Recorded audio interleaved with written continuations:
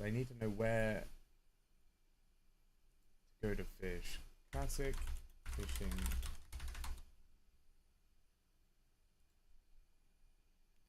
Yeah, basically we're just gonna watch some videos.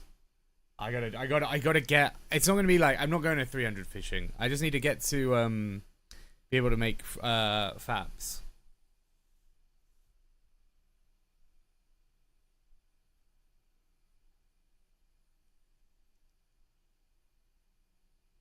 Fuck the he's right emote's still the old one. God damn. I missed one. That one still has the background. Yeah, we did get some wait, it looks blurred for you. Oh, it's in 7TV. Which the he's right one? Yeah, it's not the right version, I think. Or do you mean like all of them? This is the yeah, I think I need to like zoom in on them, I think. I don't really know. They're a work in progress, but they're definitely better than the old ones. The old ones were shit.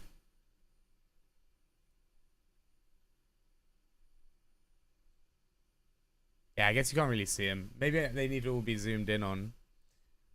112 by 112 is kind of an like long. I can see it. Yeah, I can see it. I can see it. I can see it. Can you not see it? There's no way you can't see it. I'll make them bigger. Well, I can't make them bigger, but I guess I'll make them zoomed in. But that'll have to be another time.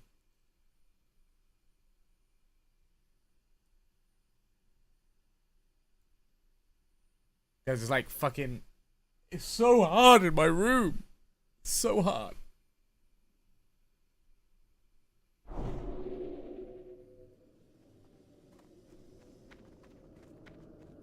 What is it?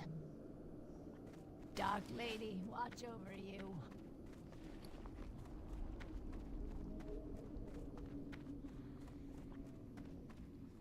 What is it?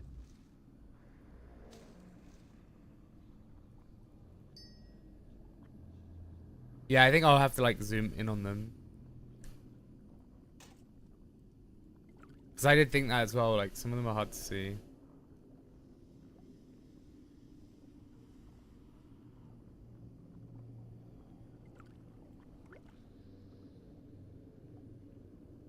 Give me the finger multiple times. And you're banned.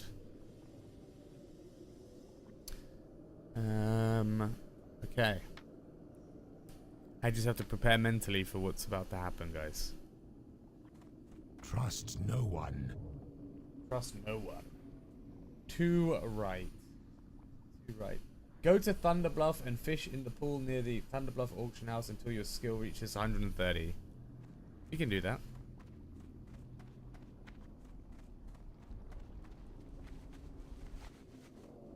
I can't believe Cap didn't use her snowballs to get rid of that emote. That's crazy. Also, hello team.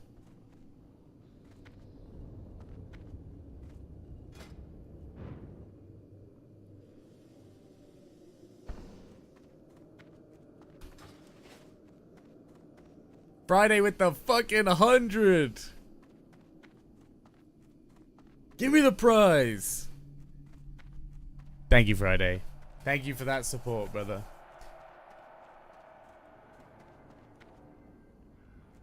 Friday, you got your prize early, my friend. In the way of over 2,000 gold worth of consumes on vanilla.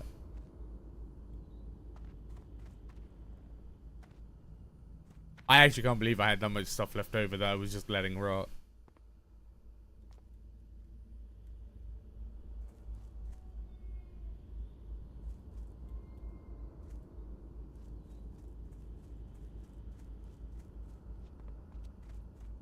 Yeah, those, like you can't really see the emotes, can you? I need to make them. I need to like zoom in on them or something. Yeah, I think that Like they. Oh, no. Ugh.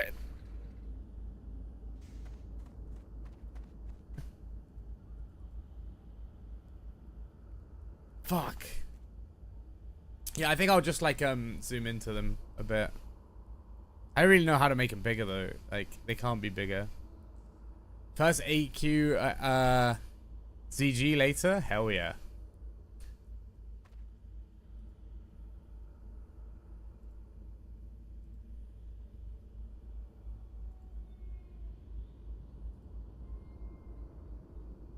Yeah, let me write that in my little notepad. Make zoom into the emotes. Zoom into the emotes so they can be seen. Who knew making emotes was so much fucking pain, man?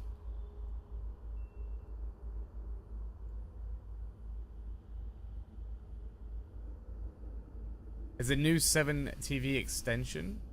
Like I have, like it doesn't automatically update. I'd have to.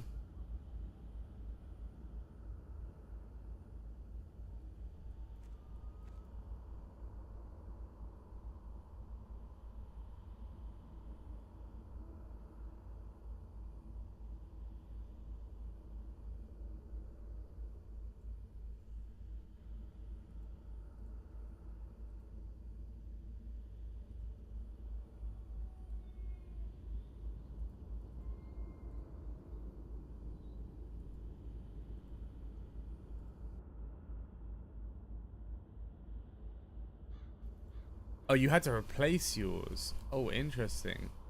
I haven't had to do that on OBS. Okay,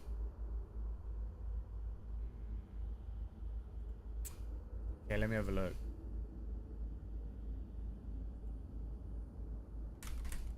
Let me open up my own Twitch channel. +1 viewer.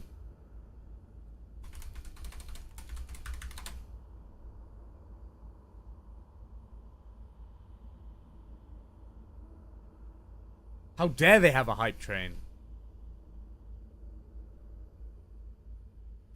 Blocking the pin message, motherfuckers.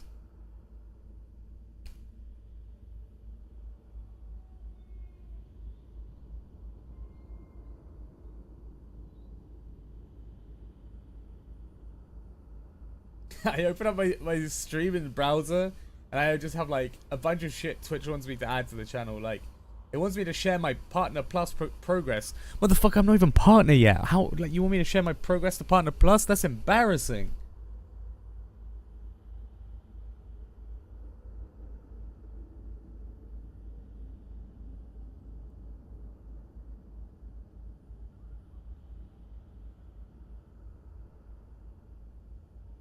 Guys, I got loads of videos lined up today.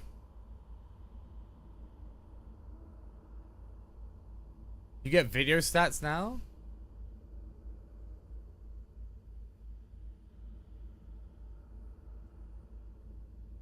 It's weird. I didn't update my 7TV, but I still see like Dog Jam and stuff. 7TV channel modes.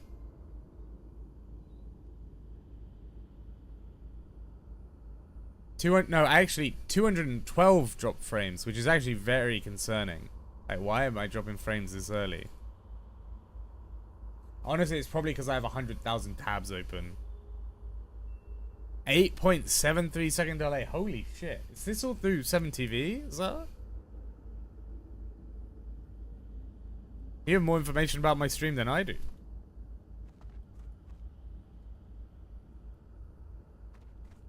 Yeah, he knows too much.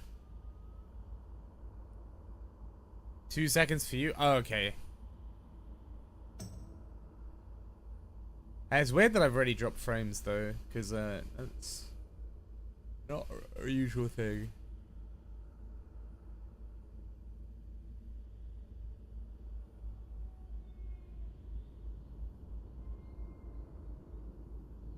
Maybe it's getting rolled out because, like, on the normal browser I don't see any of that.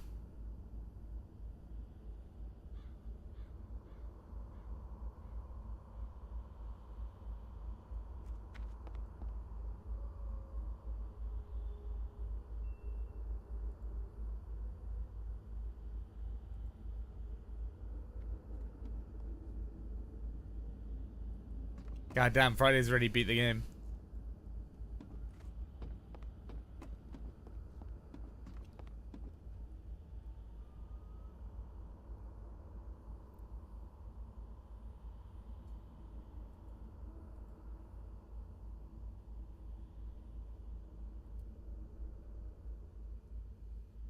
Just tell him I died. 8 seconds behind, it's over for him.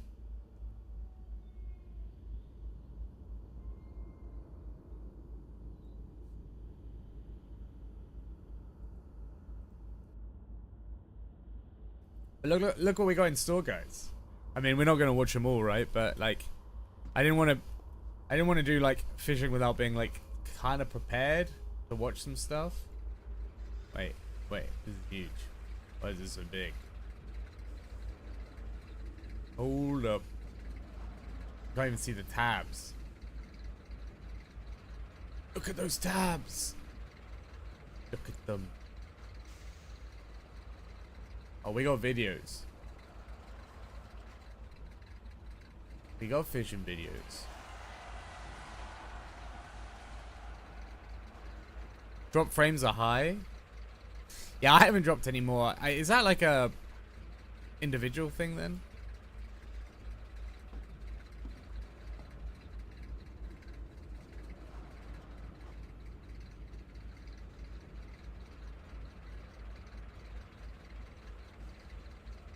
I cooked Maester in the Frontier Discord earlier, guys. I cooked him. Look at this shit. They have a Praise a Player channel. Okay. They have a Praise a Player channel, and I sent this.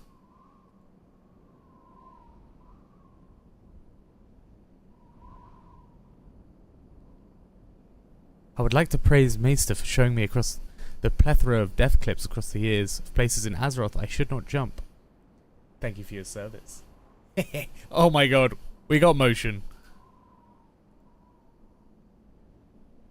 Oh, yeah, fucking Maester's like that.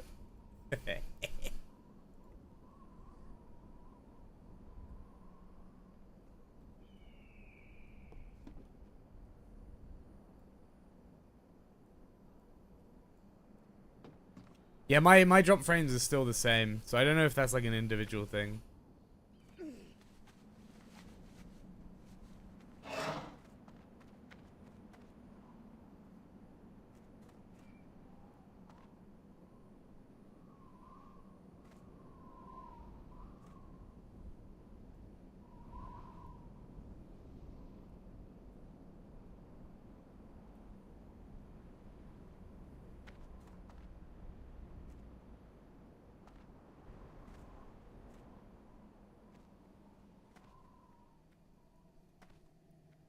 Oh, this was in the Frontier disc.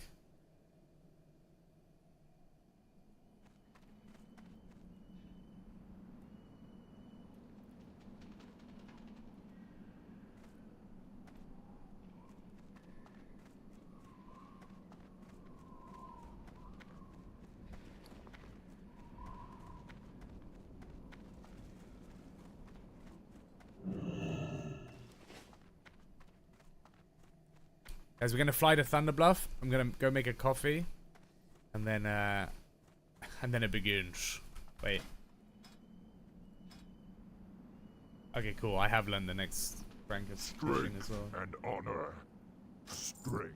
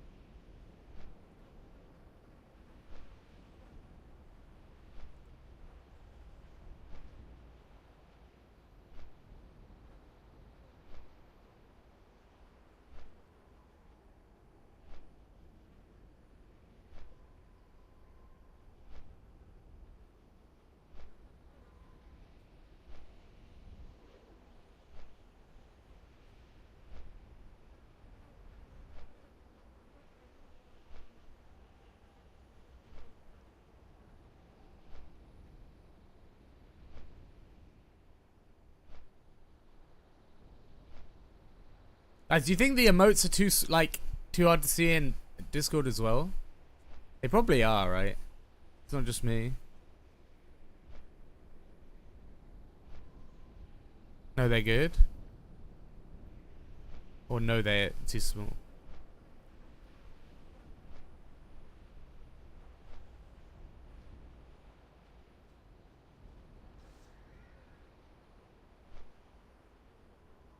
They're good in messages, harder to see as reacts. Yeah. Yeah, I think I still need, like, I would want to, yeah, they're hard to see in reacts for sure. Maybe I do need to, like, just zoom in on all of them.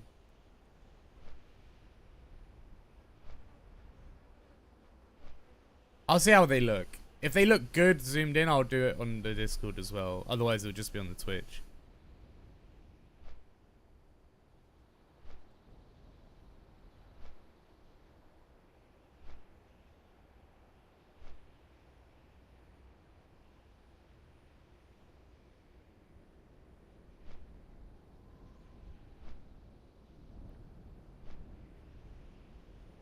Maybe reduce the body down to one button, trim part of the snow pile. Yeah, I think it will literally be, I'm just going to go in paint and just fucking crop it and then scale it back up. Because it's so finicky, like, doing so many iterations on ChatGPT.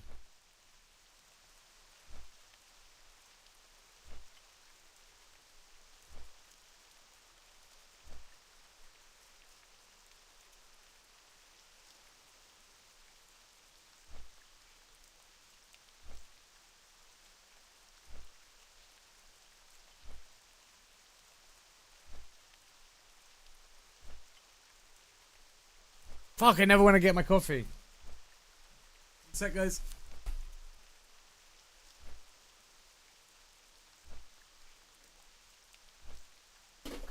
Stood there like a lemon.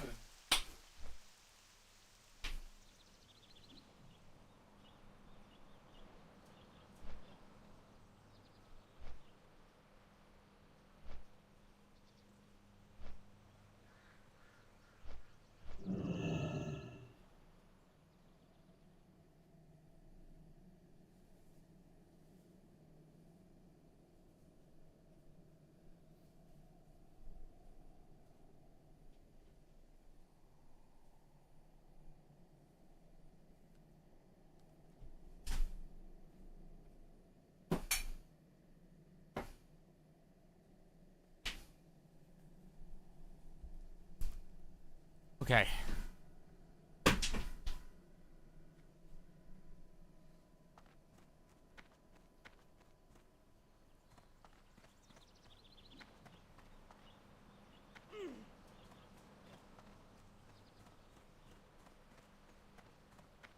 Okay, team, this is where we're living for a little bit, but let me get the videos up.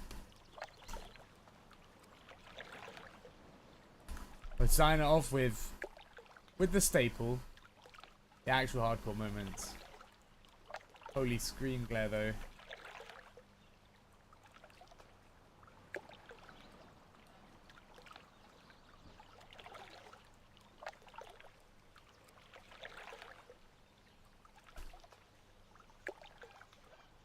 I don't know how much of the screen I should take up. Probably like that.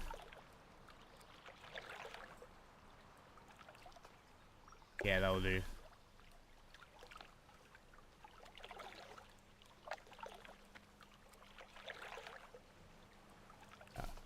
Be good if I added the audio. I always forget.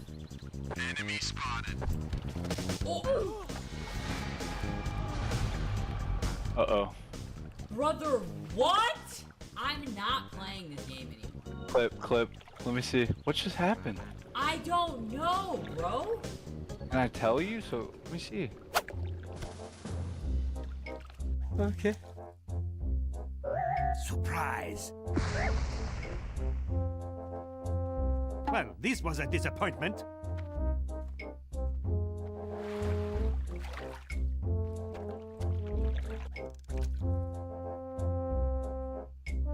Huh?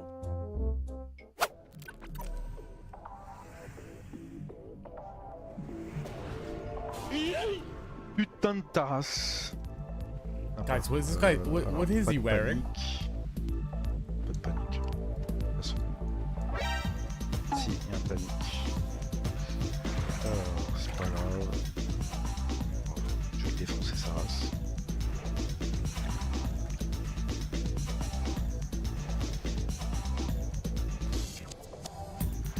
vais te défoncer ta race.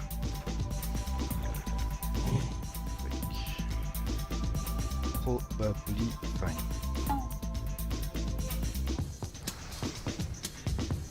Qui panique ici? Faut pas paniquer. Fair play. Fair play. Oh, fuck. Yo, Alt F4 smart. Alt F4 smart. If he logs back in, oh, he didn't see.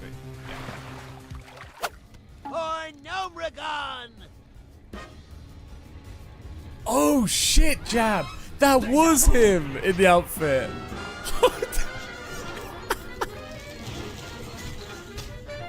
Oh my god, it was him! Yo, that fight, that was so funny. Holy memory, Jab.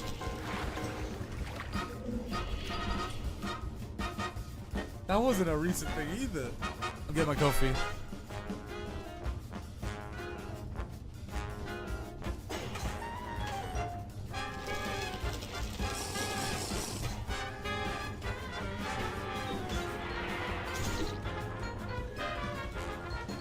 Yo, that's...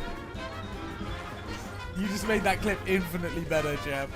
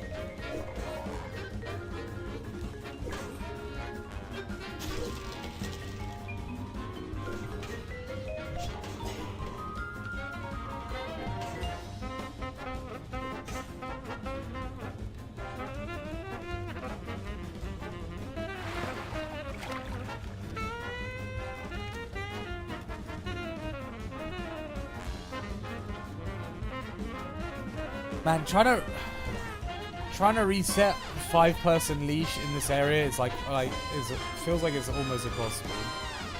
But also, yeah, stop it. Doesn't matter if you're rooted, it resets leash anyway. The second a mob stands still for like a second and hits you, you just really lose shit. Whether you hit it or not.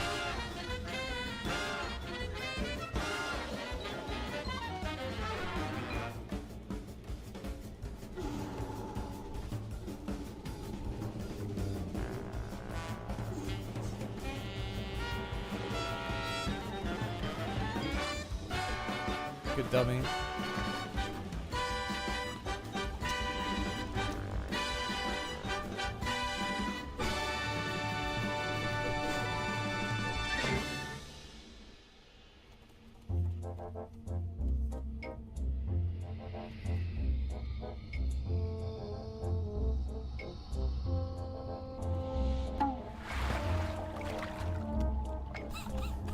He pulled. It's good. It's gonna get a lot. Okay. Yeah. We're gonna dummy down. No, this is fractured. Up the mob. Dude. Back on the big guy. EPR. Poison guns. Dude. No, man.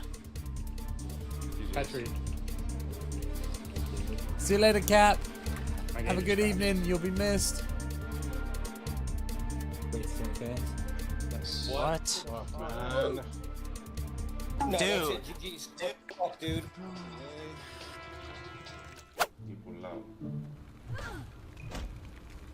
Guys, I'm gonna have to do stuff myself for the stream. This is a scary day.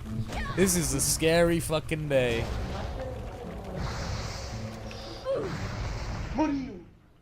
No, devo detto di salvarla. We're all cooked. I want you to know. Something you're doing?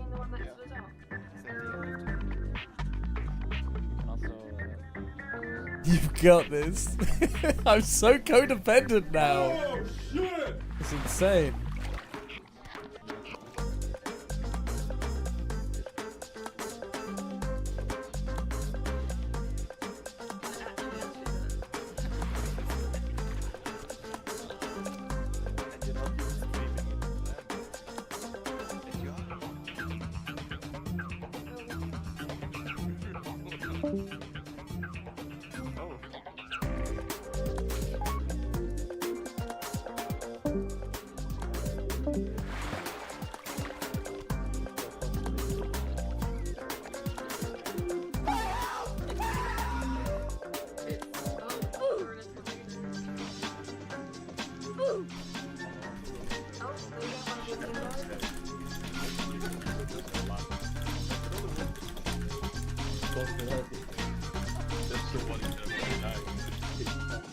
Wait, is that your group?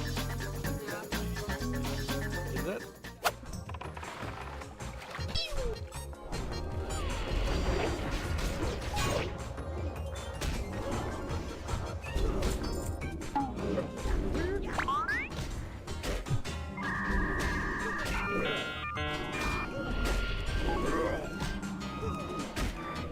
That shaman DPS, that's me.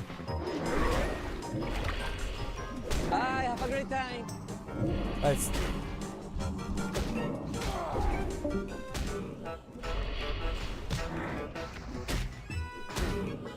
that was my DPS.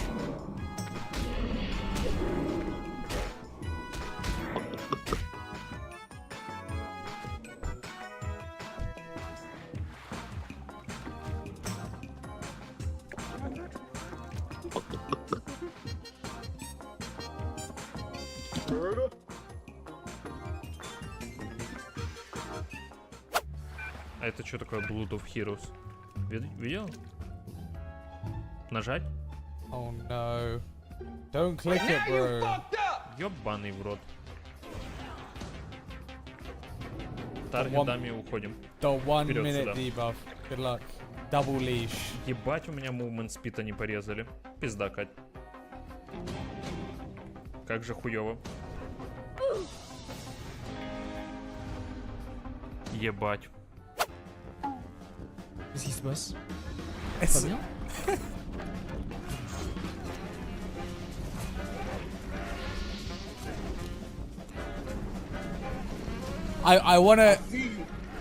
I wanna say, Jab, that is something that is obvious. But when I died to the Booty Bay guards, when I was in Stonard, I didn't see the sword icon when I hovered over the explorers, so I thought they couldn't PvP flag me. But literally on my rested XP on the right hand of my screen, it said, "Don't go near the explorers; they will flag you." So I can't make fun of that guy because that's Parce que me. tu visais. That is me. Ah, j'étais comme ça?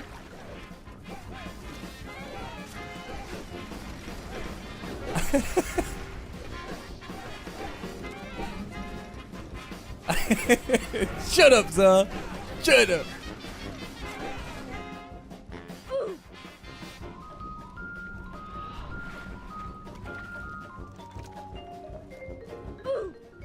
Yeah.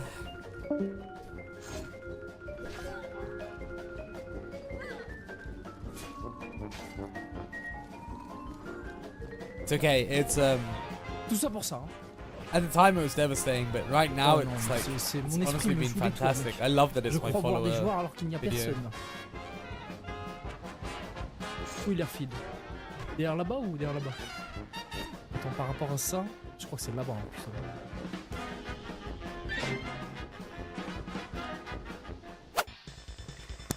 Oh shit, wir haben noch ein Ad, Alter. Moment. Achso, Nein, fährt mal bitte beim nächsten. This is Wollen wir erst ein Ad spielen? you have the Shackle one and the Mage fight together. Spieleinheit. Shackle There's no way they're trying to fucking cleave three. Das ist nicht gut, das ist nicht gut. Raus. Oh mein Gott. Oh, Digga. Was macht ihr da? Ihr wollt mich verarschen. Mann, Alter. I looked away. Which class died?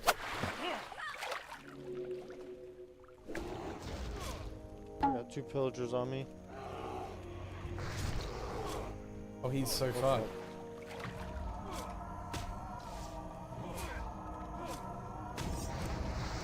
Oh shit. I hate the zone. That Oh, resist is resisted. insane.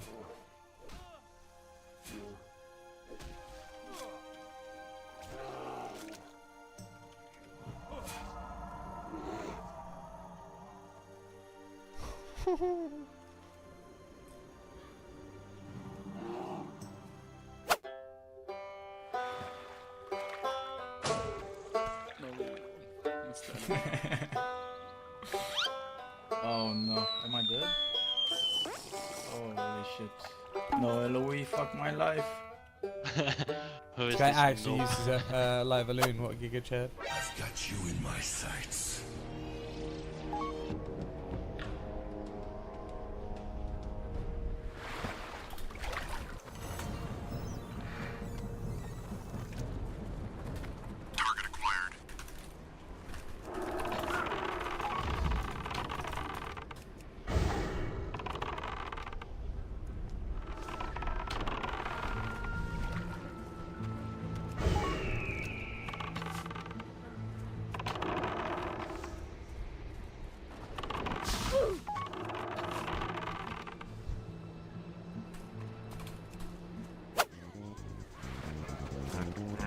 Time lapse. It'll be on Maggie. Written vanish. It's on weenies. Oh my fucking god. It's on Maggie. I've got it. I'm just gonna try and turn it Heals on around. Maggie. Yep, just heals on Maggie. It'll go back to Nouts in a sec. It's fine.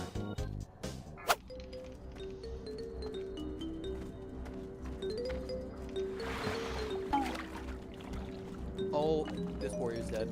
I'm not even near him. I'm not near him either. If he dies, we pet you. I'm on my way. Oh my god, bro. No, no. I'm leaving. I drop group. I'm waiting till I get the thing and I'm gonna pet you. Me smash you die. Do you have speed? Oh, I gotta pet you in a second. I'm just waiting till I get it. Okay, I pet you. This is why I said get NPC. Doing dark tribute with no comms is like, bro, like why why don't people want to get in like voice call? It's so stupid. Like not getting in voice call, trying to do 60 dungeons. Ja, jemand hat gebrüllt. Hilfe. Oh, Jungs, die sind... Hilfe. Wo seid ihr? Wo bist du? Ich hab gepult. Ich bin mein Boss, ich mach Petri. Geht doch okay, rein. guys, this is why when we did Diamond West, we're very aware, and so I guess it's a knowledge thing, right? But like, if you get into combat with the boss, your group just has to fucking run in. Because someone is gonna get fucking teleported if you in voice call trying to do 60 dungeons. Ja, jemand hat gebrüllt. Yeah. Straight up there. Oh, Jungs, die sind... Hilfe. His reaction is brilliant. Wo bist du? Ich hab gepult. Ich bin mein Boss, ich mach Petri. Geht doch rein. Geht mal wirklich rein. Komm mal her. Wo bist du? Ich bin in der Mitte des Bosses. Geht einmal bitte rein. Das sind Ich brauch... Ja, dann Petri raus. Petri, geht raus. Ja, ich bin tot. Hast du keine Petri? Nein. Ah, shit. Ich bin draußen. Ich auch. Yeah, there are often like 1 or 2 floating casters. They get TP'd up there while they're like fighting the boss beforehand, like part of the RP, but they don't actually float down. Normally you just have your range take care of them, because otherwise they start blasting your healer. But they're definitely like a prio to kill. But that is like kind of usual to have those mobs up there. This guy like caused the death of the other person. 100%. Whoa, shit! Tauren Hunter, guys. Tauren Hunter on Draki. Just died.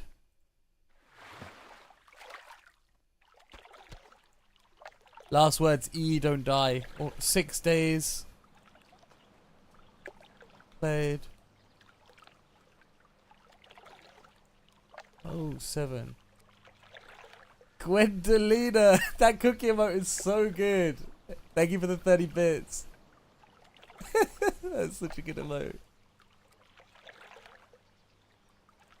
That's Grazer's group. Wait, let's pull up the we're a Fish and React streamer now. Let's pull this up.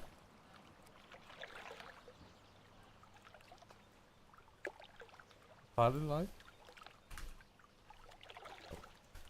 Graze. Right. Fuck. Oh, they're still fighting.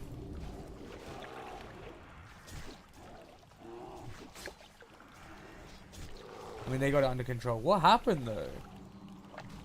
Oh, he got conflagged. They're not in comms. Oh.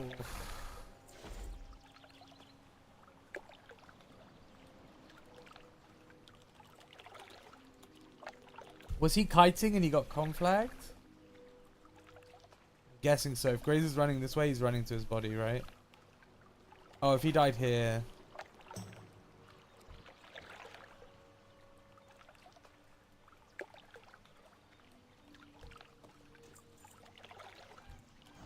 Where did he die?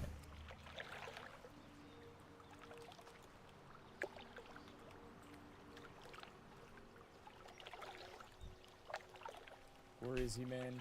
Where's his dead body?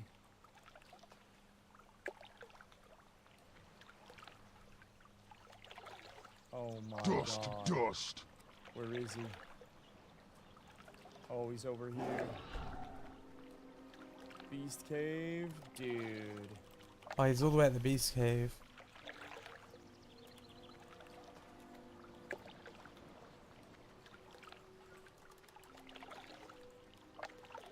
Oh my god. I mean, that's why we cleared the BWL entrance, so you can just run out of BWL, man, like worst case scenario. Dude, I'm so sorry, man. That's rough. Oh. They kited to Beast Room. Oh, dude. I think this is an okay strat, because normally you can reach here and have 36 yards on the boss to feign with no resist, but maybe... But there was... It sounded like someone got conflagged at the beginning for getting on the table too early, and maybe he had to then... He lost distance trying to get tracked back.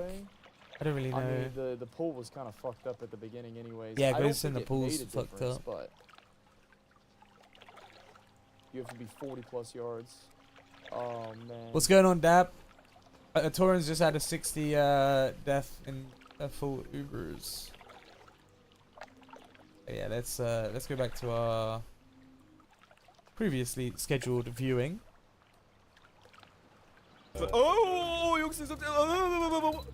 Hilfe! Wo seid ihr? Wo bist du? Ich hab gepult. This time we went Ich bin beim Boss, time. ich mach Petri. Geht doch rein! Geht mal wirklich rein! Komm mal her. Wo bist du? Ich bin in der Mitte des Bosses. Geht einmal bitte rein. Das sind So. Leute Ich brauch... Ja, dann Petri raus. This guy caused the death geht of raus. whoever died here. Ja, ich bin tot. Hast du keine Petri? Nein. Ah, shit. Ich bin draußen. Ich auch. Fuck, Mann. Alter. Hier, mindert. Ja, teraz. Should I pull all? The guy says he's on 6% mana. Oh my god, bro. Beter back on. What? Ninja mem. What? Bro, no. Bro, no. Pull more, yeah.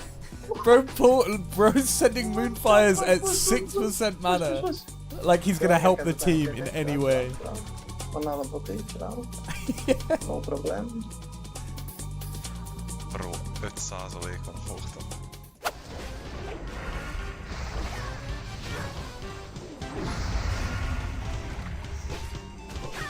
Alerta!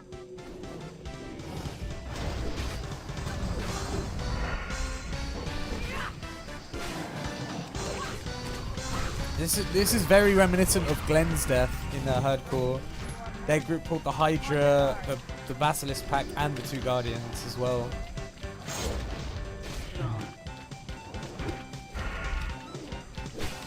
They had 2 deaths, and then the others managed to hurt out, I think.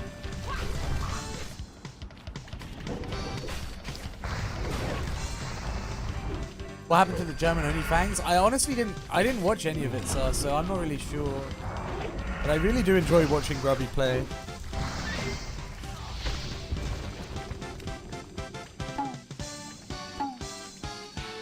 Oh yeah, these guys gamed for sure. The dark one on the ball. But like, they shouldn't be in that situation to begin with. What do we run out? Sure. Like, let's just run out. Someone must be so far back to pull the behind us. Hydra. Yep. Yo. Ret, bubble. I bubbled. This Someone room's have another so dummy to spooky, drop man. if needed. Everybody I clear. got chopped one a little bit ago. Okay. Everybody out. Yep, I'm out. Bro, that's the closest I've ever What been happened? Something hit me back, bro. Something Yeah, like it's that ghost. Yeah, the spectral guys, yeah, they do yeah, that yeah, knockback. Luckily, I have like an add-on. Like if I hover over, like Oh, they're gonna pull the mobs, it'll, full like, pack. Well tell met. me and, like, expose me, like, Oh no, what he's they gonna get have. 4 Shadow Bolts and instantly die. I've seen this before. Sally's. Nope. It's a good add-on. Oh my God! He's dead. Yep. What? He just died to the shadow bolts. The shadow Huge casters, I reactions don't from know. his team though. He just died. No one else Shadow even got in combat. That's how slow they were. He must have body pulled and I mean, it's huge reactions.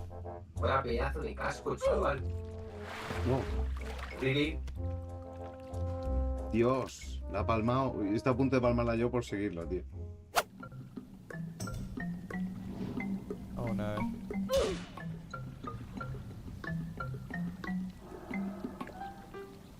That's really sad. I need to get closer. I'm out of mana.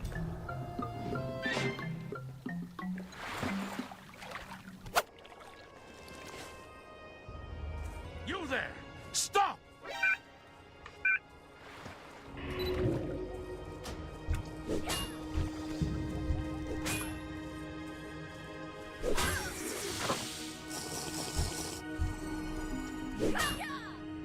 I mean, in that scenario, guys, like, I mean, do you try and chance the net? It's like you're releashing.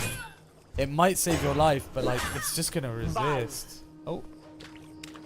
How did he live, bro?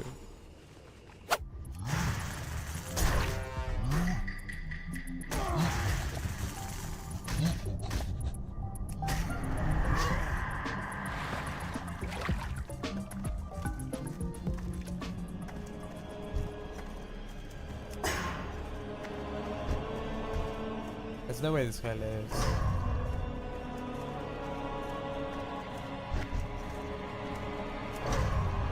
Oh, he's got a shield bro.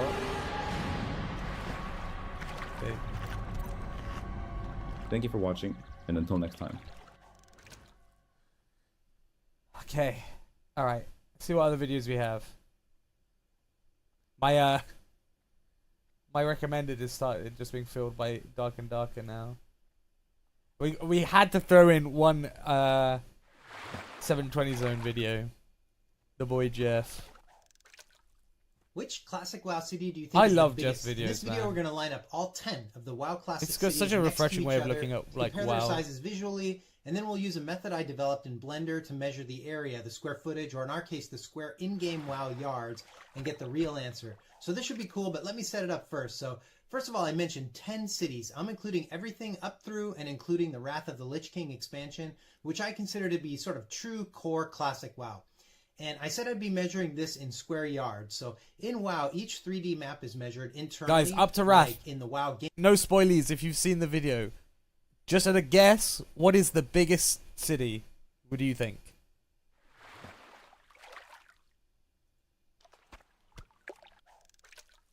Before we press play. The answer will surprise you. Thunderbluff.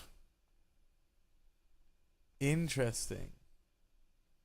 Wrath Stormwind has to be the biggest. Yeah, because the addition of the docks are. That's a great shout. That's a great shout, actually. I've seen it, so I can't answer. Okay, that's fair. I appreciate that, Friday. Thunderbluff is a good option because do you count the mountain? Undercity. Undercity? Would it be Undercity? The sewers span quite far as well. The answer's skewed. Okay. Alright. I think in-game I don't know, yards maybe on 3 axes. It's X, maybe Y, bizarre. and Z. Z being sort of the up and down. And these chords are Oh, used by dev. he just said X, Y, and Z. Yeah, so Z axis matters as well. Okay, so that's probably gonna skew things a lot. When they make the maps, internally placing assets, and when the game maybe moves your character from one place to another, or calculates if your character is in range of your target for some ability, that's the unit we're going to be using. And it's important to understand this is very different than the in-game map chords that we see as players, where they simply take the 2D zone maps and use like X and Y percentages of the map. So every map just goes from 0 to 100 in both directions, left to right and top to bottom, all really regardless of how big the area actually is. And these are the chords you get when like Questy says to go to 4275 and kill a guy. So obviously for this exercise, we're going to use the game engine units of in-game yards. So next I had to decide exactly what I would be measuring. You know, is it the size of the zone the city's in, or the size of the model, or maybe just the walkable area, the way you'd measure like your home square footage, in which case then you have to decide, am I counting overlap where there's like multiple stories? Or, you know, the Blender 3D program I'm using actually has an option to measure the sizes of every single polygon that makes up a model or a mesh. But as you can imagine, then you'd include the full area of like large vertical walls, for example, which isn't what I wanted. And I experimented with this a ton, and I finally decided to measure the area of the pure top-down footprint of the model. And I figured that was the best way to be as consistent as possible in creating the areas I'd measure, but in some cases I did have to decide when I would include like a small cutout of the perimeter versus actually cutting it out of the footprint. And I decided I would never exclude like an unused area that's in the middle of the model somewhere, so no like inside cutouts. Everything inside the perimeter counts. So the process was pretty simple. I imported each 3D model. I set the view to top-down, pure orthographic, which removes like any 3D perspective and makes a 2D map version of the model. And then I traced my polygon all the way around as carefully as I could, just like this. I then filled in the polygon and used a Blender add-on to measure the area. And even though Blender is saying m squared or meters squared, I made certain that the imported units in WoW yards was 1-to-1 with that Blender meter unit. All right, way more than enough explanation. Let's start. Coming in at number 10, which would be our smallest city, we have Thunderbluff at 122,854 square yards. Smallest. Now, this one was interesting. You can see how our measurement polygon goes around the perimeter of the buildings, which is the way I decided to do this, which looked very sparse in this city because this city relies quite a bit on the surrounding mesh or the ground, which would be here. And I did experiment with making a larger perimeter, like of the tops of the 3 mesas, but even that was smaller than the next largest city, so it is definitively number 10 in size, but obviously way higher ranked in terms of design and atmosphere and general coolness. Great city. All right, next, number 9 is the amazing underground base for the Forsaken Undercity at 217,080 square yards. And you can see our model and area polygon included the sewer entrance tunnel and the section of Old Lorder. Honestly, Thunderbluff would be the goated Horde city in Classic if it had an engineer trainer, because everything else is actually, I feel like, kind of well situated. But they don't have a fucking engineer trainer. On top, another great city. Even though they specialize in like fucking guns. Coming in at number 8 is the very similar Dwarven stronghold of Ironforge at 218,216 yeah, but no one cares yards. about rogue trainers. And obviously, this one was very close in the size and shape to Undercity. And, you know, something that probably a lot of you had already known, but only occurred to me as I did this exercise, was how the original core 6 vanilla cities were sort of grouped by twos. Like you had 2 open-air, sort of sprawling, highly developed, centralized, like main bases for the entire factions. This is why Ironforge mostly round underground base cities. And then you had 2 much more like natural outdoor cities that were sort of integrated with the landscape and nature and all of that. But like I said, I'm including all of the cities through Wrath of the Lich King, which means that number 7 is actually the epic floating city of Dalaran with an area of 270,729 square yards. It was an easy one to measure. I just was able to go around the floating platform that's all part of the model. And if you've seen my Eastern Kingdoms flyover video, you know that this city model will not even come close to fitting inside its original shield dome location. Oh, true. Silvermoon's fucking fat. Okay, our 6th largest city is the Night Elf capital of Darnassus with 274,000. I love Darnassus, by the way. Yards. Like, it's I again measured a it's out of the way. The buildings it's entirely too big, like this, but the did not include any of the terrain features or the border of Teldrassil or anything like that. All right, next up at number 5 is the Exodar with a total area of 300. Do you think it's Shatrath, Parla? I mean, it is pretty fucking big, but I don't know. The revamped Stormwind with the dock included. I think Zar was onto something. 13,279 square yards.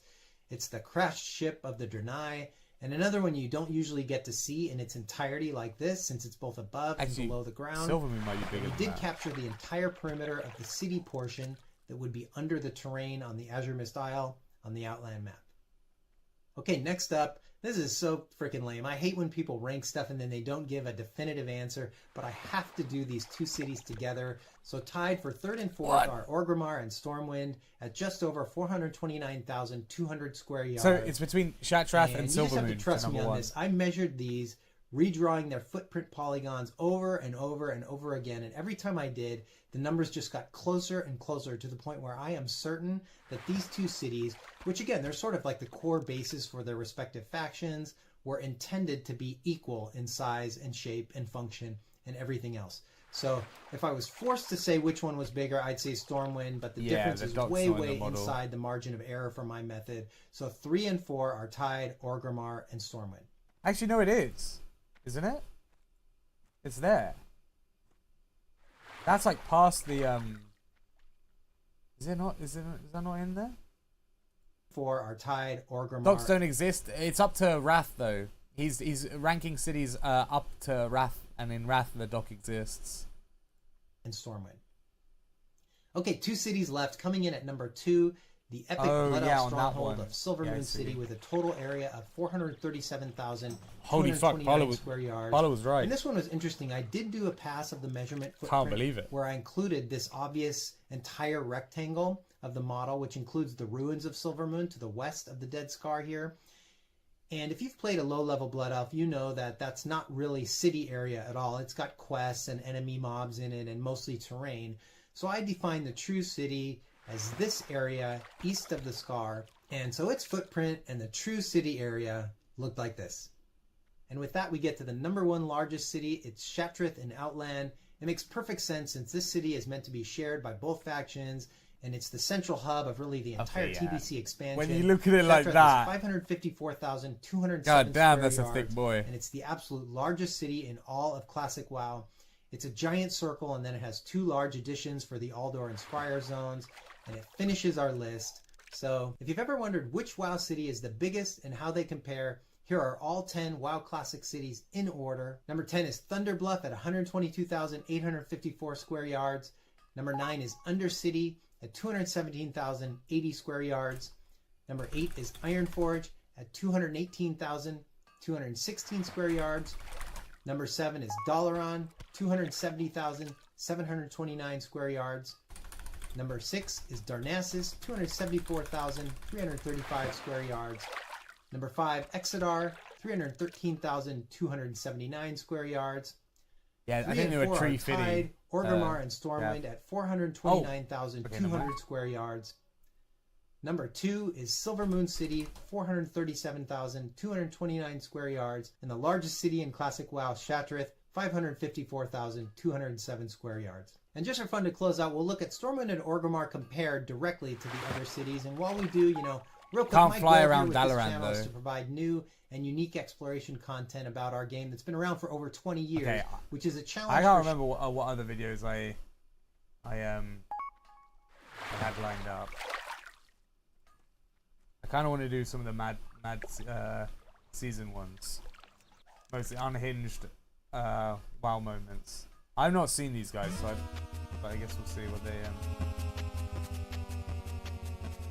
The MMORPG has gained a reputation of being the most intense genre of game, and for good reason. They're competitive, easily the most time-consuming, the most grindy, and combine this with the fact that they never end.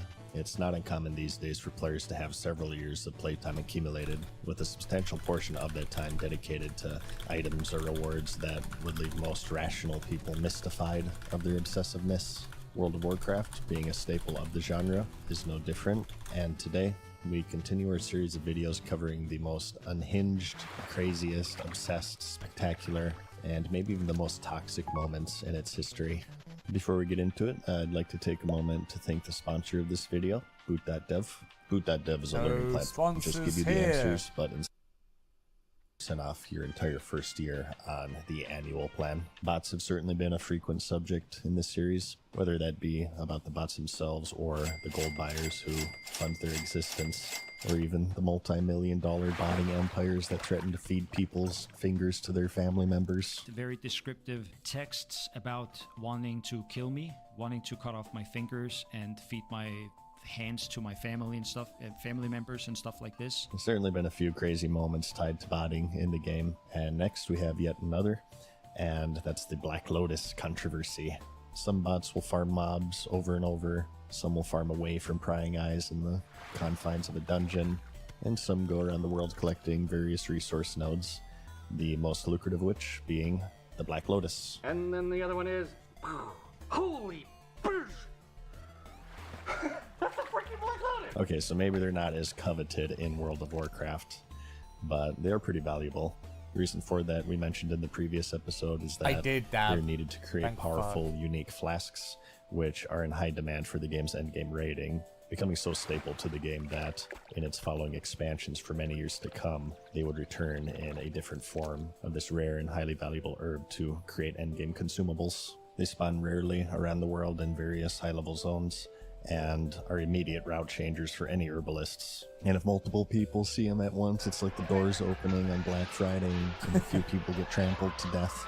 It gets competitive, and at this point there have been plenty of less than polite whispers archived on the internet. That's not even considering PvP servers, which is... Is there a better feeling than when you get up to a Black Lotus, someone else is there, and they're picking it, and then you start picking it, and you're just praying that they're going to fail the skill check, and then they fail, and then you yoink it.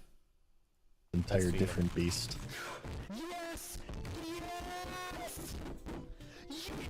However, since they are so valuable, that of course makes them the target of bots, or those who use various cheating software to get an edge. And if you haven't figured it out by now, 2019 Classic was one of the most competitive things on Earth, with so many people returning to the game, and as we've learned with how much money was waiting to be made from players who... I remember this shit. On launch, they were queues for killing, like, quest mobs.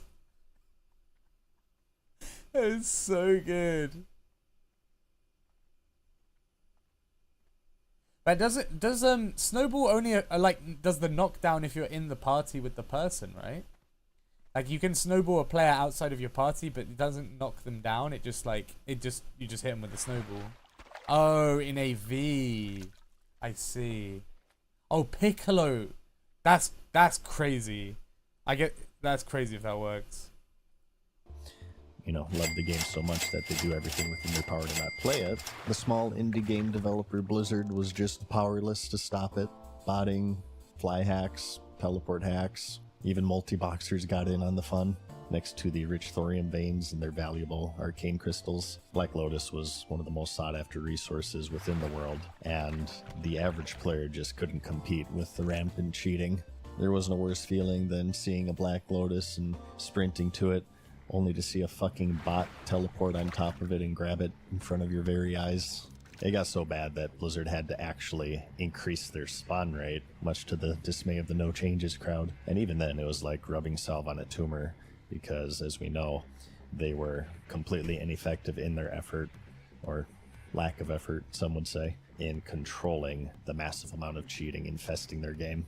To some players, this change in the spawn rate. I don't think was I've them ever seen essentially like waving an a actual white like flag, fly hacking as it game. showed that in order to preserve the experience of their game, instead of removing those disrupting it, they would instead change the game in order to dampen their immediately noticeable effect. But what's a small indie game developer to do?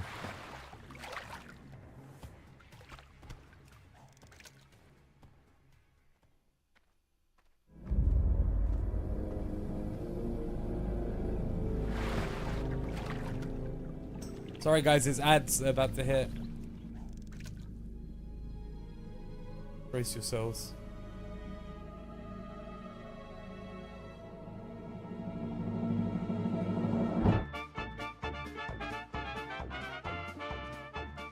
Before I've compared the classic streaming server Fairlena to Mos Eisley, next up we're going to cover the original hive of scum and villainy, and that's the vanilla World of Warcraft forums. When World of Warcraft launched in 2004, Blizzard was unprepared for how popular it had become. With the MMO genre at the time being so niche, they expected maybe a moderate amount of fans of their RTS series to maybe come check it out, maybe tell a few friends, hopefully grow from there, and at least be competitive with the reigning champion at the time, which was its direct inspiration in many ways, EverQuest. However, when November of 2004 rolled around, good luck, and random the name. game hit store shelves, they were quite Banned. flabbergasted to see how virally popular it would become.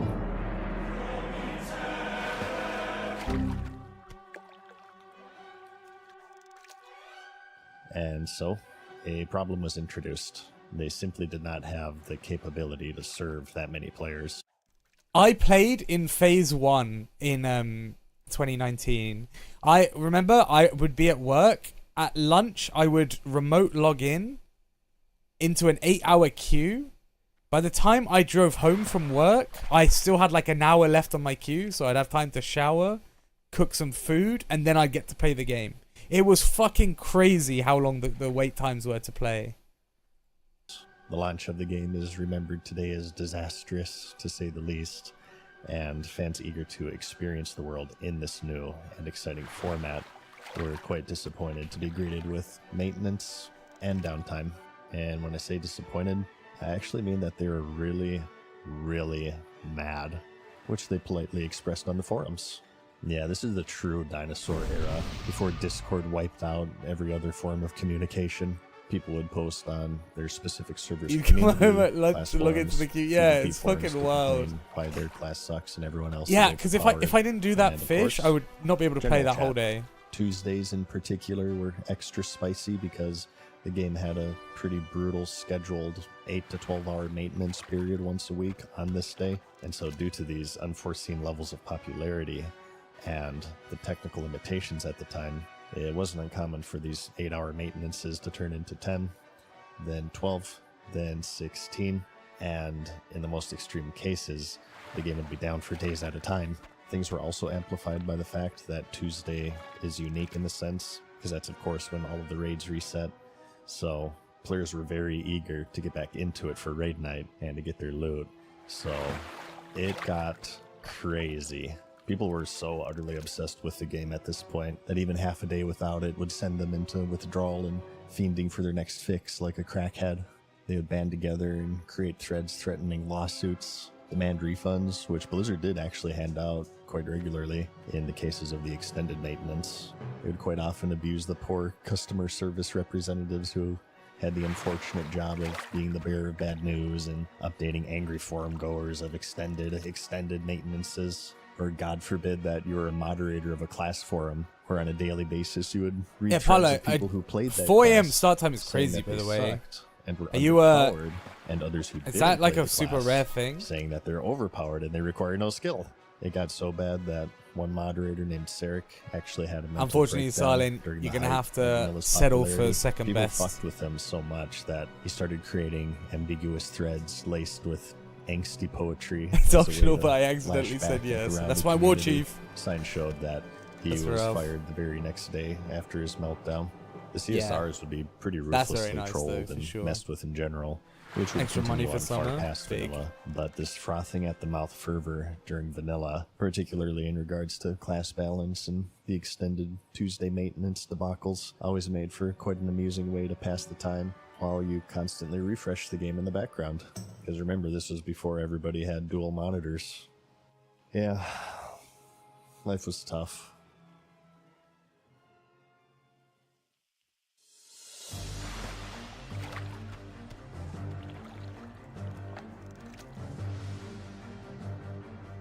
For years, video games have been a popular pastime for kids.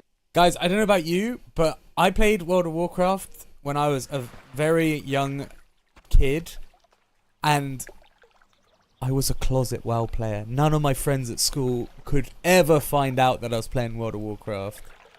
I kept that shit under wraps.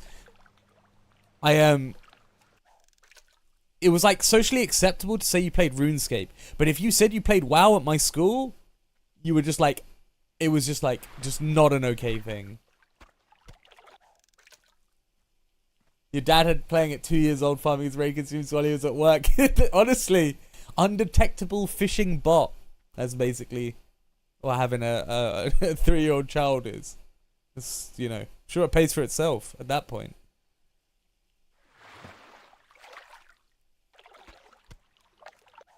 You kept it secret until you're like 15, then you realize no one cared. That's fair. That's so weird. Everyone played for the first few months at least.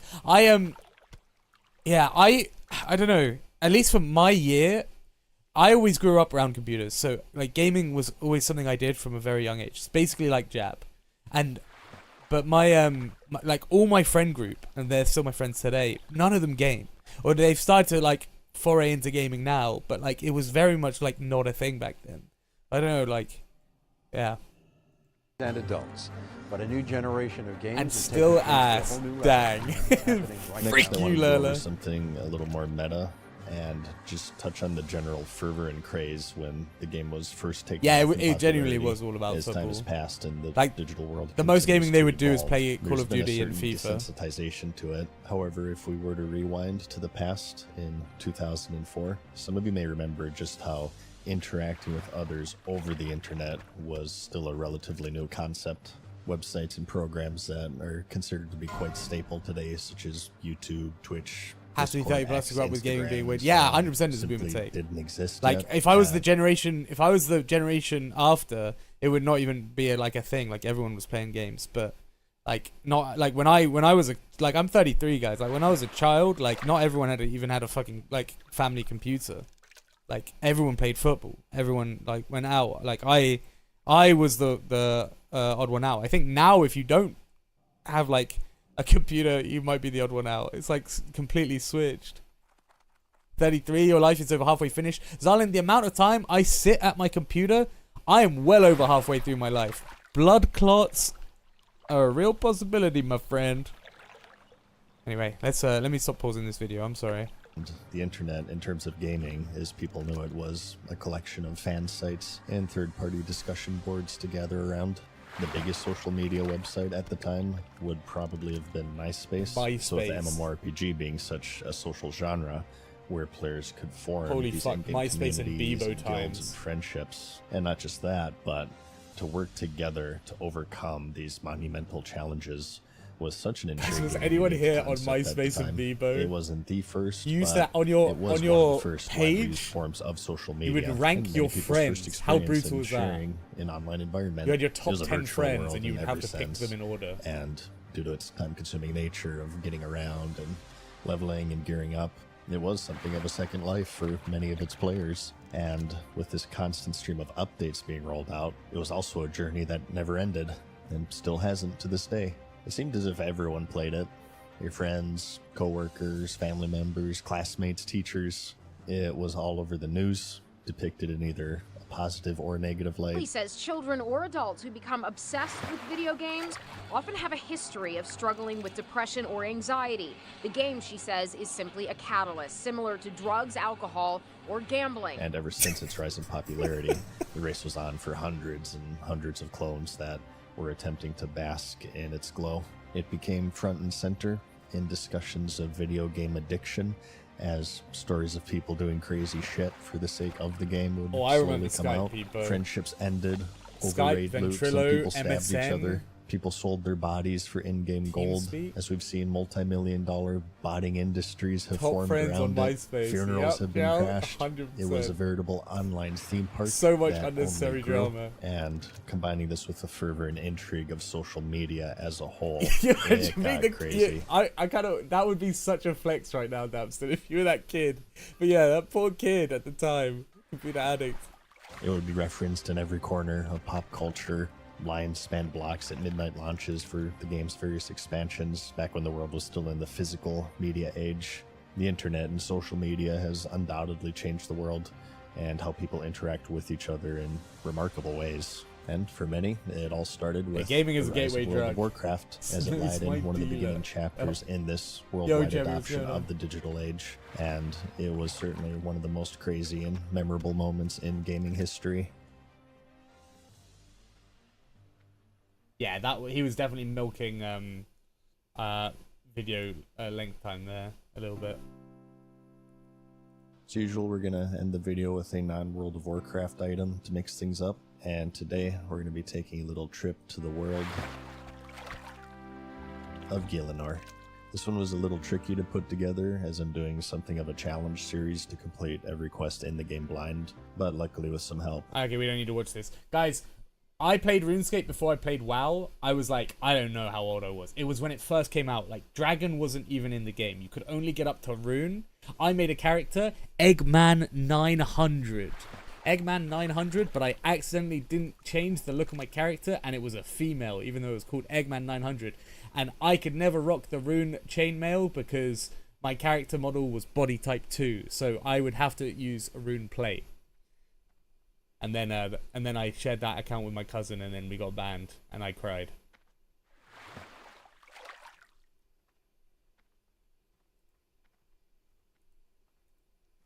Okay, there's a lot more unhinged moments, but I want to see what he rates as the top 10 hardest raid bosses in Vanilla WoW.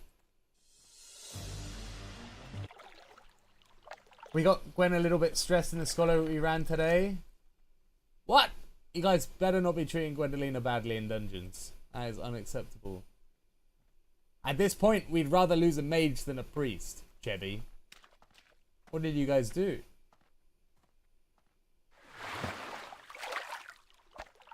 What did you guys do?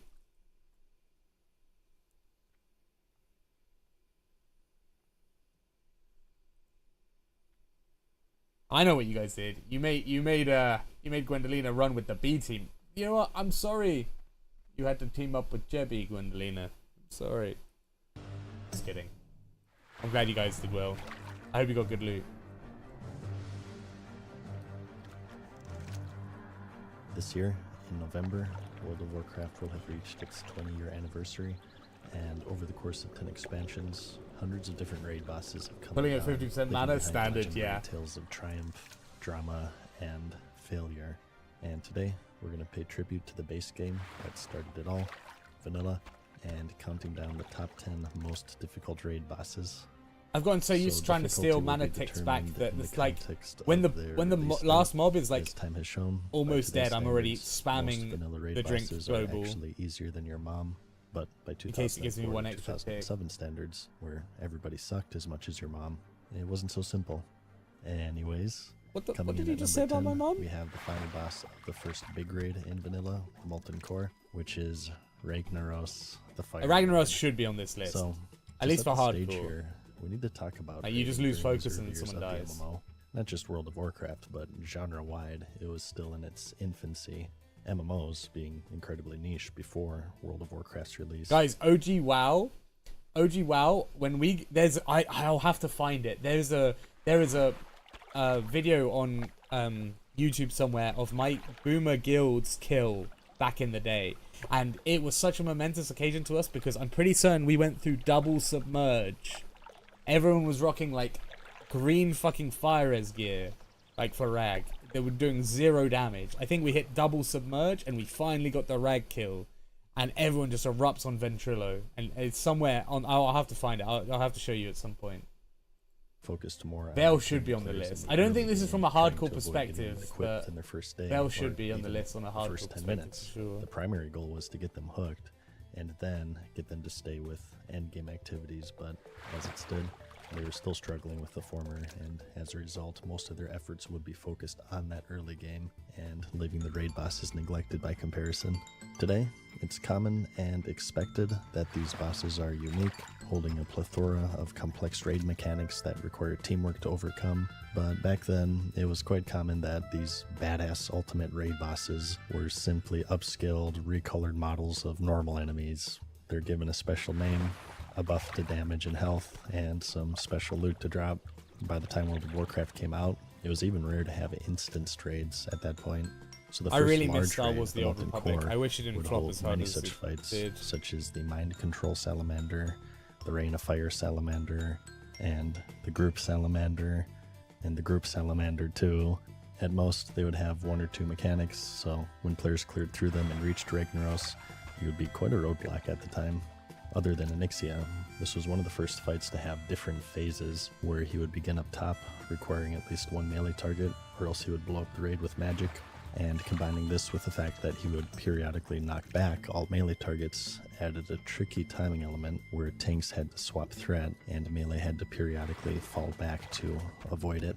Ranged would have to spread out to avoid AoE knockbacks, and after some time he would transition into the submerged phase where he hides and summons mini cells to fight you off, which AoE mana drain and requires tanks to gather them up and keep them away from the caster so they could be killed from ranged.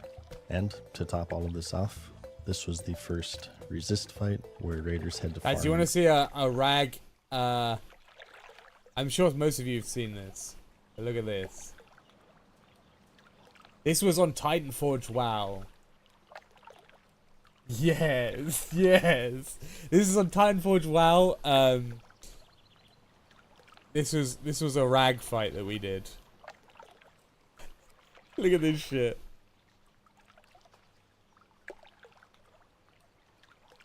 Have I got? Okay, I got audio on.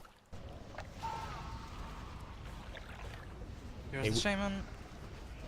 I hear B-Res, so I hear. I'm Stun just gonna let it play. Okay, Ang does not work here. Hodges, very good. Death counter 2, by the way. I'll wait for these. Right, spread back out range. I was like, I didn't want him to BR me because of that. Oh, we're gaming now. Rocket boots across the area. Top the raid up. We're in position. Surely nothing bad happens anymore. Should have just waited anyway. Oh. Bruh. Oh my god, we're gonna. Death counter 3. Where's the shaman? Do you not get it now? Titanforge, they're trying to serve it, yeah. Again. Oh, it's resident, where's the shaman again? Keep pressing said shaman. Lex, can you get them up? Oh, we're up. We're up. Oh. This is a joke, right? That's funny as hell. Man, can you get them up? 4 fucking deaths. Rag wanted my cheeks. He wanted my fucking cheeks. I don't even remember where we were.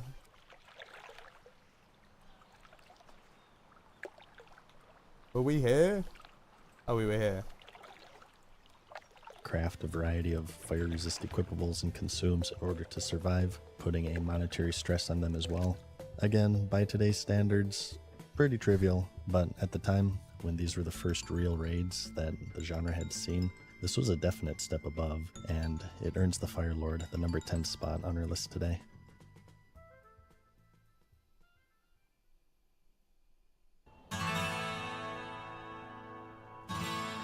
There's no way Razorgore's on this list. Next, we have Razorgore the Untamed. It's July 12th, 2005, and the Blackwing Lair raid has just released. And oh, I guess for anybody who was OG playing during this Vanilla time he's talking will about. remember this absolute Maybe brick that wall does of a make boss. sense. This wasn't a raid killer. Like, people didn't This was a understand, guild right? killer. The fight worked as follows. There's a room filled with a bunch of eggs. Like, now and it's a fucking giant joke. dragonkin named Razorgore, who essentially makes eye contact with you and then slaps your imaginary girlfriend's ass. This fight revolves around mind control and the only way to control him is by clicking. I can actually see how on release, I mean, my guild was still stuck on core, but I can imagine on fucking vanilla release that this was really difficult to do. I can see that. And aside from the ass slapping, he has a few other abilities. He has an AoE fireball, a sleep that works on Dragonkin, and most importantly, an ability that destroys an egg. A player must you had control frame rate and problems. go I had about to the room, on destroying multiple one egg fights. at a I would time have to play while first sleeping person, high-health scroll all the way in, Dragonkin and turn my until camera every away from the single egg is boss. destroyed, at which to improve point my phase frames. 2 starts, where he must be tanked like a conventional boss. The only problem? Each corner of this room is continuously spawning orcs and There's a lot of fucking Dragonkin ads on that try to kill the players or Razorgore, and if Razorgore dies before all of his eggs are gone, he kills the entire raid. So you need one player to control him, and a backup to take over in case they get interrupted, while the raid splits up into 4 corners and killing ads as they spawn, and leaving the Dragonkin for warriors and hunters to kite, as they had too much health to kill without getting overwhelmed. If the players are successful at this, phase 2 begins, where it's mostly a tank and spank, aside from him randomly conflagrating people, which drops aggro, making it a 2-tank fight, and requiring the range to split away from the melee. So this was a very hectic and complex fight at the time, especially compared to the overall simple Molten Core, and it essentially filtered out the unworthy. Today, raids are structured such that they ramp up in difficulty, giving a couple of freebies to start things off, but in 2005, they weren't messing around. Many guilds were demotivated to get brick-walled and only seeing one room of this new shiny raid, and they liquidated as a result. Today, as time has shown, it's not too bad, but again, back then, this was a guild killer, and it earns the number 9 spot on our list. Okay, I can understand that.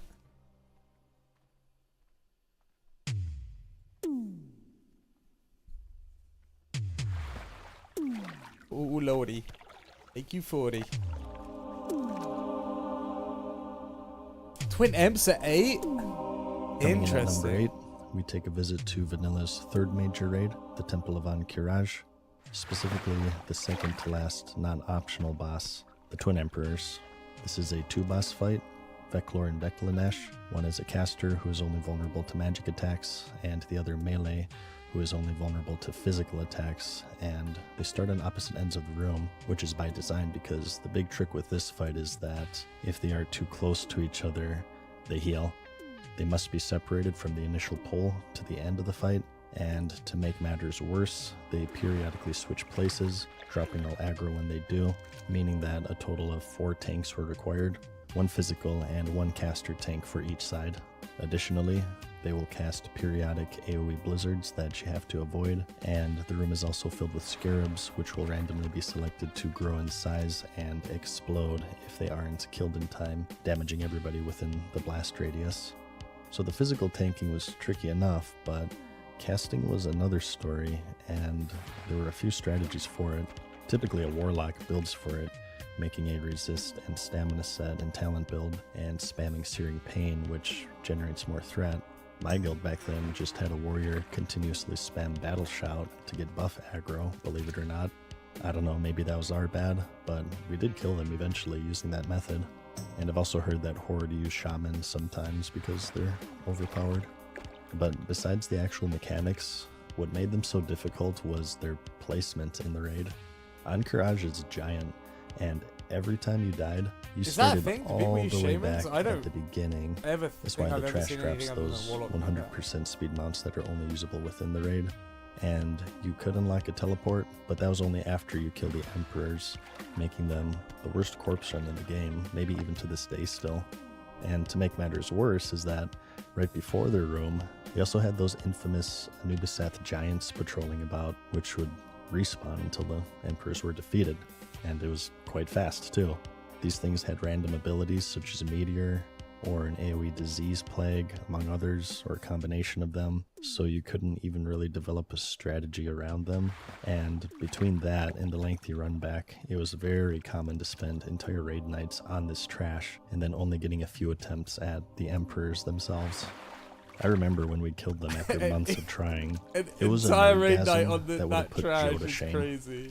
So, the Twin Emperors come in at number 8 on our list.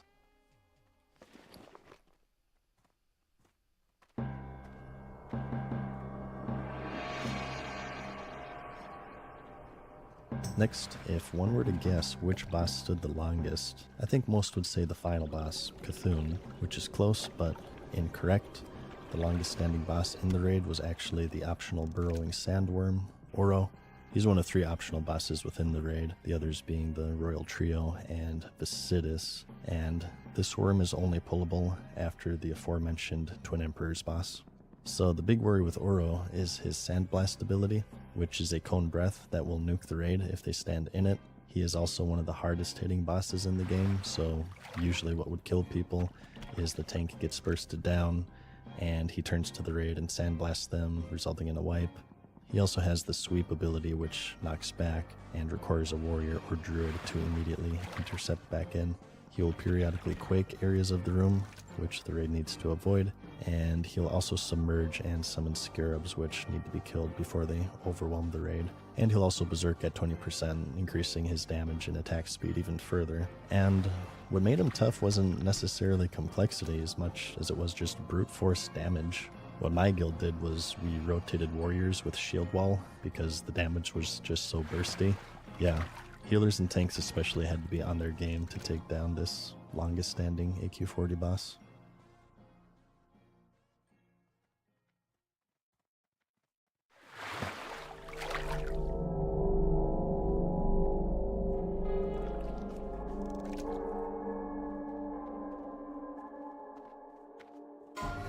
In Vanilla World of Warcraft, there is an add-on called HealBot, and most know this add-on today to be handy for key binding, but back in its original inception, it worked a little bit differently. It would look at a target player's health, a caster's mana, their plus healing stat, and based off of all of this information, automatically select the most mana-efficient, appropriately ranked healing spell. It was so useful that it was considered by many to be mandatory by high-end raiders at the time due to how powerful it was. And Blizzard, being aware of this, sought to break this add-on in one of the fights in Vanilla's final raid tier, Nexramus, with the final boss of the Plague Wing, Lotheb.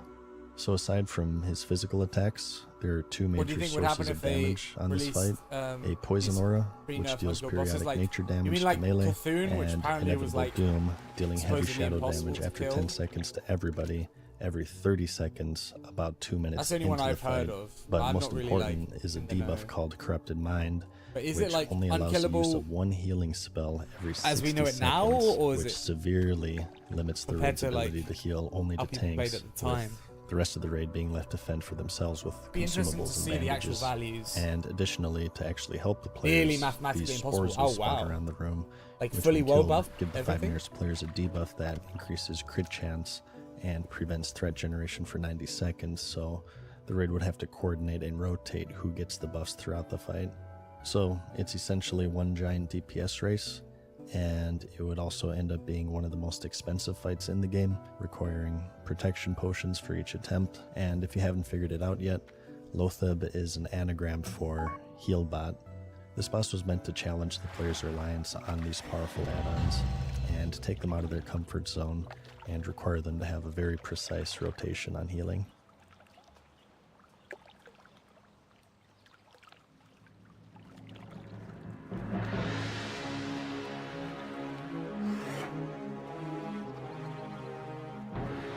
Guys, we're officially 150 fishing. I don't know how much fishing I need to reliably get We're going to switch on over to the final oily boss blackmouth of pools. the Death Nightwing, the 4 Horsemen. This fight consists of 4 bosses who periodically apply a unique stacking debuff to everybody within 40 yards, and at a certain point it becomes unhealable, so the strategy to beat them is to split them up into the 4 corners of this very large room, and for the entire raid, tanks, healers, and DPS to play merry-go-round, moving from one boss to another before their stacks get too high, and whittling them down little by little. It's a fight that requires a lot of coordination and execution, and it's extremely unforgiving for mistakes, as one screw-up would wipe the entire raid, especially if a tank dies or they mess up their rotation. And aside from the actual mechanics, part of the difficulty from this was just composition. This fight required 8 tanks, and with warriors generally being the only effective tanking class in vanilla, it made recruitment a nightmare, and guilds would constantly poach from other guilds, which would cause a lot of drama.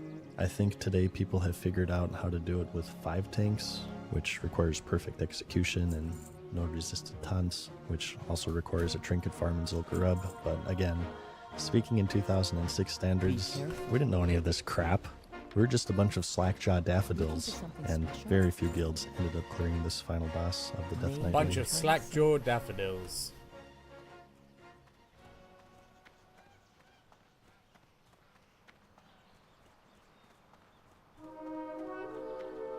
Saf at 4 is understandable. Saf was my favourite fight in the whole of Frontier. Next, we have the second to last boss, Saffron, who is only unlocked after clearing all 4 of the wings in Naxxramas. This is the frost resist fight of the raid, which that itself warrants a spot on this list. This fight was fucking expensive, requiring high-end frost resist gear, absorption potions, and a lot of time to farm the gold to get. Yeah, I understand Lothar or being you on could the just list for swipe your credit sure. card, I suppose.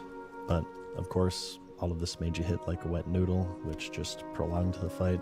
The main worry is that there's this constant frost aura that deals damage to the raid throughout the fight, which is the primary reason why you need the resistance. It's a dragon fight, meaning you have to stay away How from many the head distill and did tail I to use avoid for the misses.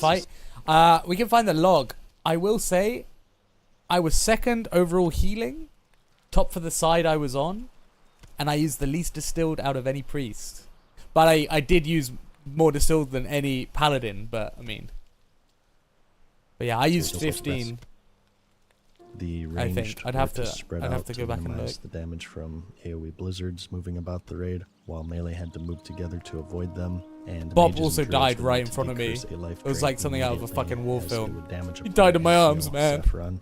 And her other phase was the air phase, where she takes off into the sky and hits 5 random players with an ice block, which is crucial because she follows this up with an insta-kill AoE that can only be avoided if you hide behind an ice blocked player. And the tough thing with this was that it was random, and it's also an AoE, so you needed to keep spread out throughout this very large Those field. So what would 11 happen or is so that distills she I could sent you simply put Friday are of all the the ice blocks leftovers on from one Nax, side, actually. which would completely screw over the other side as they can't reach it in time. And the ice blocks themselves will deal a lot of damage to the player afflicted, so they would need to be topped off, because if they died, it would disappear, which left the rest of the raid vulnerable to the AoE.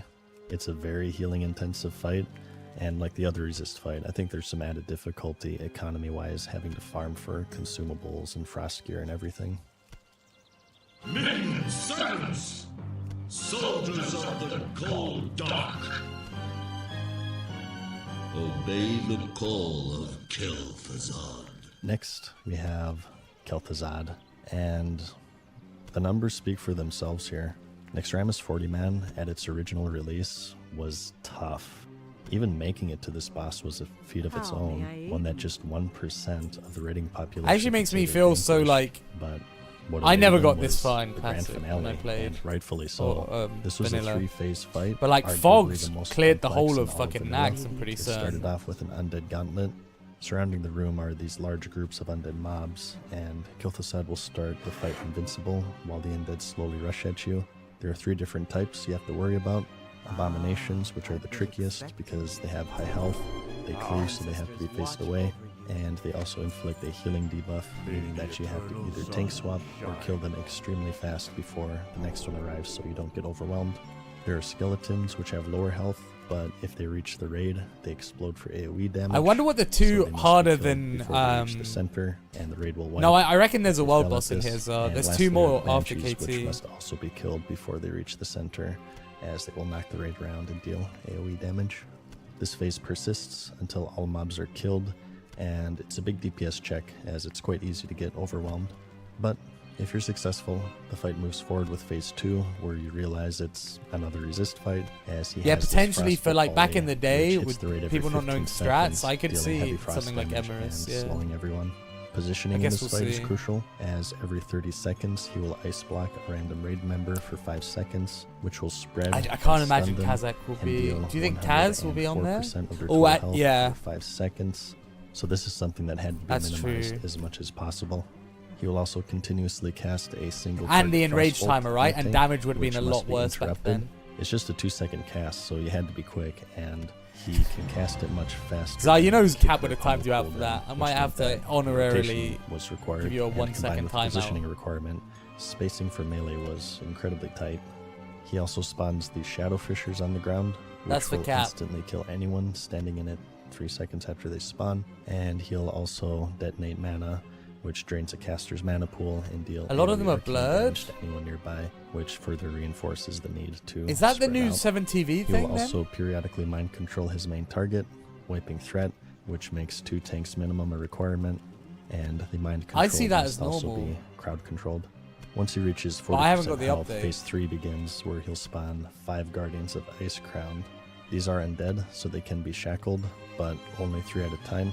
If a 4th is shackled, he'll break them all free, which means coordination is I required. almost on Frontier KT kill, I almost released all the fucking ads. 2 of them were shackled, 2 of them were loose. I went to I didn't have an assign, but I saw one just beating on people, so I went to shackle it, and my fucking add-on yelled at me. Actually, I had an add-on where I was gonna break it, and it just went idiot. And I looked, I went back and I looked at the clip because I was like, I'm pretty certain I saw 2 running around. And we had one of them turn undead by a paladin, which we was explicitly said, don't do that, because a priest might shackle another one. But yeah, I very close to release all of them. I managed to cancel cast, though. And you'll also need 2 more tanks to pick up the loose adds.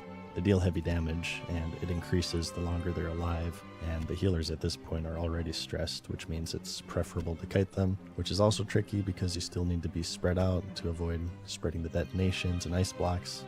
And all of this is happening all at once. It is definitely one of the most complex fights in vanilla, if not the most complex. As mentioned, only 1% of the guilds ever defeated him in original vanilla. So 1% of worthy guilds the title defeated of the KT final in boss vanilla. of the game, and certainly worthy of the number 3 spot on our list. It's things like that, guys, that make, I don't know, like, WoW at the time, I remember being a kid, I've been like in Ironforge, right? Like, and I would inspect like another rogue, because I was playing a rogue at the time. I'd inspect another rogue, and I'd see him in like Bloodfang gear, and I'd be like, this guy's so cool. Now, like, you just see someone in like full tier 3, you're like, alright.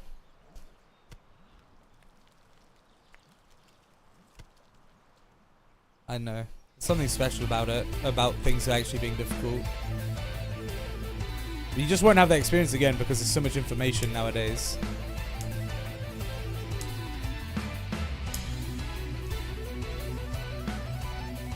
And next, we of course can't skip over Cthulhu himself, specifically before he was nerfed. On that note, this is our first boss on the list that went unkilled. You may have heard that he was famously deemed to be mathematically impossible.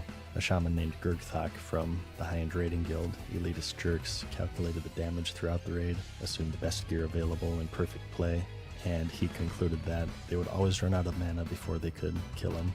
Incidentally, this player was Ian Hazakostas, who later ended up being the game director for World of Warcraft. And there's a bit more interesting lore behind this one before we get into the actual fight. Before the nerf, the nerd rage reached this boiling point of sorts. There's a player named She of the high-end raiding guild Death and Taxes who posted a profanity-laced tirade demanding for the fight to be fixed and calling the developers incompetent for releasing it in such a state and wasting people's time, and threatening that his guild are going to quit and play professional solitaire. This was actually a parody post of a similar one made by Alex Afrasiabi, otherwise known as Fear from Fires of Heaven, which was a high-end raiding guild from EverQuest. When the Plains of Time raid was released, he made the same post, threatening that he and his guild would leave EverQuest if they didn't fix it. And now that he was working at Blizzard, she was essentially mocking him, as Blizzard had now made the same mistake with their own raid. This sparked a 1 a.m. IRC nerd fight. Your guild was hard stuck on 4 horsemen. I mean, that's fucking impressive, though, Can't beat to the even boss reach doesn't there. mean he's broken, and that she has Down syndrome. But I digress. Cthulhu was split up into 2 primary phases. Yo, the eyeball Codin. and the hentai tentacle see you. phases. Even pulling him was a hurdle that most struggled with at first, as one of his most major mechanics was his I-beam, which targeted a random player on his aggro table and chained to another player if they were close guys, enough, in doubling front there, damage. So because of this, Liz almost chained the I-beam into all of us. One shot if it jumped I think enough she was times. absolutely And mortified to when pull she him, saw it the raid back. has to let the tank run in and give him a lot of room to work with. Or if you're playing hardcore mode, you can intentionally Subnautica 1 was troll awesome? and Hell follow him yeah. in and permanently wipe. Hell yeah, we're gonna be playing some more of it later. Again, do not run in with me. Wait! Oh my God. Patrick, everyone, Patrick, everyone. What? Oh fuck! Throughout the fight, tentacles will spawn and attack the raid, which need to be killed immediately before they overwhelm them. You have the eyeball tentacles, which have the lowest health and inflict mind flay on a random member, and there are also claw tentacles, which are melee, dealing high damage, and they also knock players up when they spawn, risking an eye beam bouncing around. Periodically, he will cast Dark Glare, where he will emit a giant red beam and rotate around the room, instantly killing any player caught in it, and once this ability ends, the raid must once more spread out in order to avoid chaining the eye beam. Why is it a mechanic? So what, phase the one, chain? And once the I think eyeball it's is a. killed, I don't think next it's a phase bad thing. begins where he'll spawn an even It's bigger just, eye and claw tentacles, which similarly must be killed as soon as possible. He takes 99% reduced damage during this phase until we make him vulnerable. Every once in a while he'll swallow random players and they'll enter his stomach, where there'll be some tentacles, which must all be killed before the stacking acid debuff becomes too much to heal. There's a spot to jump out, so It's not non-mechanic once you're in the room though. Like it's just like you just stay off the table. It delays everyone else's run in, like to position, but like it is a mechanic in the fight because it requires everyone to be positioned in a specific way in the room, and then even then, the chains do deal damage. So you have to then position healers in correct spots too. It's like a big organizational thing. I think the fact that it doesn't kill anyone during the fight doesn't mean it becomes a non-mechanic. Like it's still there. It also requires some pre-thought from the initial tank running in. The thing that I think is rough about that fight, and maybe a bit unfair, is if the you see it on a bunch of hardcore wipe clips. So when the tentacle spawns in the entrance, like boops a bunch of people to like 75% health, and they panic and they press a button, putting them on the table, instead of just eating the damage and running into position. And then one of the chains kills like a bunch of people because they're now on the table. Ah, I've been expecting you. Bunny healer, level 22 troll priest, drowned in the barrens. So usually it takes a few rotations in order to kill these tentacles without sacrificing any players. If successful, he'll become vulnerable to damage for a short period, and then it's rinse and repeat until he's dead.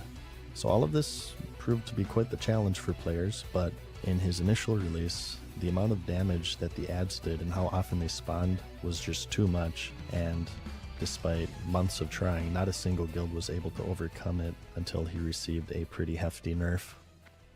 Greetings. Go in peace. Yeah, you can get targeted while line of sight. The only thing that saves you there is literally not being on the table until the end of the fourth. What could be harder than that? Is that? Well, how about a boss that went unkilled for all of vanilla, nerfs or no? Well, a hard mode version of the boss at least. The number one. Oh, hard mode on the list is Hakar? the final Has anyone in chat done hard mode Hakar? Never like. Of the Zul'Gurub raid, Hakar 5 Priest. So he comes with a special challenge. Unlike other raids, you could just go straight to him from the entrance and fight him, but it came with a catch.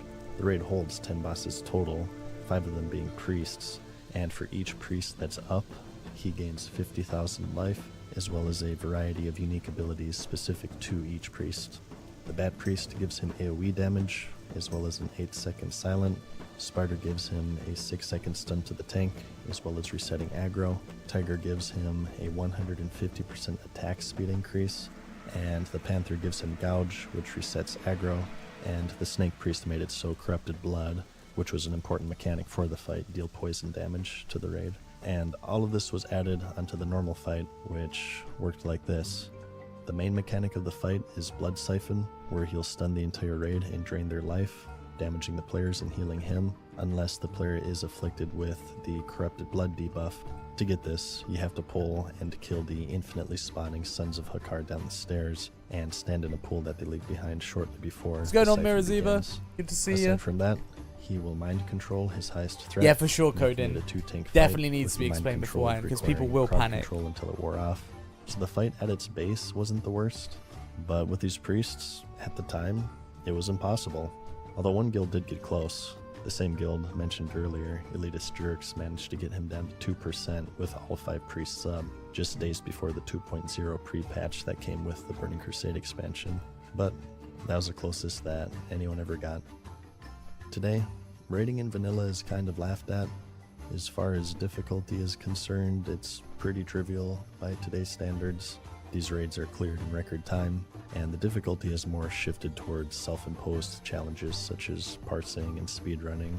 Today, many guilds have cleared 5 Priest Hakar, but like I said, in 2004 to 2007 culture, although the game was mostly the same, the community was very different. There was no DBM, no nicely edited guides on YouTube to have in your second monitor, or these really helpful database websites, and obviously nearly 2 decades. Yeah, we had Thoughtbot to go by. There's no doubt. The community has mastered it, but during their time, it was another story. I mean, there's a How did reason you fix why it, Zara? Extremis was re-released in the game's second expansion, Wrath. It was because so few people had even seen the raid in its entirety. Today, with the addition of LFR mode and the toughest challenges being funneled into heroic and mythic difficulty, raiding is more accessible than ever before. But this was a luxury that only started in Wrath. Before then, if you couldn't kill a boss, you just couldn't kill it. There was no easier option. You couldn't look it up on YouTube because YouTube didn't exist. The most you had was Warcraft. Well, movies, I first, suppose. hardcore I 5 think Priest the fact Hakar, that would be there's no sick, easier actually, difficulty Fish. to run That would be should sick. also be a pretty heavy consideration when discussing the difficulty of raid bosses. But whatever the case may be, I hope you enjoyed my video. I'm sure you guys have a different... Guys, Lotheb in Frontier was fucking spooky for me. That was more spooky than most fights because fucking big debuffs, like that and streaming, like on my old PC, my computer almost fucking died, man, during that. And it was like, I was playing at so few frames. I actually ended my stream after that. I was just like, I'll just not stream the rest of the raid. So worried that it's gonna cause some issues. I really like Mad Season's videos.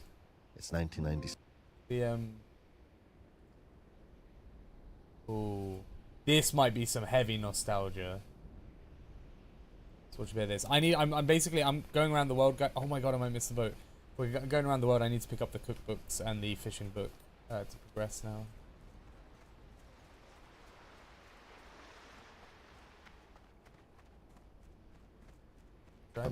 And it's 1997, you're 9 years old, you're at your friend's house, you have 4-player GoldenEye. Wait, he's older than I am. Up, this guy's ancient. Your friend's mom just ordered pizza. Little did you know, this was the best that life was ever going to get. Sorry, honey. Don't you miss when games were just games, and you would just play them instead of watching neckbeards play them? And no, you are them ancient. on Here's a third-party fossil. social media websites. Yeah, I know. It was boring. I mean, you couldn't even pay money. Gotta at do the every cooking by the possible book. I need to follow opportunity recipes. Not play the game you apparently love playing. Well, apparently you're not alone. Hey guys, what's up? Mad Season here, back with another video for you. And today we have a video by Rotan. Guys, You I'm linked like, me this, and I have to check do it all the out. prep Let's steps see why first. I he can't do misses them when mid cooking. World of Warcraft It's was like just way a game. too overwhelming. I miss when World of Warcraft was just a game to me. In fact, I missed when most games were just games.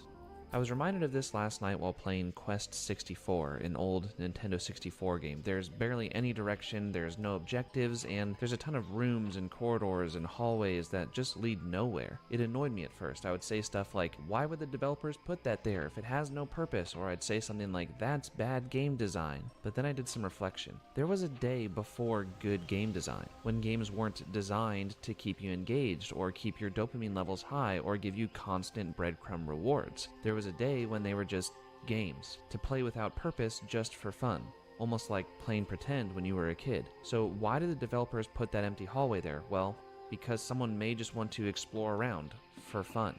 How about that? Playing a game for the fun of it. What a casual.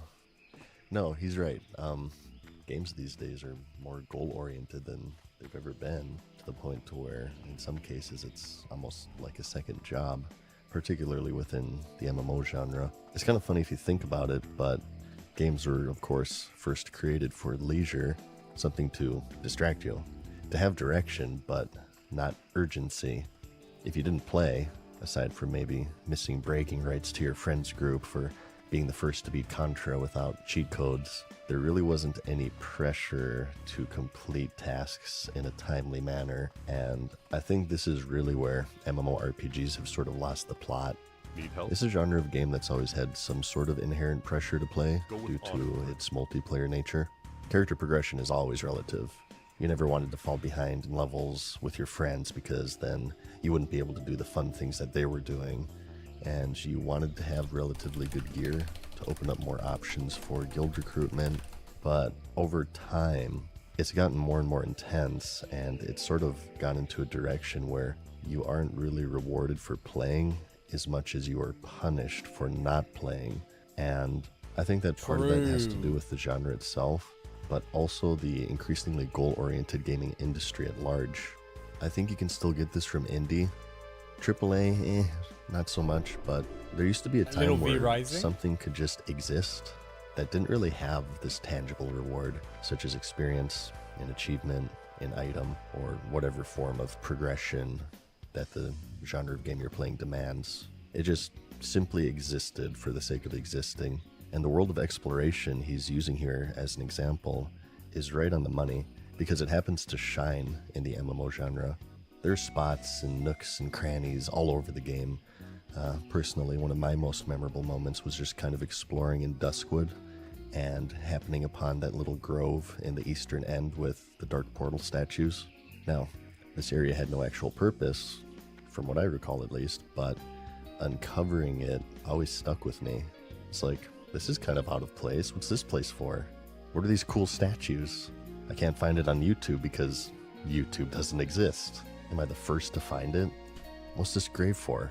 It's one of my most vivid memories, and I'm sure many of you guys have similar stories with other spots. Probably without the incest, I'd have to guess.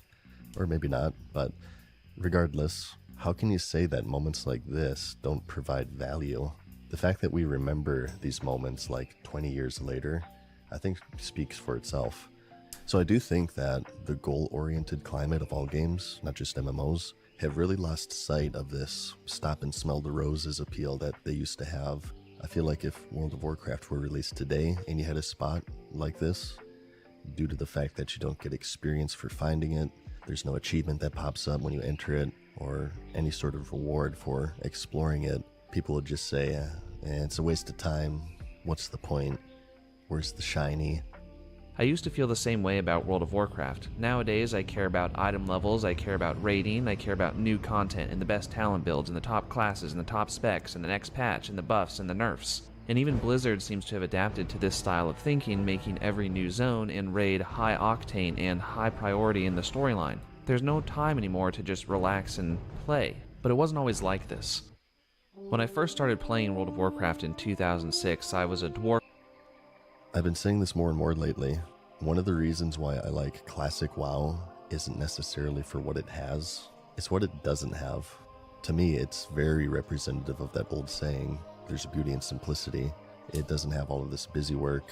It doesn't have this laundry list of dailies and weeklies that you have to keep up with. It's still definitely goal-oriented, but it's lacking a lot of the pressure that you see in the current game.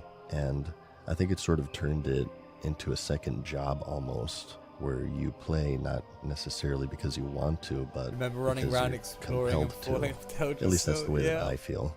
I mean, both versions. I remember are running the entire of the extremely Deep Run time-consuming, tram. Don't get me wrong, but I think for classic, it's in a much feel more like healthy this way video is because right on the money. I feel like you're just in more control for the reason that you log in, because as far as timers are concerned, really all that it has are weekly raids and some profession cooldowns here and there if you picked them, but by today's standards, that's pretty tame. I know that Rotan isn't specifically talking about timers here, but I do think that they're really at the core of why everything is go, go, go, like he's saying. It's not that people have necessarily lost the desire to explore. It's that due to how these games are structured and how much pressure that these timers bring, people have simply lost the capacity because it's, well, this is nice, but this thing I initially came here for resets tomorrow, and my wife is going to get home in 30 minutes. These little exploration moments that he's talking about often happen when players are doing other things. So, for instance here, why was he in Ironforge in the first place? At a premium. Well, maybe to train, maybe professions, maybe the auction house. I do think that there are explorer types who they just kind of, you know, explore. They just go around in a zone trying to find all these nooks and crannies. But I think the general populace, what the case is most of the times is they just get sidetracked. But it's hard to get sidetracked now and smell the roses when your game time is mandated first by all of these timers, and then after you do your chores, you've earned the freedom in this video game to do what you want. What do you mean? Now we can finally play the game. Oh yeah. You have to earn the ability to do what you want today. Perfect example here, and I love Majora's Mask.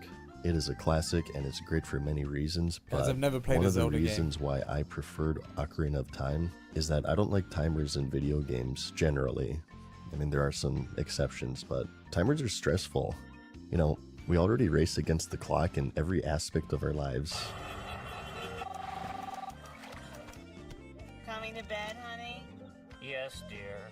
You have to get to work on time, you have to cook dinner at these hours, and you want to get to bed at a reasonable time. You know what I mean? I feel like Ocarina was more fun for me because there was room for moments in Hyrule Field to just kind of explore. That's pretty important for an adventure game, the ability and freedom to explore. So that's what I say. Give me freedom. Give me freedom to immerse myself into this world that you've crafted. And I think that's true for RPGs as well. So I think that this obsession with daily and weekly timers that the genre has fallen under kind of betrays why video games exist in the first place. It's for leisure, reduced pressure, and you lose this as soon as you're compelled to play for any reason other than pure natural willpower. So you may be asking, okay, well, why do they exist then? Surely game developers, people who've dedicated their entire lives to game design realize this. But the issue is that on paper, these dailies and weeklies look very good because metrics-wise, they have a good retention rate, but a good retention rate does not equal good retention. If your player feels like a prisoner, eventually they'll get burnt out, and I think that was the main reason with BFA, and I think that's what really separates good developers from bad ones. I think that a good developer looks at a retention rate that is lower, but overall is more healthy because the only motivation to play is from the player. They're not pressured into playing, and I think a bad developer looks at this retention rate of BFA, and they think to themselves, wow, people really love island expeditions and warfronts. People must love Torghast, they're in it every week. Well, yeah, of course they are, because now that you've twisted their arm into doing feel them, like you have to do because it. that's your Torghast method of sucked. character progression. Could have been Well, so are people good. just not going to get legendaries in Shadowlands? I don't think that dailies and weeklies are 100% bad. I think that they can be good if they aren't in excess, and maybe they aren't so crucial for character progression. You know, just little things that encourage a little bit of activity, but I think it's so easy to go overboard and to really over-rely on them because you lose what Rotan is saying here. At a certain point, it starts to feel less and less like a game and more like an obligation. Warrior, and I had no clue what I was doing, but I did know one thing. I loved being engrossed in the world. I would go into every building in Ironforge just to look around and think how cool it might be to just hang out here with friends and talk. Not questing, not leveling, not gearing, just hanging out in a cool, secluded place in Ironforge talking about life. Same thing for... So I actually talk about this in another video I'm working on, which has to do with the social nature Sega of is MMOs. old school, so- I think it should be on the channel by the time I post this. I never but been to Sega. many people today comment on how antisocial MMOs are, and they're right. it's transformed into a very antisocial genre compared to what it once was. And one of the reasons for this is this tunnel vision on goals, on everything must have an immediate short-term reward or else it shouldn't exist. And the sad thing is, communicating and interacting with your fellow player is one of these things. In World of Warcraft's case, and a lot of these games, Hell not yeah, to pick on WoW so too is much mine, here, which is I but think where I got my you love don't for it need from. to interact with anyone to experience the bulk of the game.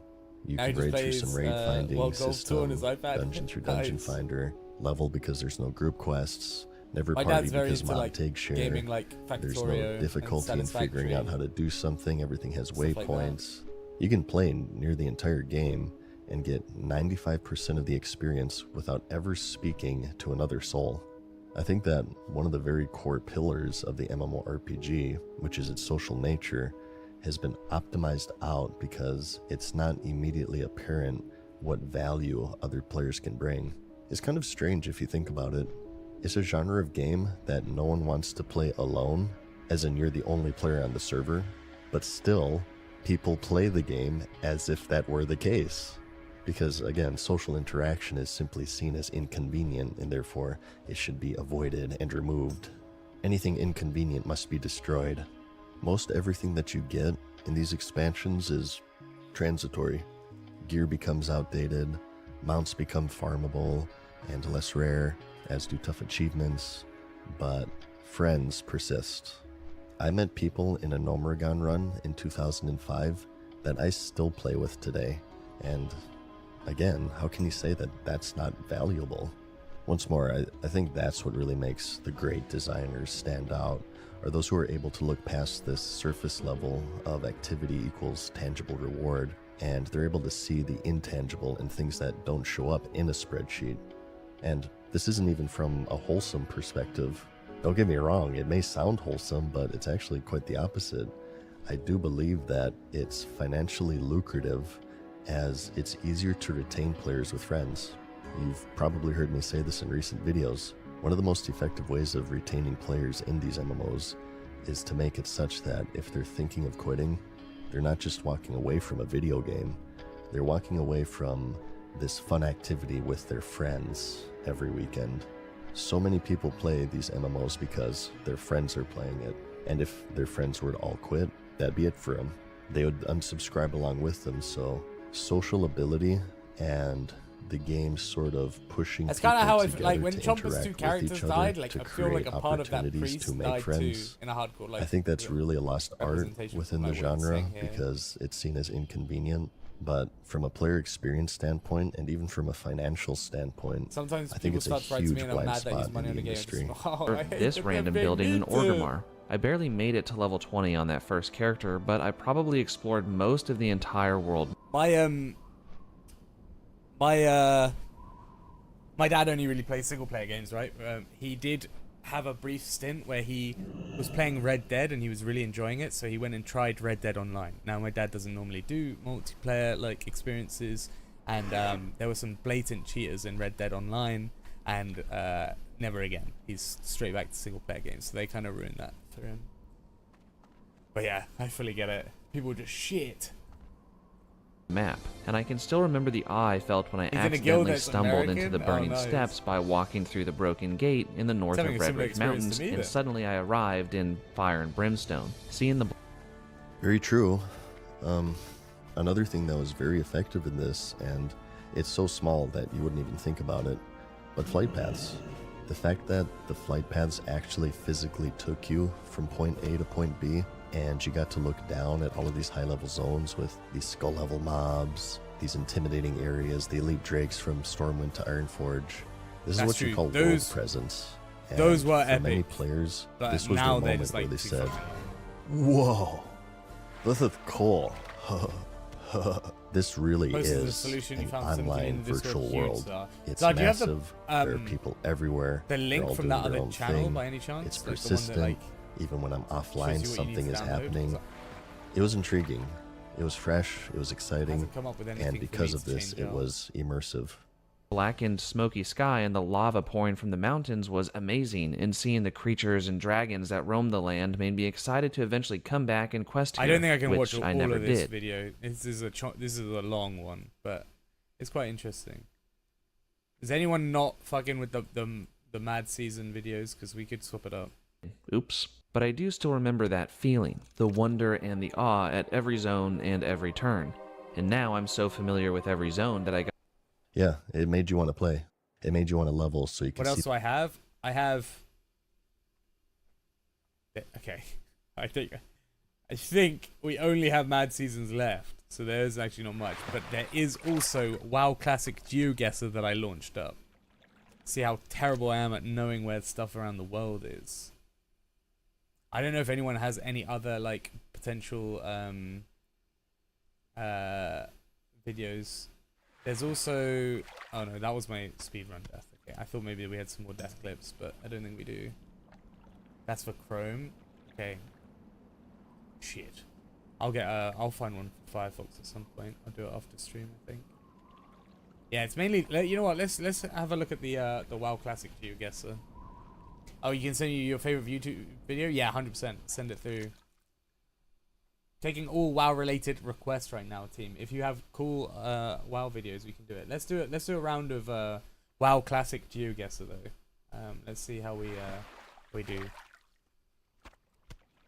Let's see how shit my knowledge of the world is. Start game.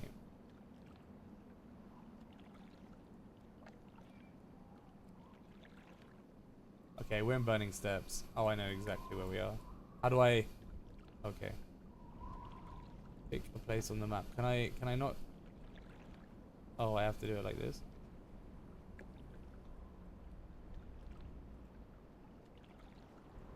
Okay, we are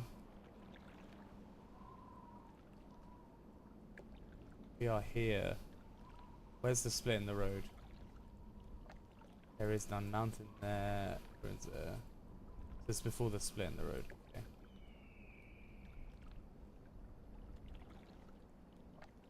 We're like here.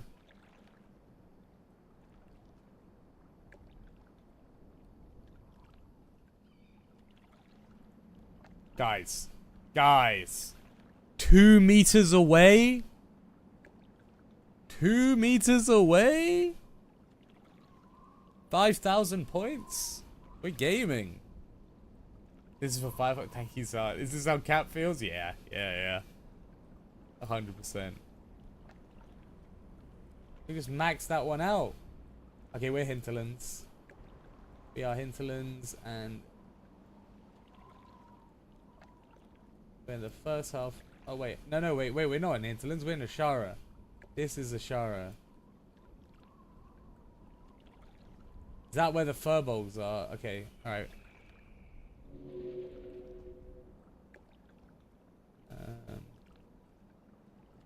We are somewhere here, and then... I don't want to move. I know I can move. I don't want to move. Oh, and those are the ruins. So we're on the other side of the ruins. Okay, so we are like... I'm going to say we are... here.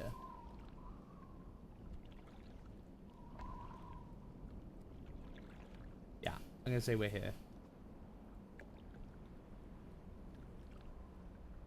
Fucking 33 meters away.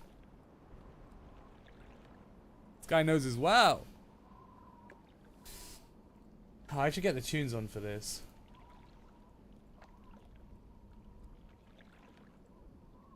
Alright, where are we? Thunderbluff. Okay, we're Mulgore. Oh, I mean, we're right next to the fucking...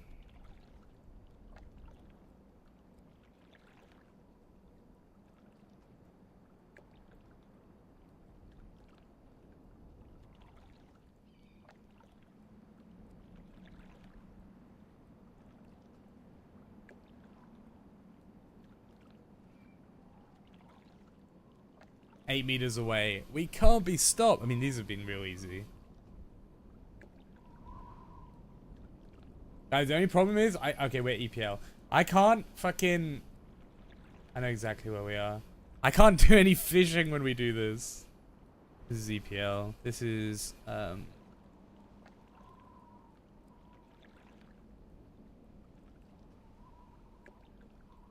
This is on the scouts on the way up to the fucking spooky place, Himalaya's Plea. I kind of wish I could see it better on the map.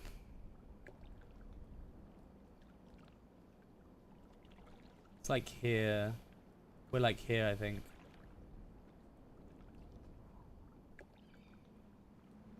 Nice.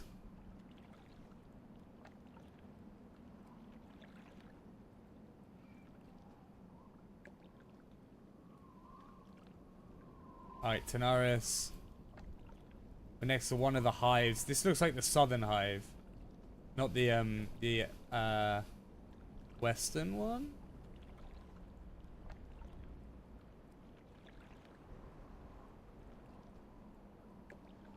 Yeah, this looks like you're down here, and that looks like it could be the bones. And there's one of the entrances. So I'm gonna put money we're here. Oh my god. Insane. We'll do one more. Surely we'll get some harder ones. Alright, we're Silithus. Northern side of Silithus, I think, because we got these dudes. So we're like...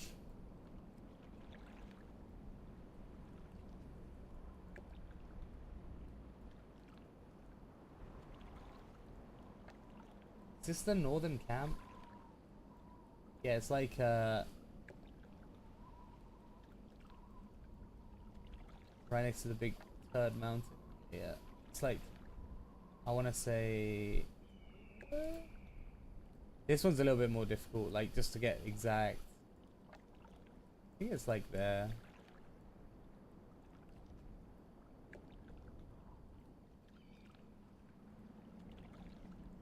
Oh yeah. Oh, we are good.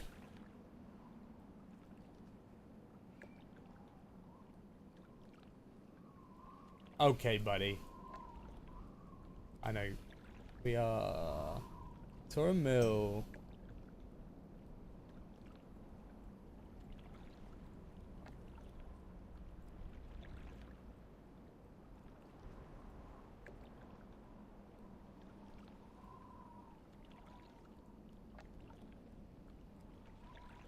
Oh, we got some videos? Okay, let me finish this round and I'll stick on these videos and I can do some fishing. Alright, we're in Ongoro. Okay, we're by the tar pit, so we're kind of far north. I don't really want to move, but this is kind of hard to see.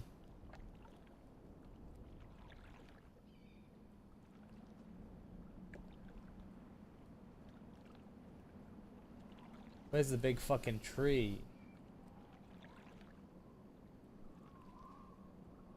Okay, these are all the tar pits, so it has to be in this area.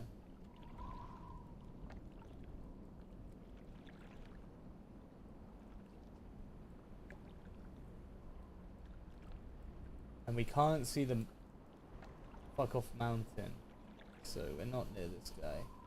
I'm gonna say we're like here. This could be completely wrong. Fuck! Oh, it's still not bad, but that's the furthest we've been.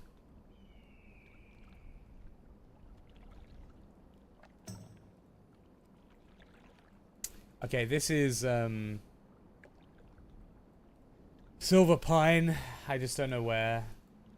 It looks like we're just off the road somewhere.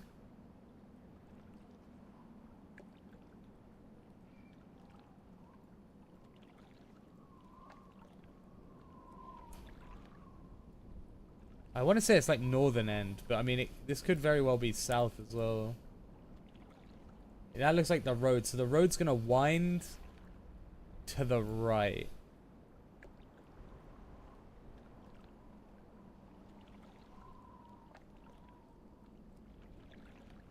I guess it depends which way you're looking at it. Fuck. Okay, as we're going... Oh, that's SFK, I think, in the distance. So we're like... We're looking...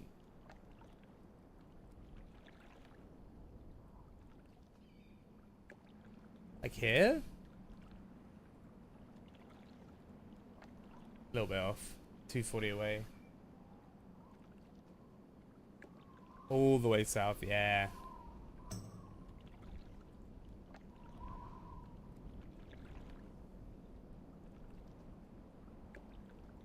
Hinterlands on the way in. Okay.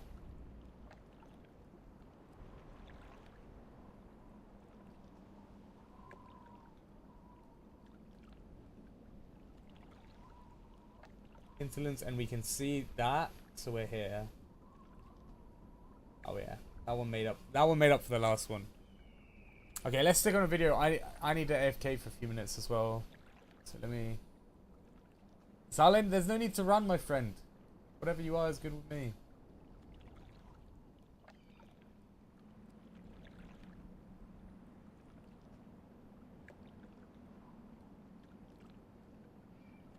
Why did they join the alliance? I do like Platinum WoW videos. The ones I don't like from Platinum WoW is when they go too retail-y though. I really like the I really like all their vanilla content. It's actually really good. I watched some of this, Jab. I did watch some of this, and I did see you were featured in this. We've already watched this on stream, otherwise I would watch it again. But I think you were like... I remember seeing it and then also commenting on the fact that that was you. I can't play the many men. Wish death upon me.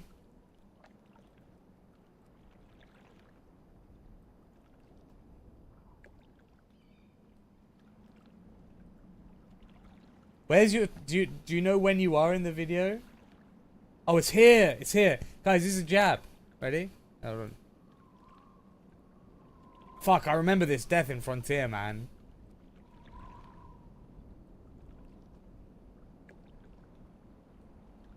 God damn, it's quick, man. He actually farms so many of Frontier people. Sage death as well.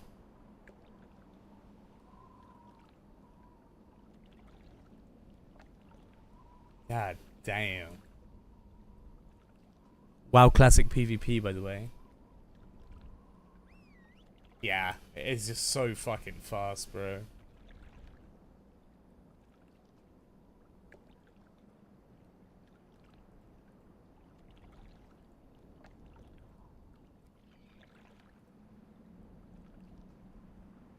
My only worry is this is going to get a bit too retail-y. But we can have a look at some Platinum WoW videos for sure. There's some really good vanilla ones. I think we played it ages ago, but it was like really early on. Maybe it's worth a replay. Like the shit about the Alliance and realizing actually like they're kind of scumbags. The Eridar. Wait.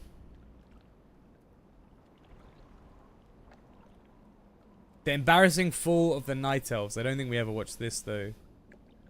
The Warcraft villains who did nothing wrong. The Defias are going to be in there for sure.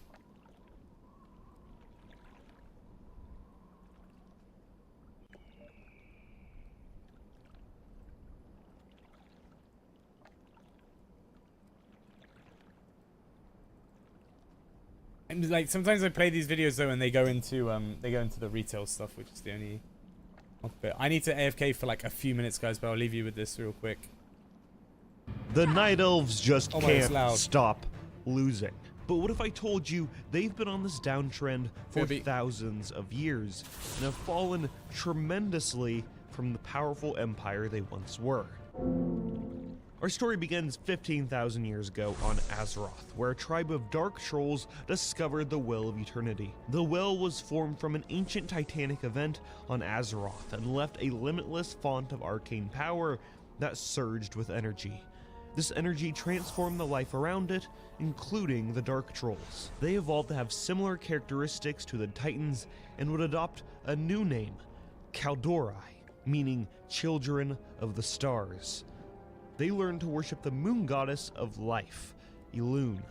Now the details of who Elune actually is still shrouded in mystery, which is pretty rare now in the Warcraft universe. We do know a lot about Elune's sister goddess, but really that's it.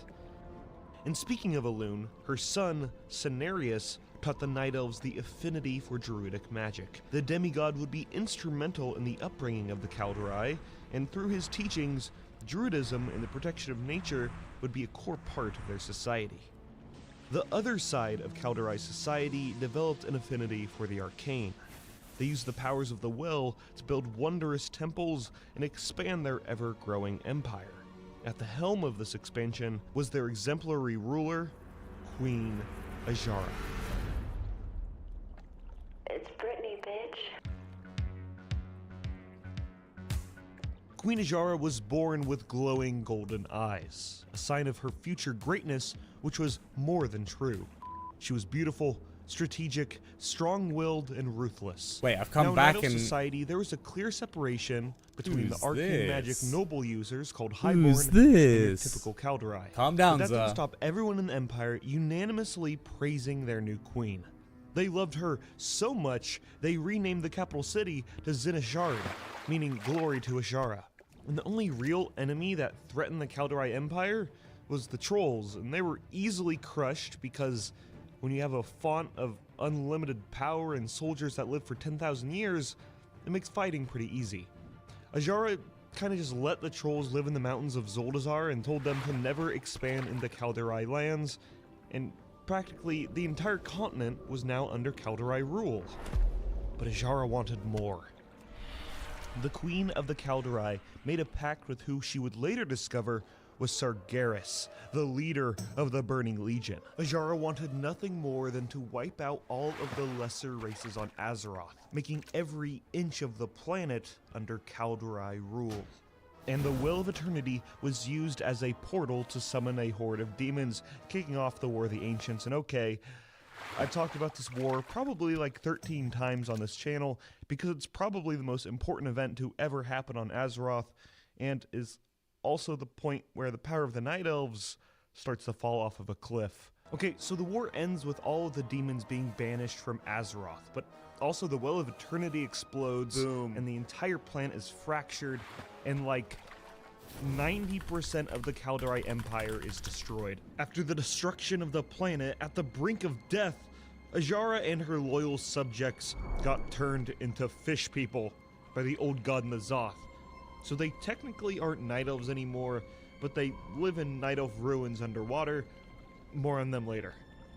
When the dust settled, the remaining Kaldorei attempted to pick up the pieces of their now fractured empire. Illidan Stormrage, being the dumbass that he is, had vials of water from the Well of Eternity and used it to make a new well.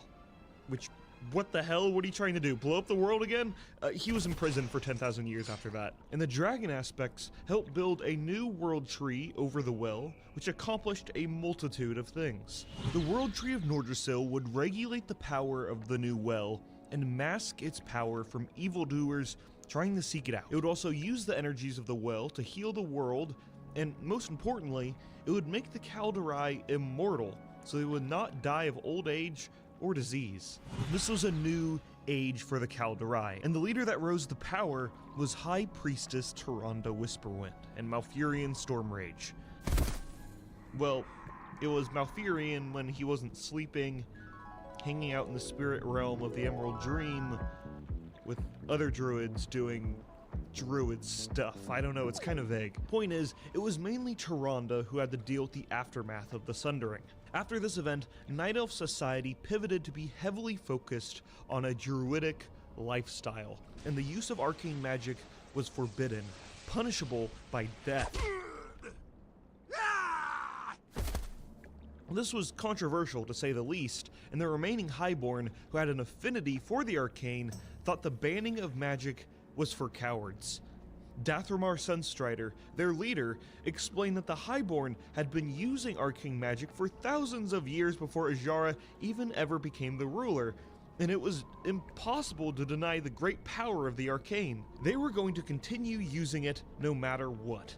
It was their birthright, and they weren't going to let any low-born, tree-hugging hippies tell them that they can't use it. The Highborn were then exiled/willingly left Kaldorei society to start their own empire in the Eastern Kingdoms, and would later become the High Elves, and then the Blood Elves we know today. The next big event in Kaldorei history was the War of the Satyr. Satyrs were once night elves, twisted by demonic corruption, and they combined their efforts in a unified force to attack the night elves. In order to combat these demons, some druids tapped into an ancient druid form, forbidden to use because of how dangerous it was.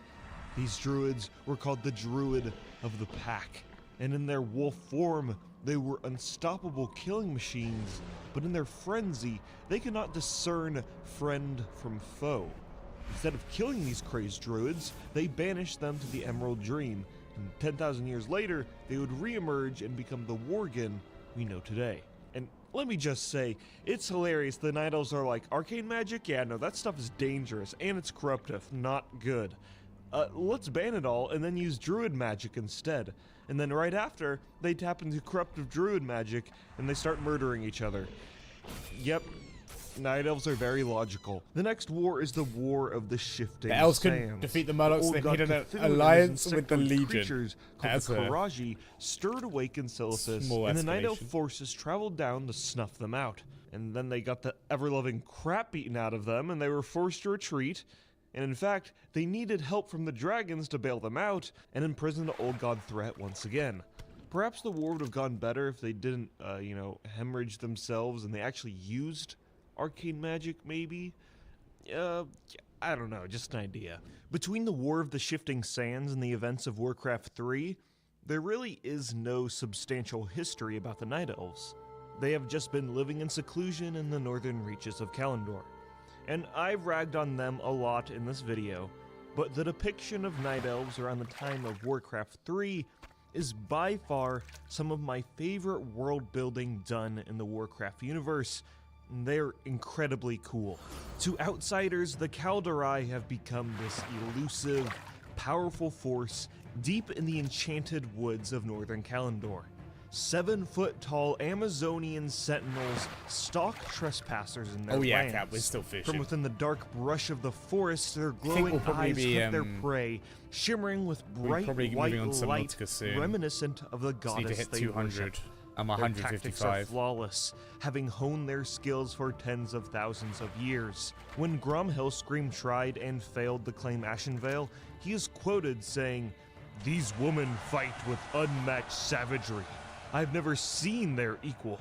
They are perfect warriors." What's going on, Joe? That is Grom Hellscream, the war guy. Hulking druids the size of refrigerators can feel your very presence, trespassing into the forests. Guys, I wish Mad Season had like as much enthusiasm in his voice as Platinum WoW, because like I don't really give a fuck about a lot of lore, but the way Platinum WoW like presents the videos, I think it's so engaging. So fucking engaging. Formed a deep spiritual bond with. Also the animation, they transform that, into the savage editing's really good. beasts that can rip through a group of soldiers in a single swipe. The Kaldorei are not nice. They're intolerant, savage, spiteful warriors of nature that hold dominion over the forests of Kalimdor. And it's badass. During the Third War, the Night Elves fought against demons, Scourge, Horde, and Alliance. Pretty much everyone that wasn't a Night Elf, and they suffered, kind of heavy losses, partly because of their stubborn nature. Their demigod Cenarius was slain by Fel Orcs, and the Kaldorei would not team up to defeat the demonic threat until the very last battle for Mount Hyjal, where Malfurion sounded a horn to rip Archimonde apart with 1,000 wisps and blow up the World Tree of Nordrassil to defeat him, ending the Kaldorei's immortality in the process. Between the time of Warcraft 3 and World of Warcraft, the Kaldorei grew a new World Tree of Teldrassil, and built their new capital of Darnassus. And the Night Elves turned from these stoic, elusive, savage protectors of nature, and now they're...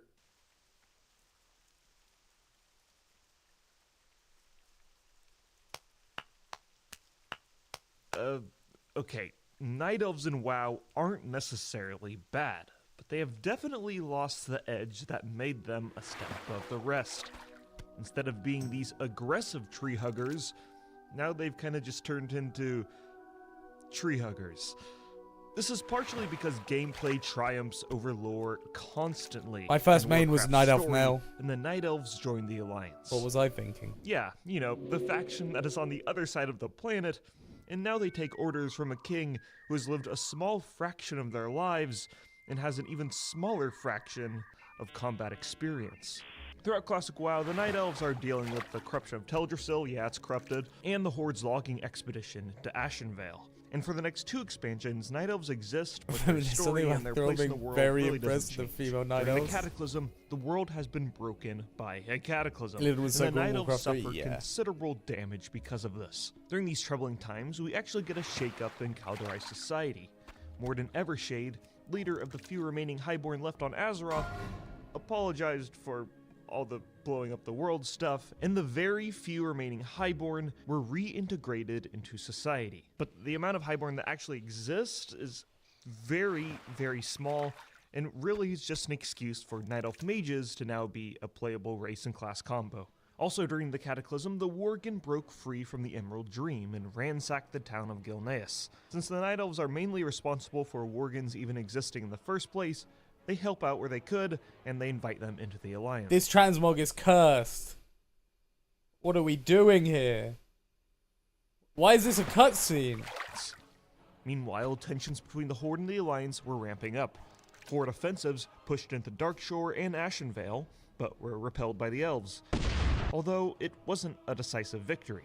In the zone of Stonetown Mountains, a giant goblin-engineered bomb was dropped on Thaldrala Grove. First tune was a Night Elf male rogue. Mount Hyjal, the world It was a trade human moved priest show and a has Night grown Elf back, rogue. But the Night Elves Both still male. are immortal. And they play a huge role in defeating Ragnaros, who has set up a base nearby. Okay, well, you know, all things considered, it's going pretty well Should've for been Kaldorei bald, right yeah. now. But this is just the calm before the storm. Miss Pandaria, nothing happens. Warlords of Draenor, nothing happens. Legion, a lot happens. First off, Tyrande and Malfurion travel to a zone called Val Shara. Respectable, Cap, respectable. Where Malfurion was first born Min-maxing and trained to off be the the first start. ever druid to exist on Azeroth, under the tutelage of Cenarius. More recently, the satyr named Xavius has been corrupting the lands. During the questline, Malfurion is captured, and Tyrande and the player character need to rescue him. Malfurion is an incredibly lore-rich character, whose personality has been expanded upon over 21 years in books, comics, and in-game cutscenes. But for the average fan of World of Warcraft, they know him as the guy with the most hilariously pathetic voice lines where he's all like, Tyrande, I need you.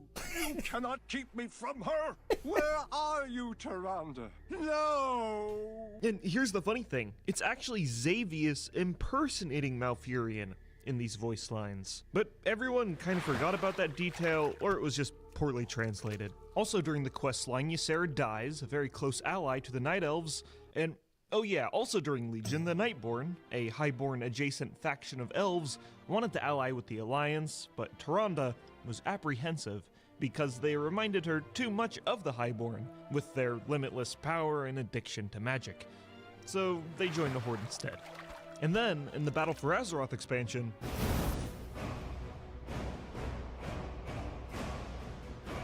in BFA, the burning of Teldrassil is easily the most controversial event in Warcraft history. It was a radical change made to the game's story. We're getting into and retail world. territory. This is alert, alert. Something that is We'll see really how it rare goes. in the MMO medium, and Night Elves suffered immensely. Easily their biggest loss since the Sundering of the World. Well, you know what I But do with want to great watch, loss- guys? It's not lore videos. I want to watch some of the old Blizzard cinematics. It doesn't need to necessarily be WoW. There were some fucking amazing ones. WoW, StarCraft, like Warcraft 3. Like, they did such good cinematics. Meant that we are able to get the brutal side of the Night Elves again. Something that had been missing for the entirety of WoW since then. And visually, it was awesome.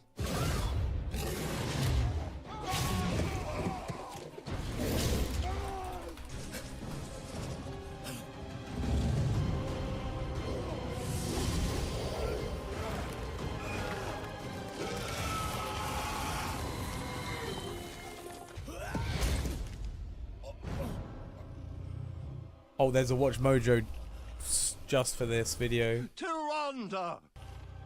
I need you.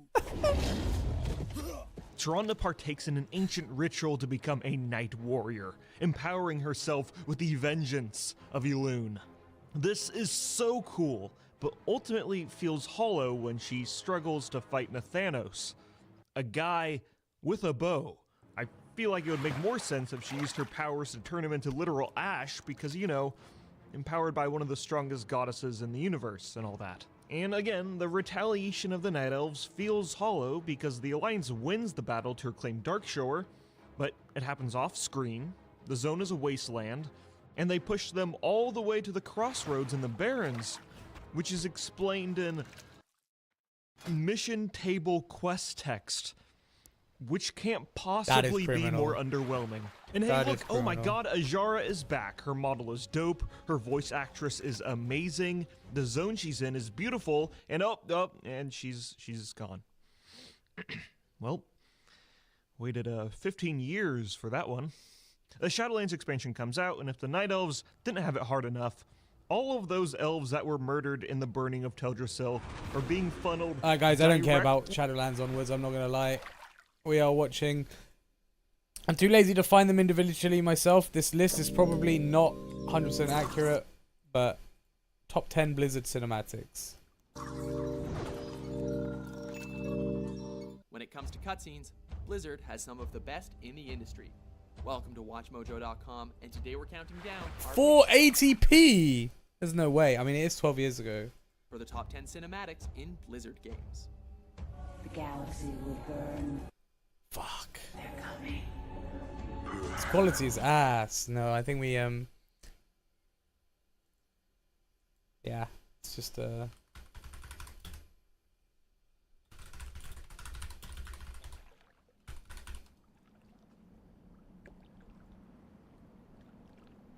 think we're gonna have to find them individually.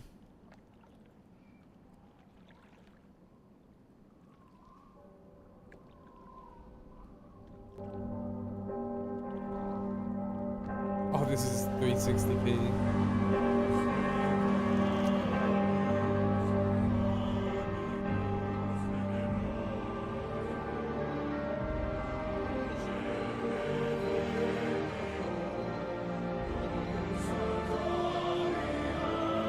What's going on, Knockbears?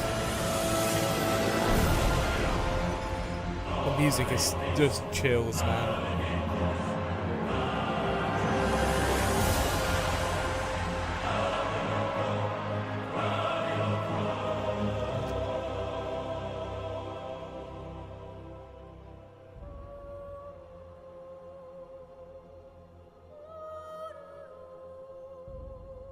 This plays in Undercity. That's good knowledge, though. That's good knowledge.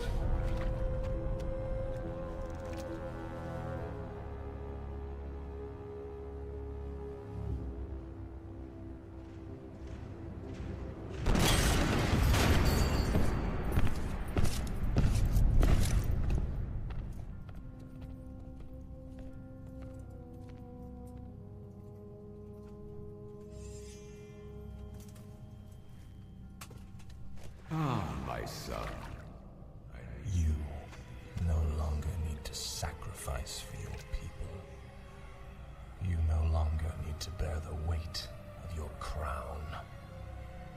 I've taken care of everything.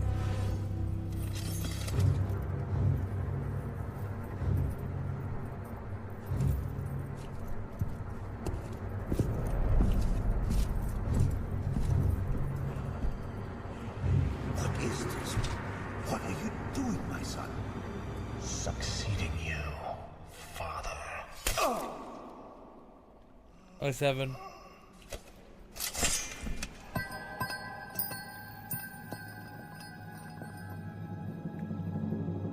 This kingdom shall fall, and from the ashes shall arise a new order that will shake the very foundations of the world. Yo, Knockbiz, thank you for the 130 streams in a row. God damn. Thank you, brother. Oh, hell yeah. Arthas takes Frostmourne and becomes the Lich King. All cinematics in order. Yes, sir. We're too yes, late. sir. This entire city must be purged. Jaina? I'm sorry, Arthas. I can't watch you do this. I should have stopped him. He never would have turned. He'd still be alive. Long ago, this land comprised the northern kingdoms of Lordaeron, ruled by King Tyrannus Menethil. Tyrannus had a son named Arthas. Arthas. Even pretty cool. saying his name makes my body quiver in rage. In order, yeah. Arthas took for himself a cursed blade known as Frostmourne. Behold, Muradin, our salvation. Frostmourne.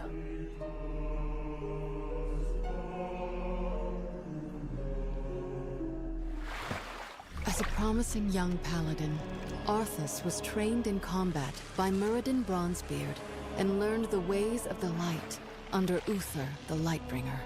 Soon after his induction into the Knights of the Silver Hand, a plague gripped the Northlands of Lordaeron. I joined Arthas to help investigate an insidious disease that caused the dead to rise again. After I'll check it out after fighting this, people. infected undead, we encountered the necromancer Kel'Thuzad and discovered his plans to infect outlying villages under the orders of the Dreadlord Mal'Ganis.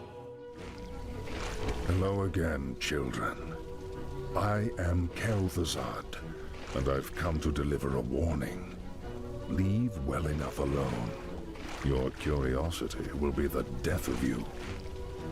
ICC is a fantastic raid, Necromancer. Is this cult your doing? Good time. Yes, I ordered the Cult of the Damned to distribute the plagued grain. But the sole credit is not mine. What do you mean? News, everyone. I serve the Dreadlord, Mal'Ganis.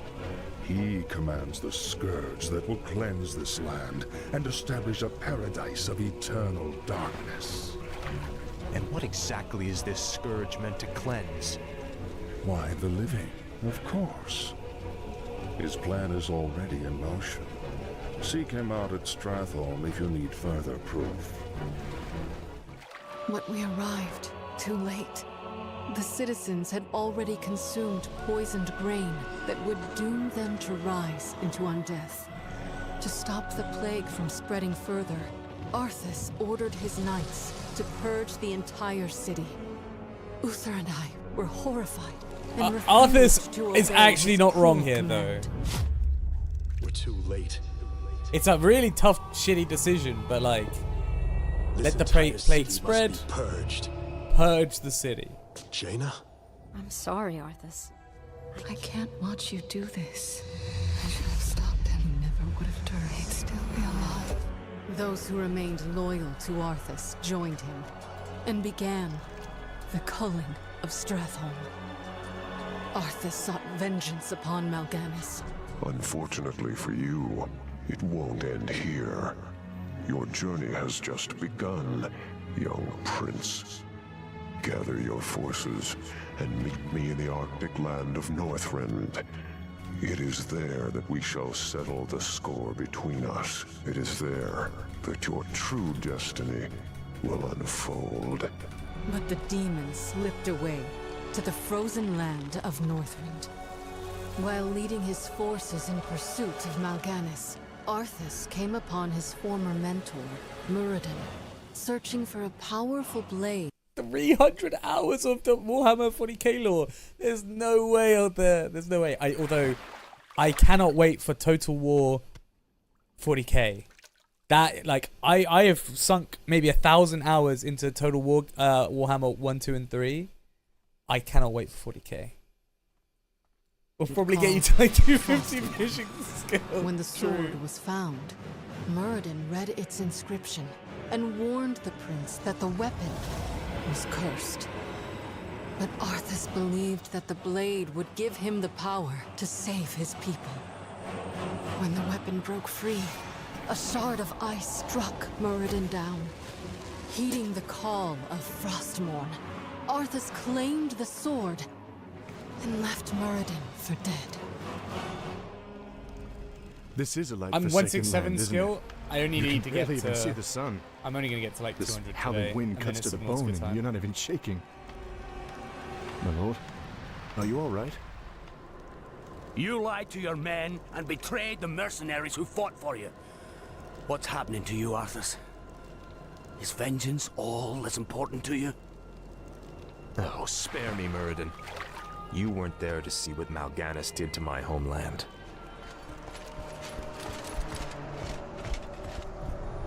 Behold, Muradin, our salvation. Frostmourne. Halt, lad. There's an inscription on the dais. It's a warning.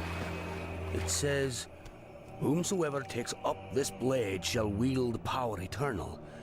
Just as the blade rends flesh, so must power scar the spirit." Oh, I should have known. The blade is cursed. Let's get the hell out of here. I would gladly bear any curse to save my homeland. Oh, leave it be, Arthas. Forget this business and lead your men home. Damn the men! Nothing shall prevent me from having my revenge. That's why old dwarves friend. are this. Not even you. Now, I call out to the spirits of this place. I will give anything or pay any price, if only you will help me save my people.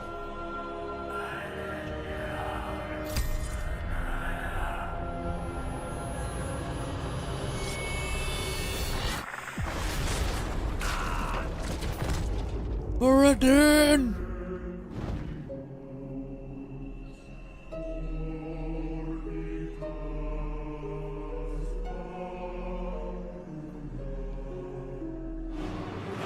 With Frostmourne in hand, Arthas confronted Mal'Ganis, who told him the voice he was now hearing was that of the Lich King, Ner'zhul. Obeying his new master, Arthas slew the Dreadlord and abandoned his troops as he pushed deeper into the frozen north. So, you've taken up Frostmourne at the expense of your comrades' lives, just as the Dark Lord said you would. You're stronger than I thought. You waste your breath, Mal'Ganis. I heed only the voice of Frostmourne now. You hear the voice of the Dark Lord. He whispers to you through the blade you wield. What does he say, young human? What does the Dark Lord of the Dead tell you now? He tells me that the time for my vengeance has come. What? He can't possibly mean to...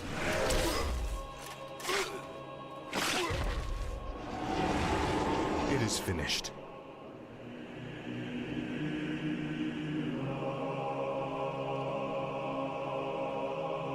Yeah, we could go back to the pure fishing stream.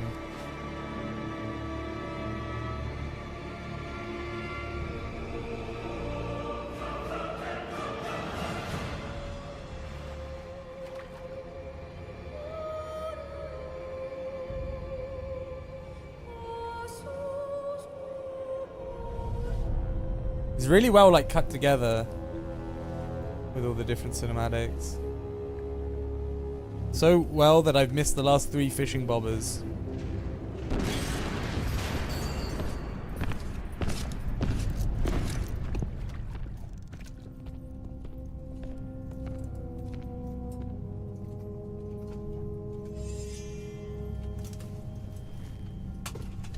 Ah, my son. I knew you'd be victorious. I didn't forget I was fishing. I just like engrossed and I missed the bobber, guys. You guys are fiends. Bear the weight of your crime. Goldfish fiends over here.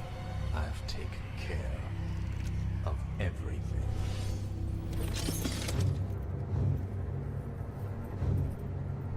I'll give you that one, Cap.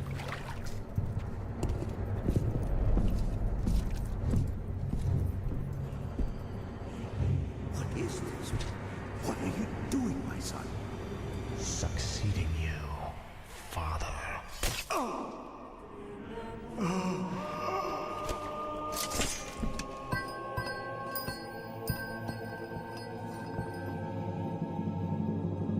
this kingdom shall fall.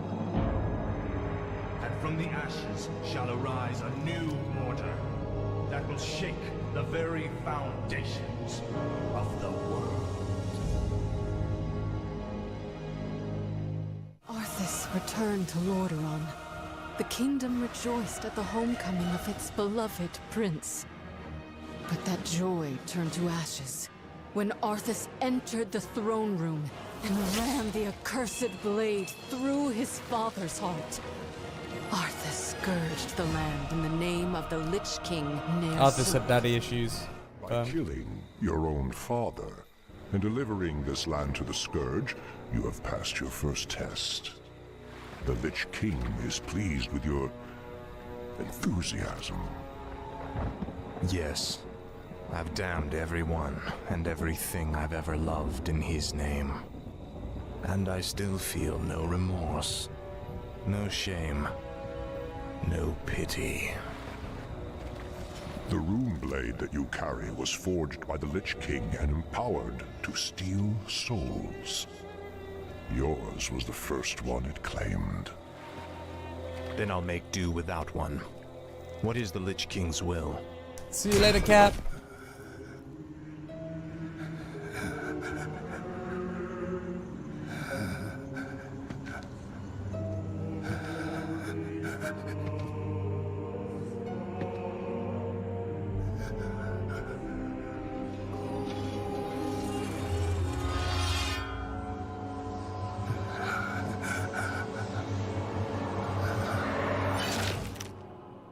Light, save my soul.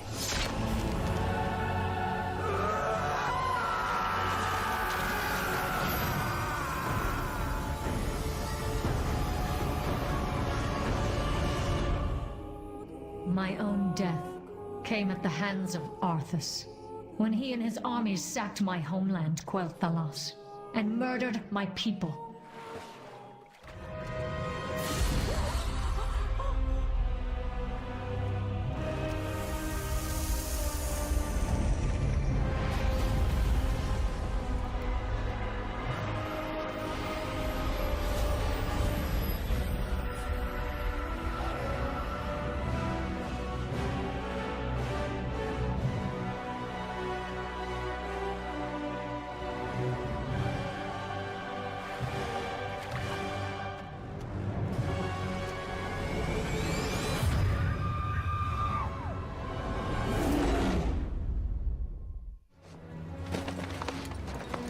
The frozen throne is mine, demon. Step aside. Leave this world and never return. If you do, I'll be waiting. I have sworn to destroy it, Arthas. It must be done. Never.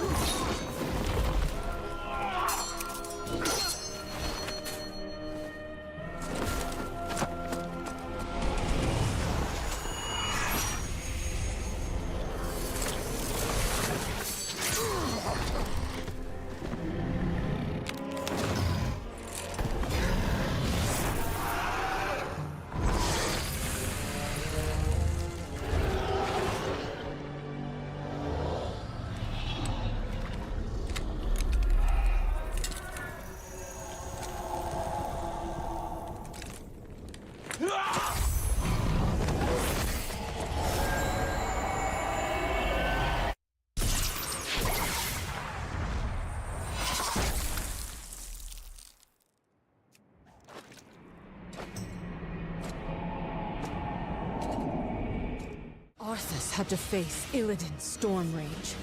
After a grueling battle, the victorious Arthas ascended to the frozen throne. He drove his blade through the ice, releasing the spirit of Ner'zhul from its icy prison. You lied to your men and betrayed the mercenaries who fought for you.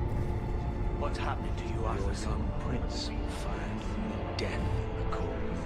Return the blade. Complete the circle. Release me from this prison.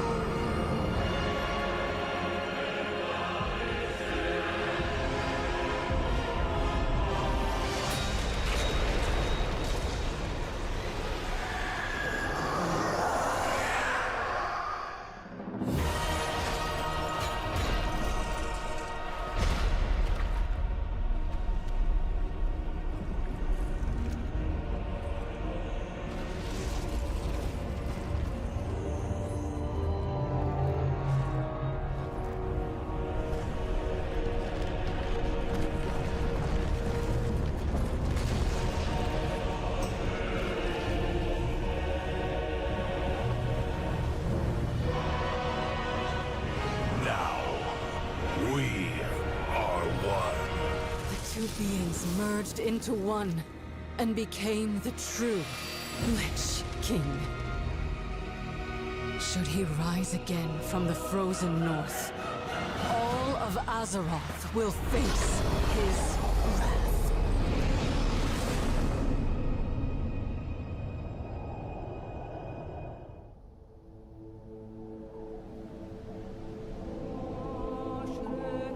Such an iconic fucking moment.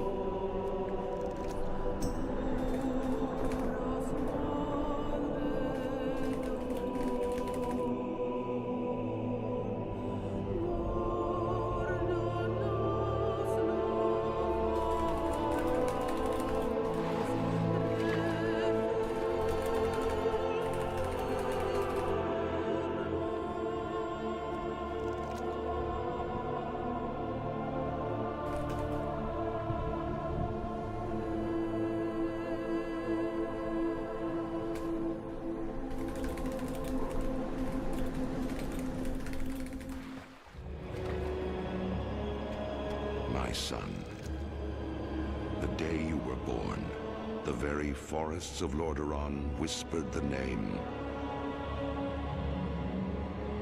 Arthas.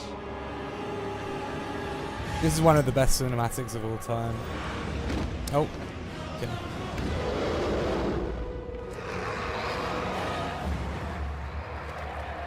I tell you this, for when my days have come to an end, you shall be king.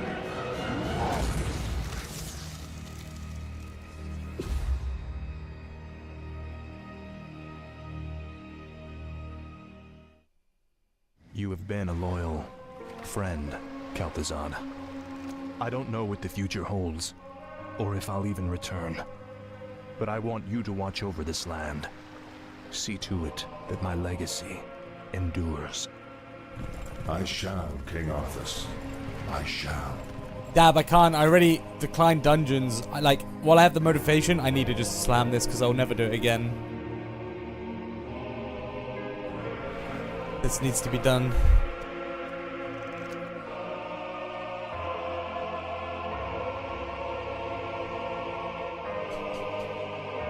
Don't solo it, motherfucker. Although my level 52 Fizz Weapon only rogue soloed it with world buffs. I almost died twice though. Guys, I fucking love Blizzard cinematics. I know the ending wasn't in there, which is crazy. I also, the Sylvanas one, I know it's more retail-y, but that cinematic was really good too. With the Lich King. Fuck. Do you know what the name is of... I guess I could just search.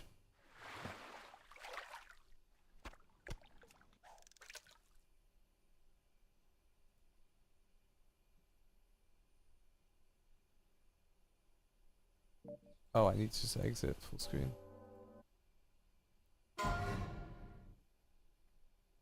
No, wait.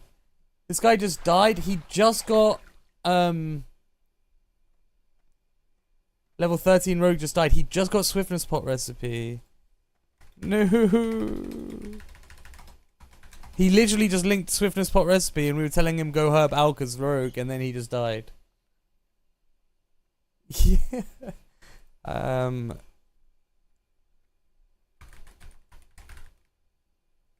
There must always be a Lich King. There must always be a Lich King.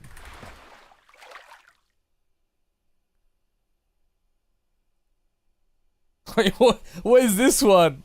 Look at the third one. We might have to watch this version.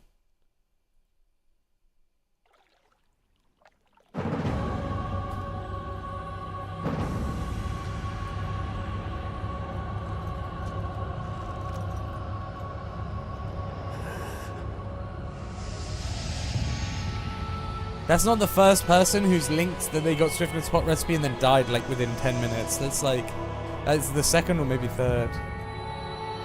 Father, is it over? At long last. No king rules forever, my son. I see. Only darkness before me.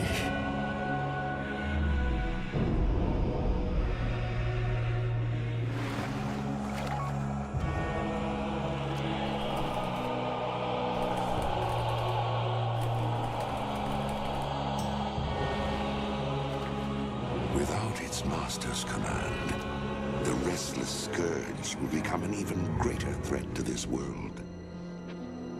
Control must be maintained. There must always be a Lich King.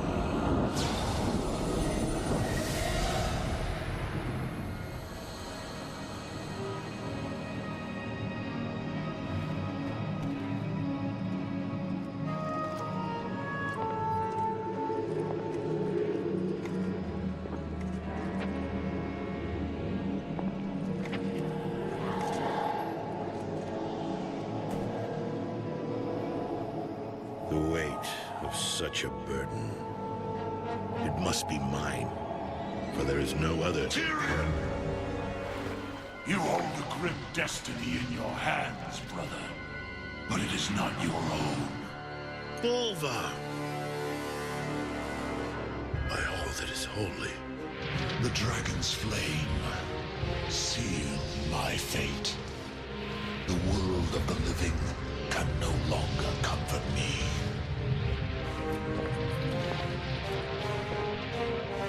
Place the crown upon my head, Tyrion. Forevermore, I will be the jailer of the damned. No, old friend. I cannot. Do it, Tyrion! You and these brave heroes have your own destinies to fulfill. This last act of service is mine.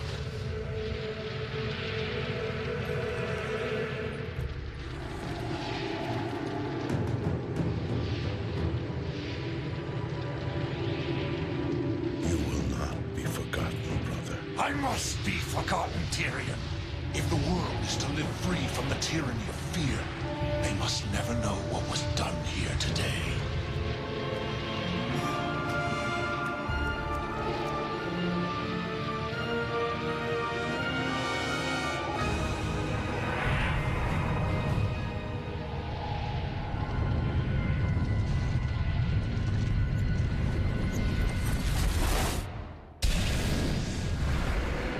Tell them only that the Lich King is dead, and that Bolvar Dragon died with him.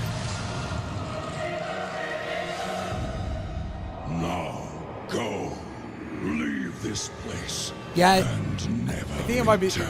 through the Sylvanas sections, which I think I'll play one of them because I remember there being a really cool Sylvanas cinematic.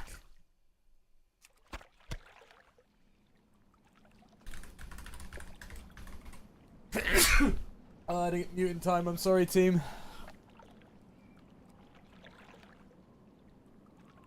Is it this? Might be this.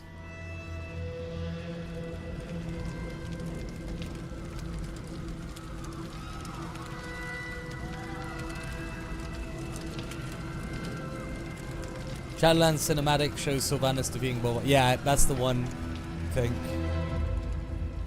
Is this that? I don't even know. Secure the beach. Prepare to invade the tree. Oh, this is BFA. Okay, we'll watch this into that one, I guess. Why? You've already won. Only innocents remain in the tree. This is war. No. This is hatred. Rage. Windrunner. You were defender of your people. Do you not remember? I remember. A fool.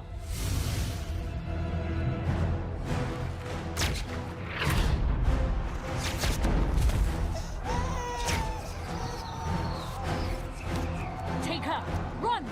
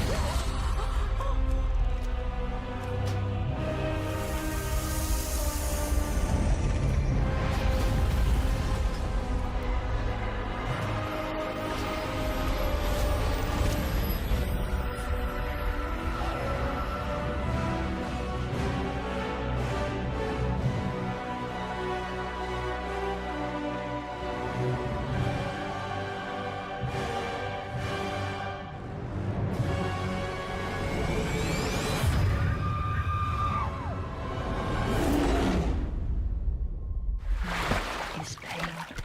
Hope fails. Now he'll understand.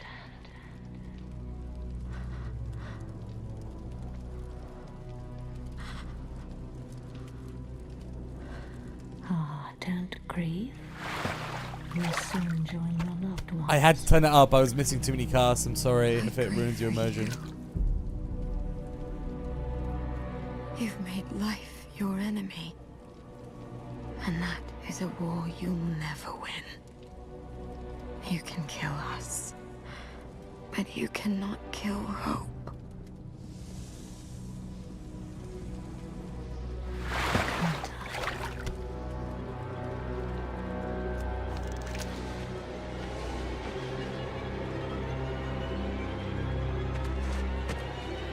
Burn it. Burn it!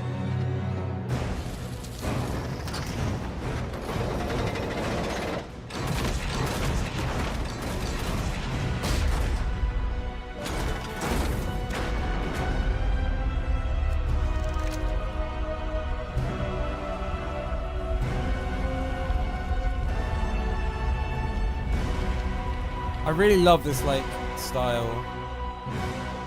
God damn, it's cool. Okay, I guess we type Sylvanas versus Bulba. Oh, I didn't catch the fish in time.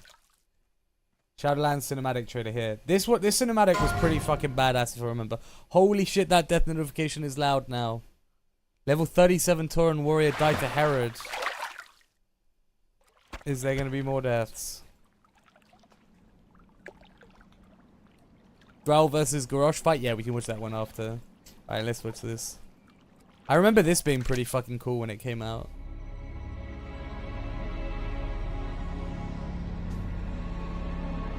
Me too, Dad. Me too.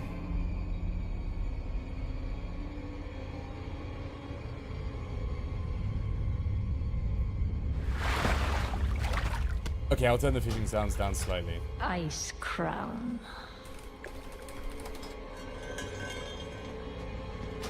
A monument to our suffering.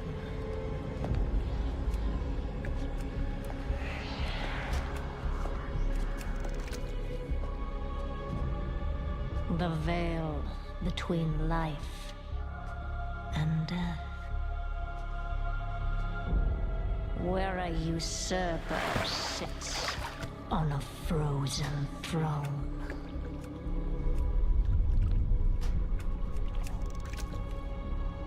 But no king rules forever.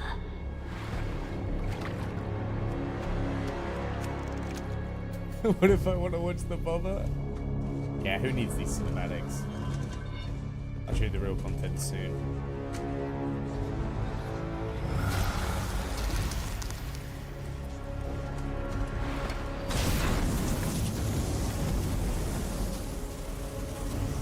So I think in like retail, like the lore got pretty shit, right?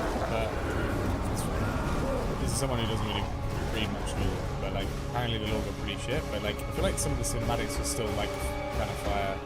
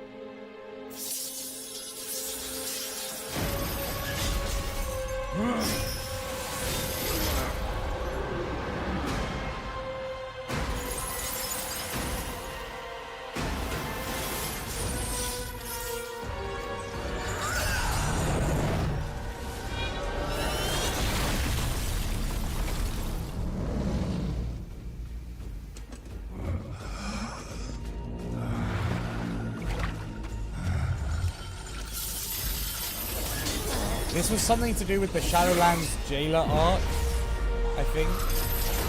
I'm not really sure. Steel power.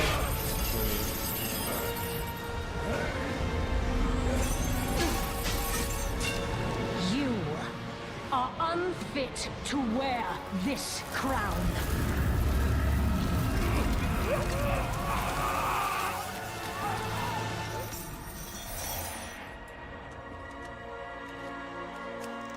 To wield so much power.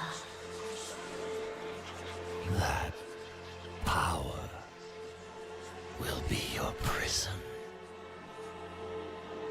This world is a prison.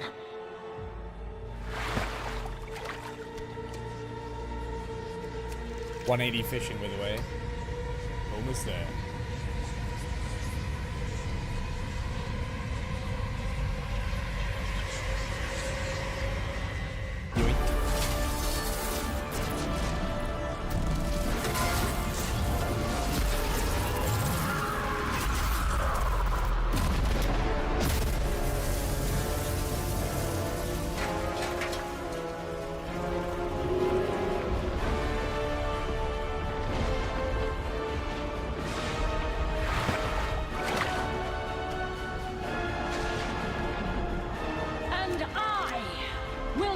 Us all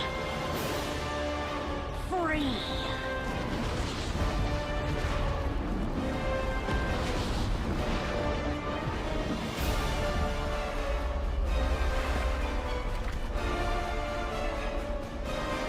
It was a really cool cinematic, and then we got Shadowlands.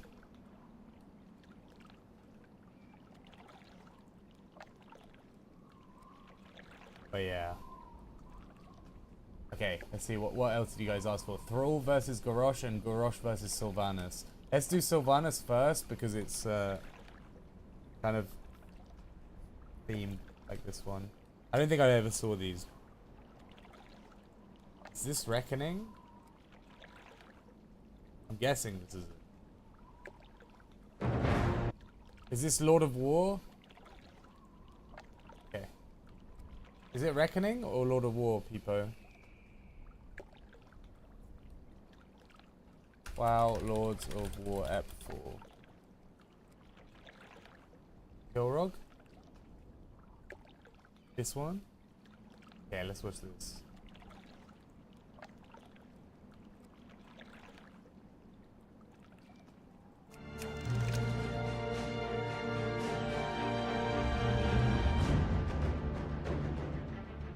Taking the fight to our enemy may be the only option left to stop history from repeating.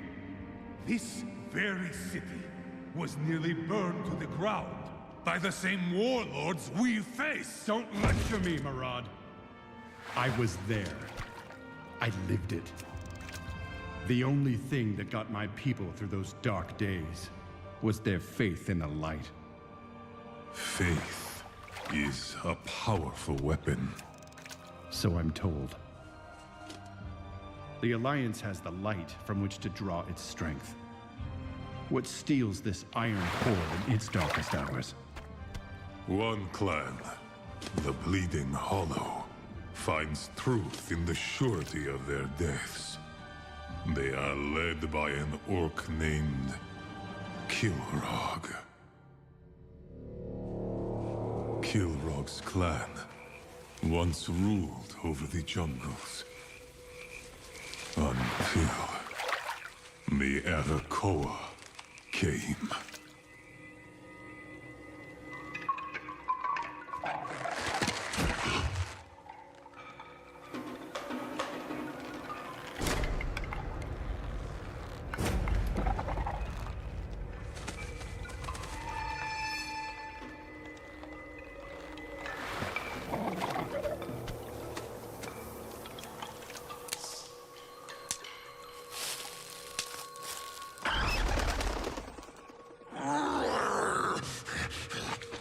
The camera movement there for a while felt very Minds of Moria. Living each day that was cool. Consumed by fear.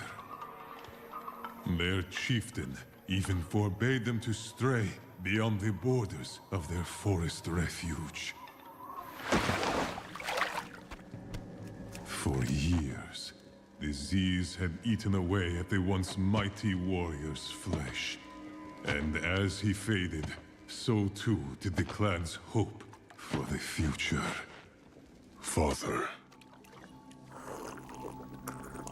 one day the stream will dry up. Then we will find a way to carry on. Like this. Look at us. We were never meant to live this way. Jumping every time the wind blows. Every chieftain must make hard choices for the good of the clan. Is this the death you saw then? No. This is not the death I saw. But perhaps it is time you finally saw your own. Go. Face your destiny.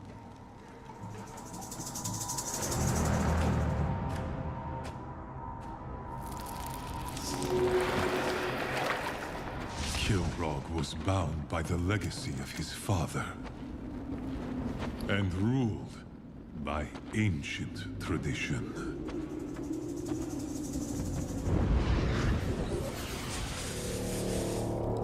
Those who would one day become chieftain performed the most sacred of rituals.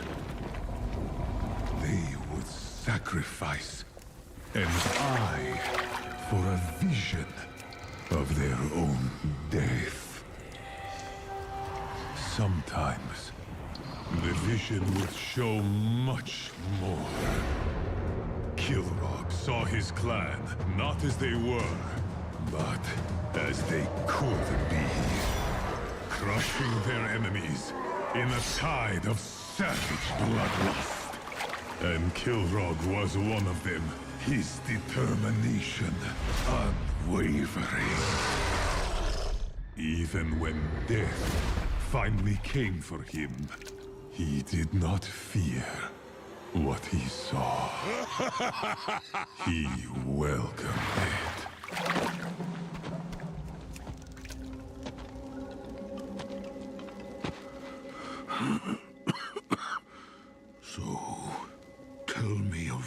vision, my son. I saw our clan strong and proud, victorious against our enemies. A glorious vision of the future. Why then do you seem so troubled? Because you were not a part of it. You were right. Every chieftain must make hard choices for the good of the clan. At last, this is the death I saw.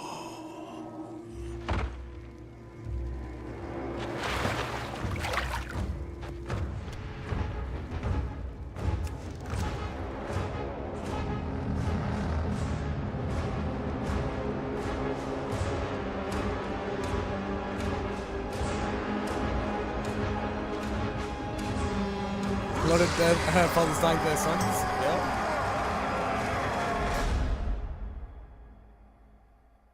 Yeah. That Lord of War episode's pretty badass. I never played WoD. Never played WoD. I never played Kata. I never played Mists of Pandaria. I think I probably would have tried Mists, but it came out during Frontier time. I think the like revamped classic. There was something else I needed to check. Okay, so Zar had one, the Thrall versus Garrosh fight. Okay, let me grab that.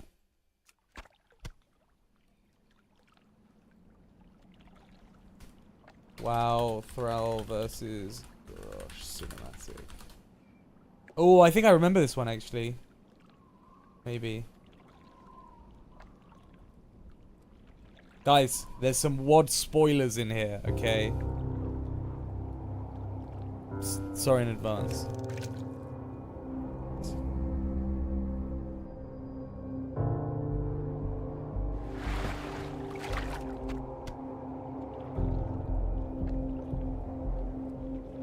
You must answer for your crimes, Garrosh.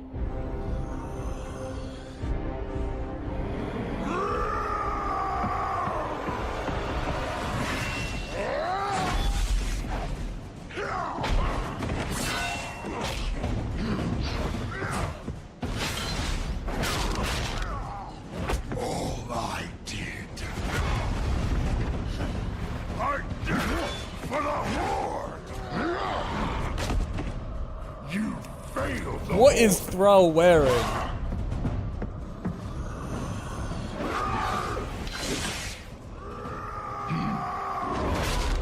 You made me war chief! You left me to pick up your pieces! You! This Tyler wanted soda at OnlyFans.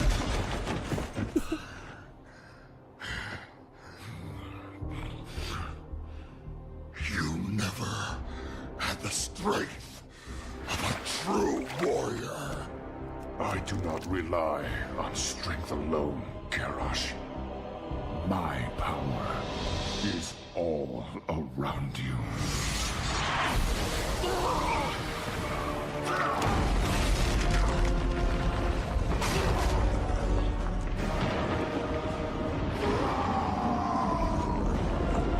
You made me what I am. No. You chose your own destiny.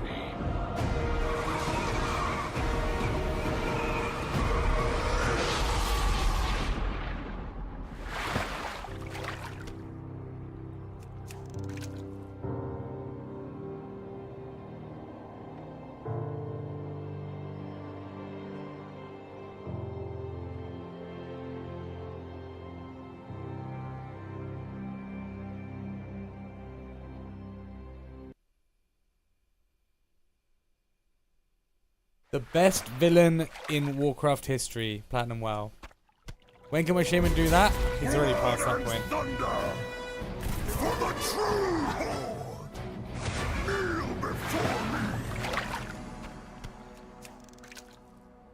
Guys, who is the best villain in Warcraft history? Would you say? Who's the best bad guy?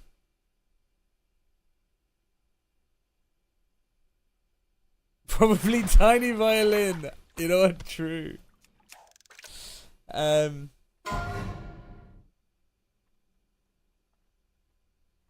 Honestly, Gul'dan's a pretty good he's pretty badass bad dude, I think. I don't know if he's like the best, but he's pretty badass. But let's see. Let's see what they come up with. This will probably be the last video if we end up playing it out. Under the shadow of a curse.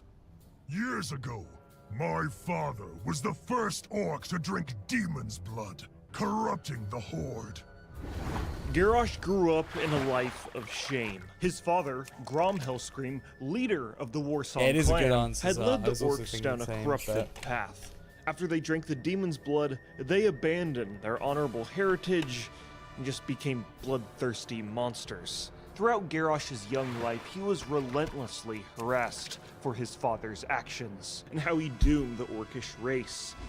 To make matters worse, when the Horde was being formed, Garrosh and the Magheart orcs were infected with a disease called the Red Pox, making them unfit to fight for the Horde. And ironically, this would save them from being corrupted by the demon blood like the rest of the orcs. But for Garrosh, it meant he had to stew in his dishonor, never to have learned the deeds of his father on the foreign world of Azeroth. We are, Drano. Dabson almost died? Wait, hold up. Hold up, Nock. What? Were you helping him with, Maltorius? 300 health on Maltorius is sussy as fuck. Were you solo, Dab? What's going on? Sap resisted. Oh, shit.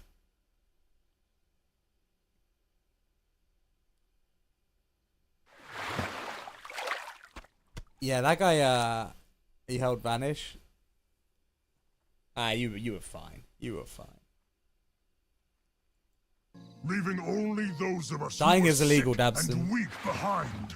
It was not until I was much older I learned the truth of his redemption. Garrosh, I have great news for you. All your news is about the past. I hate it. The rare was up. I didn't even know there was a rare there. Tainted. I don't think I've ever seen I it. can only hurt my people. That isn't true. Your choices are your own. People only see your father when they look at you. But that will change. I just don't want to hear about my father and all of his terrible crimes. Sharing your feelings is the best way forward. Healing is a process. Take a deep breath. Pathetic. Weak. Your bloodline is tainted. You are weak.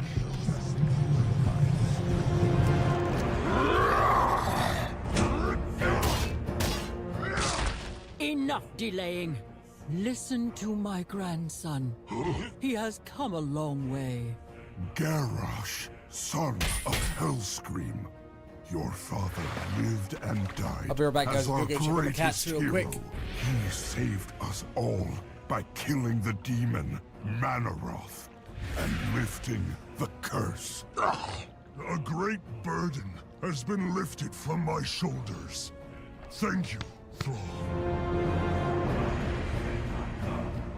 During the events of the Burning Crusade expansion, Thrall saw great promise in Garrosh.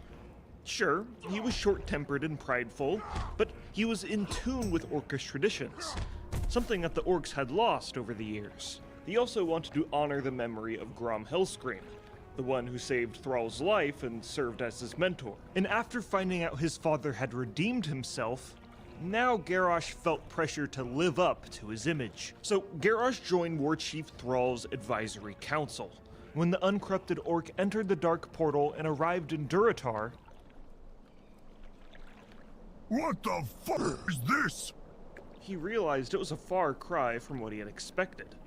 They were living in an inhospitable desert, lacking natural resources or many geographical advantages. There's better places for the Horde to settle, but ironically, Warchief Thrall valued peace above all else, which is something Garrosh vehemently disagreed. Okay, we're back. They're the chilling Horde's in the garden. entire They're having a foundation was great time. built on war. Why change that to appease other factions and let your own people suffer? Garrosh's traditional orcish ways of thinking inflicted friction amongst the Warchief's advisory board. Thrall invited me to join him as his advisor on the world of Azeroth. I knew I was ready to follow in my father's great legacy, but not all of Thrall's other advisors agreed. Why do you always undermine my counsel, boy? I am no boy. You I thought this video, guys, I thought we were going to find out the best villain through like multiple different stories, and then they were going to pick one. I didn't realize it was just going to be like the whole of Garrosh's storyline. It might be a bit too long for that. I think there are going to be better Platinum WoW videos, so I'm going to quickly see what else they got for us. Level 17 Tauren Shaman. Let's see. On the world of Azeroth. Let's see what they got for us. I don't want. I want a classic WoW one. Popular Platinum WoW videos. Ooh, the Scarlet Crusade's rise and embarrassing fall in Warcraft. That one, I could be down for. Yeah. Little white mane for Zar? What's not to love? Can you not see it? Brothers and sisters, there is but one way to wipe the scourge from the face of Azeroth. The Scarlet Crusade offers you the protection that you so desperately desire. It didn't look and like if I've you seen pledge this yourselves to us, surely we will reach our ultimate goal. Defy us, and you will be dispatched in a blaze of golden light, unlike any you have ever witnessed. The Scarlet Crusade is one of the more unique enemies you'll face while exploring Azeroth. On the outside, they might seem like your normal group of everyday paladins, but in truth, they are a vengeful group of fanatic worshippers of the light who destroy all who don't share their radical views. Their history is one of sympathetic origins, but the corruption and the inevitable downfall of their crusade was all because of the underlying deceit within the heart of their organization.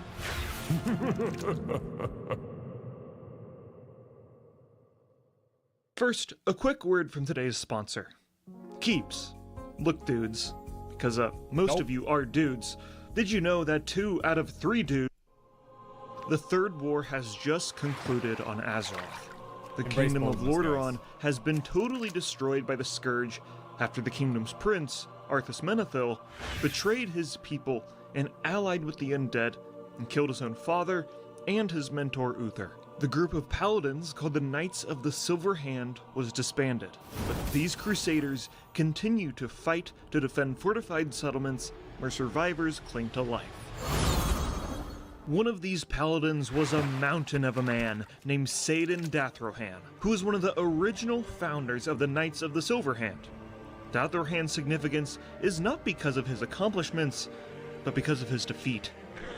During an incursion into the burning city of Stratholme, Dathrohan was separated from his fellow paladins.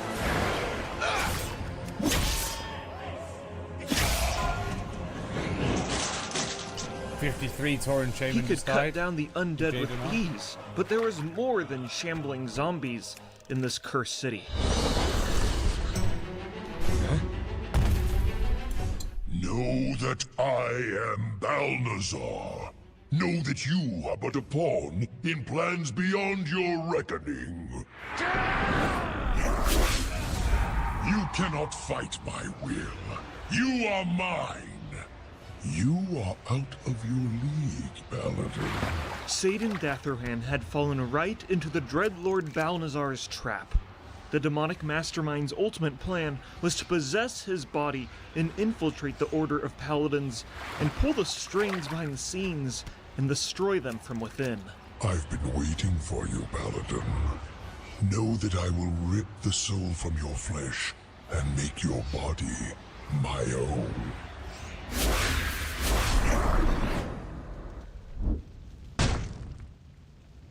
Oh.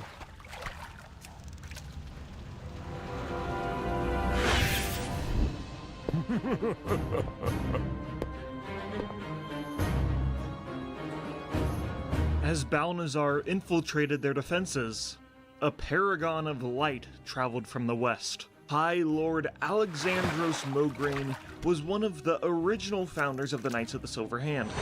Armed with a holy artifact called the Ashbringer, the Paladin could cleave entire armies of undead in twain, and leave only ash in his wake.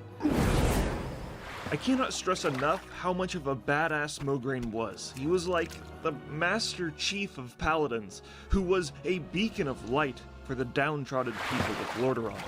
He became such a legend that he was simply referred to as the Ashbringer. The Ashbringer also had two sons. One was named Darian, who has the most anime haircut in all of Warcraft. I actually have no idea about the more lore on him surrounding later. the weapons. The other son was named Renault, who was taught the ways of the Paladin under Satan Dathrohan. Over time, Satan Dathrohan, aka Balnazar, manipulated Renault. He preyed on his insecurities, knowing that he would always live in the shadow of his father. Renault is, and always will be, a lowly foot soldier, a simple follower, and not a leader like his father. But Satan offered him a proposition. If Renault was to kill his own father, he would Another be father promoted to be a getting commanding killed by his officer son? in his order of paladins, and be granted the glory Insane. he justly deserved. Hey, I think you should kill your dad. Okay.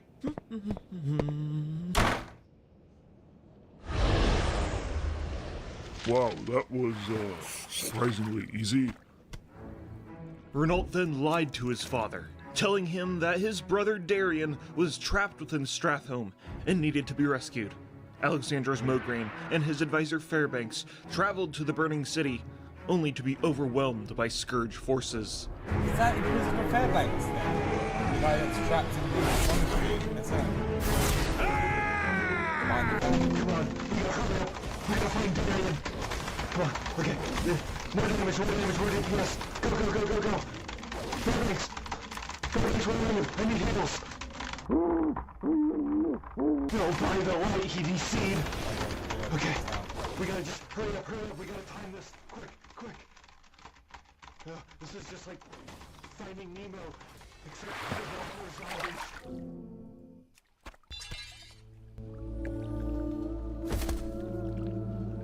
The High Lord fell to the ground, exhausted after obliterating every vile creature that stood in his wake. But it was at DC'd this in moment Strat? that the High Lord's son Possible to DC in Strat. delivered Doesn't the know how much of ultimate anyone. betrayal. Definitely not this guy.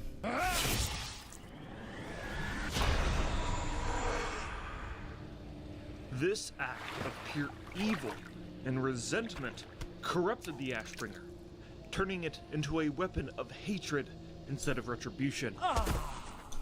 Renault fled, returning to the town of Hearthglen to tell everyone of the death of the Ashbringer.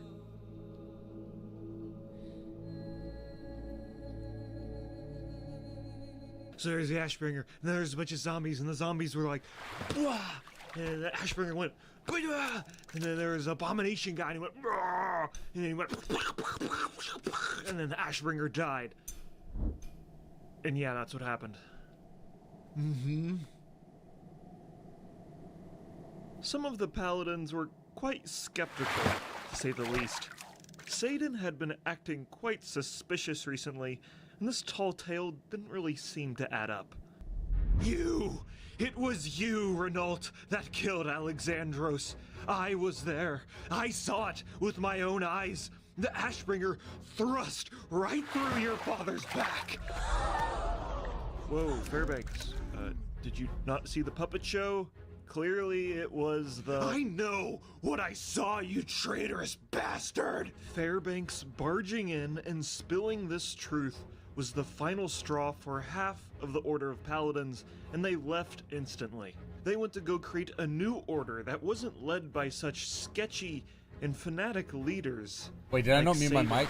I hope you and didn't get some the ones fucking that weird stayed ASMR of me decided that eating. they'd I'm having just a little sorbet ice cream. quarantine Fairbanks, who is now deemed as unclean and insane. And by quarantine, I mean they executed him and threw him in a secret chamber in the cathedral. He From thinks this it's a point fake onwards, PC, the not. priests, paladins, and all other followers of the light separated themselves into two different organizations. The ones that really didn't trust Satan Datherhan left and called themselves the Argent Dawn, led by Lord Maxwell Tyrosus. This organization is accepting of all outsiders, whether they be Horde, Alliance, or even Forsaken. Their main goal is to establish peace and destroy the Scourge. The other group is called the Scarlet Crusade, led by Satan Datherhan. This organization is extremely against any outsiders, especially if they aren't humans. 7 more fishing skills.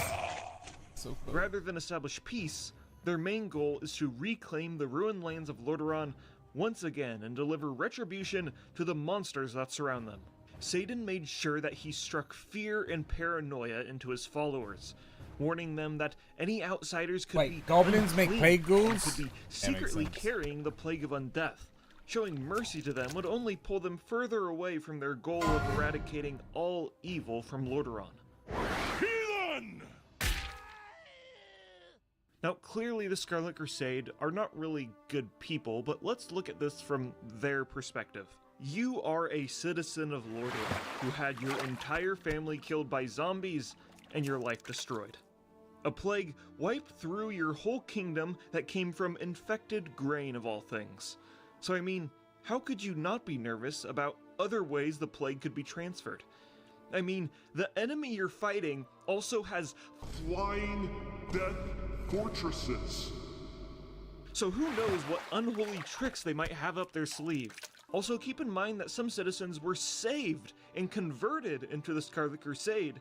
And if we simply just look at the map in Classic, the Scarlet Crusade are the only ones getting shit done around here. They have 3 different fortified bases all around Lordaeron, while the Argent Dawn has a shitty camp and an even shittier rundown church. This isn't about being morally good for some members of the Scarlet Crusade. This is about survival. Also, their beloved capital city that was a deeply religious and known place of worship of the light was taken over by zombies that look exactly like the ones that destroyed it in the first place. As a living human, how can you be okay with that?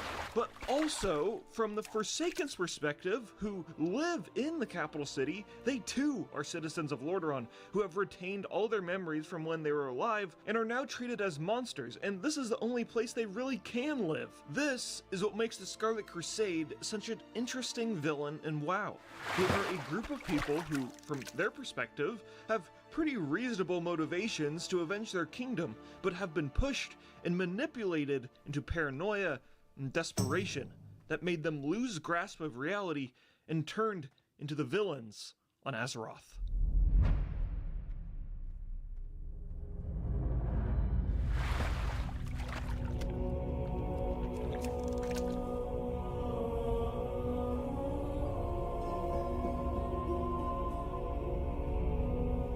Now that we know the insidious origins of the Crusade, let's go through each expansion in WoW and learn how the Scarlet Crusade was ultimately defeated.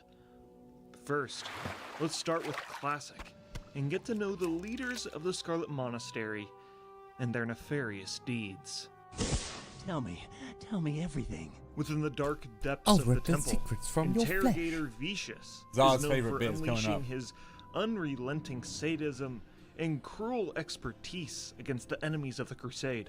During Classic, there's a quest that involves him stealing a wedding ring from one of his torture subjects and giving it to his own wife, which is just, oh, so incredibly evil. Interrogator Vicious also makes an appearance within the Brawlers Guild, and the announcer will yell, Well, wrap me in leather and tug my leash. It's Dungeon Master Vicious.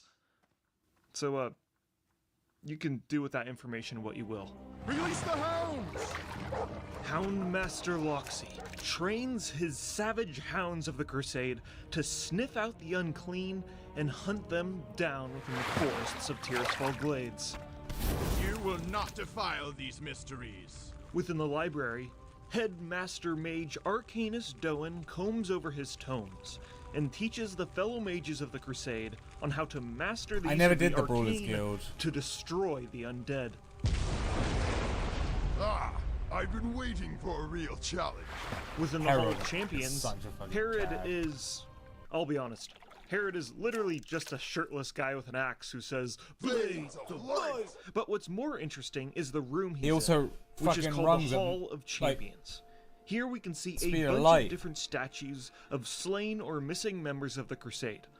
What's confusing, though, is there are statues of elves and dwarves, which kind of goes against the whole ethos of the Crusade in the first place. What's even funnier about this place is the names Who doesn't of worship the dwarves? people and how uncreative they are. We got Valia Twin Blades.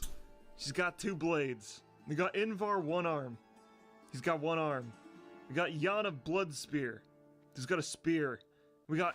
Oh, wait, hold on. Whoa, no, wrong universe. But one of the more interesting ones is Halia Sunshield, who's got a shield. But what's interesting about her is the plaque for the statue says that she died slaying a dreadlord named Belthris. And what's interesting is that this dreadlord named Belthris returned 13 years later in-game as a mob Gul'dan summons during the Nighthold raid in Legion, which I thought is pretty neat. Anyways, back to the Scarlet Crusade. The leaders of the monastery are located within the cathedral. Renault was given what he was promised, and was promoted to Scarlet Commander of the monastery, and watches over it with Sally Whitemane. Together we shall spread the Crusade's ideals across this land! Now, I'd love to give you some backstory on who Lady Whitemane is, but she really doesn't have much of a backstory.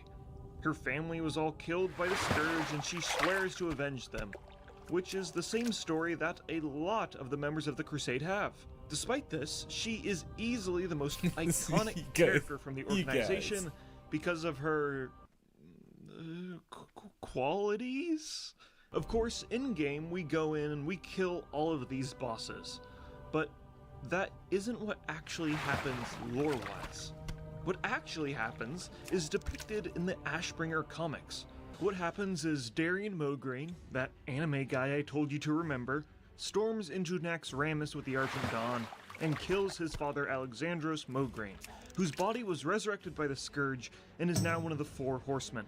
Darian then takes the corrupted Ashbringer to the Scarlet Monastery, and the ghost of Alexandros Mograine decapitates his own son.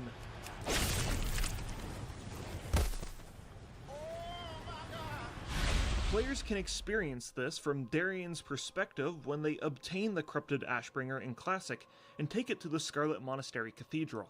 So lore-wise, Renault is the only guy to die, but everyone else is alive and well. The next expansion that involves the Scarlet Crusade is Wrath of the Lich King, and trust me, it isn't pretty. You see, there is a part of the Scarlet City Tier's hand called the Scarlet Enclave, which was completely untouched by the Scourge until now. The Lich King and his Death Knights invaded these lands in their Flying Death Fortress and laid the city to waste. This is the starting experience for the Death Knights in Wrath of the Lich King, and during this questline, you slowly invade and ultimately wipe out the Scarlet Enclave of all of its members, and the starting zone has some of the most annoying quests in the whole game. Like, you know that one where you have to auto-attack the Scarlet guys with those pokers? Remember that one? God, the starting zone sucks. But, as the Enclave is being invaded, High General Bridget Abendus, daughter of one of the original founders of the Scarlet Crusade, claimed to have a vision from the light itself. The vision told her that she should take her most devoted followers of the Crusade and journey to Northrend to continue their mission to purify all undead. Also, that is where the expansion takes place. This migration would be known as the Crimson Dawn, and it would revive the Crusade to new, glorious heights. The group of devoted followers were renamed to the Scarlet Onslaught and set sail for Northrend.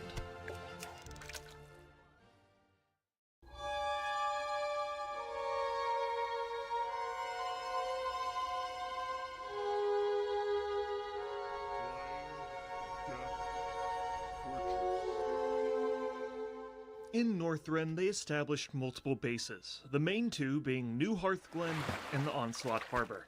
The Onslaught Harbor easily being one of the top 5 most underrated locations in all of WoW because of just so out of the way it is from everything else. The priest in me likes when you confess your sins, but the Inquisitor in me likes to punish you. Commander! I see someone on the shore. Let me see. By the light, is that Admiral Westwind? On the shores of Northrend, Scarlet member Admiral Barian Westwind was found. He was the captain of a previous Scarlet ship that sailed to Northrend years ago and was presumed to be long dead. I mean, there's even a statue for him in the Hall of Champions back in the Scarlet Monastery. Admiral Westwind assured his fellow Crusaders that he was the only one to survive on the ship, and simply wanted to pledge himself to be an advisor for High General Bendis. Yo, Besides, Gwendolina, thank you for he the had biddies. been surviving in this hellish tundra for years, so surely he knew a thing or two about... Just kidding, you son of a bitch. It was actually the Dreadlord Mal'Ganis. I am Mal'Ganis. I am eternal. So the Scarlet Onslaught was deceived for a second time by a Dreadlord, and Mal'Ganis manipulated his way up the ranks. But the real reason for the Scarlet Onslaught's involvement in Northrend ultimately being a failure was because of the overwhelming might of Horde and Alliance player characters. I found that without proper guidance, Crusades quickly become onslaughts. Okay, so let's jump to Cataclysm, where it's more of the same story. The Argent Dawn back in the Plaguelands made the best strategic decision of their life. Kata was the one where it changed like with the the entire player old world, right? That was the expansion. Hearthglen was taken over by the Argent Dawn, and Tyr's Hand was still left in ruins after the invasion of the Death Knights. Also, Balnazar was defeated within Stratholme, leaving the Scarlet Monastery as the Crusades' last bastion of hope.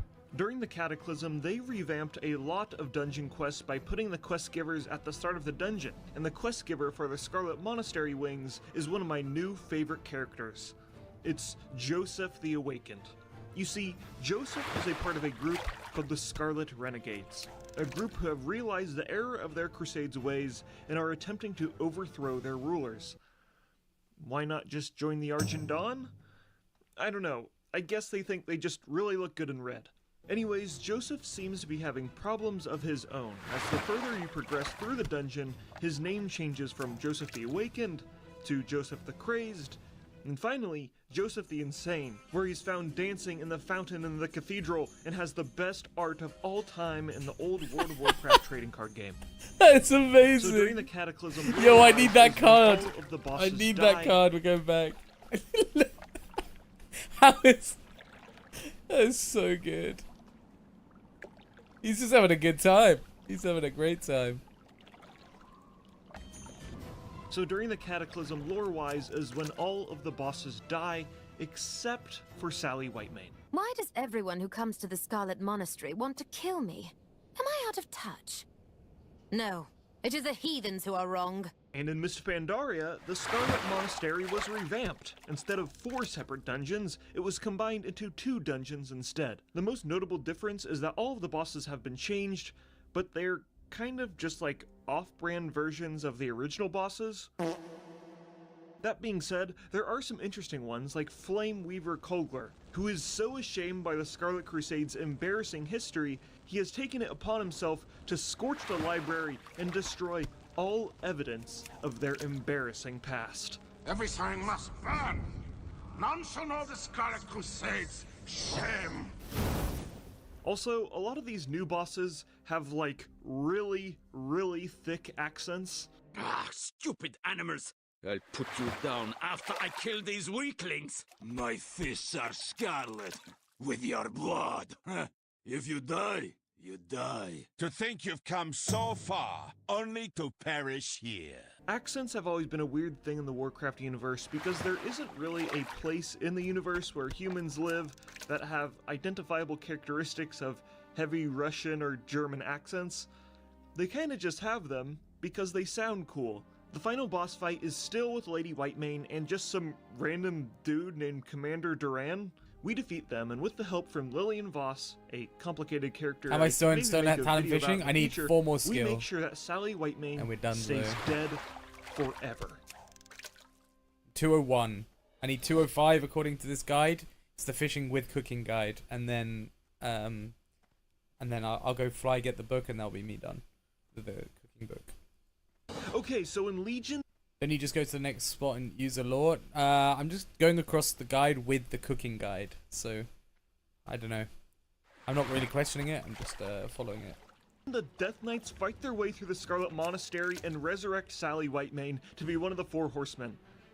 And she's just surprisingly okay with it after committing her entire life when she was living to killing undead for some reason. But I'm not finally, pushing to 300, the Scarlet so Crusade had soon. one small cameo in the Battle for Azeroth expansion. Near the Calston Estate in Tirisfal, there is a collection of pamphlets from a subgroup called the Scarlet Brotherhood. And 3 are skill filled with left. insane ramblings and yeah. Basically, the Scarlet Crusade have kind of just turned into conspiracy theorists. I'll spare you the details, but to sum all of the ramblings up, they think Anduin is an undead-loving traitor who is secretly trying to usurp control over Lordaeron by marrying Callie Minethil. Also, the Scarlet Brotherhood plans to team up with Greymane and kill all of the undead, then kill Greymane.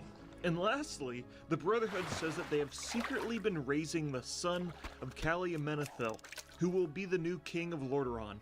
But Callia has a daughter and not a son, so that can't even be true. In the Exploring Azeroth Eastern Kingdoms book, it is stated that the Crusade was totally wiped out in Legion, and this group called the Scarlet Brotherhood is the only remnant of the Crusade we have left. So the idea of the Scarlet Crusade ever returning in Warcraft's story is unlikely.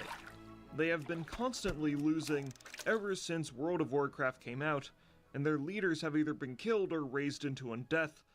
But what remains are the memories of one of the most interesting and iconic factions in all of Warcraft.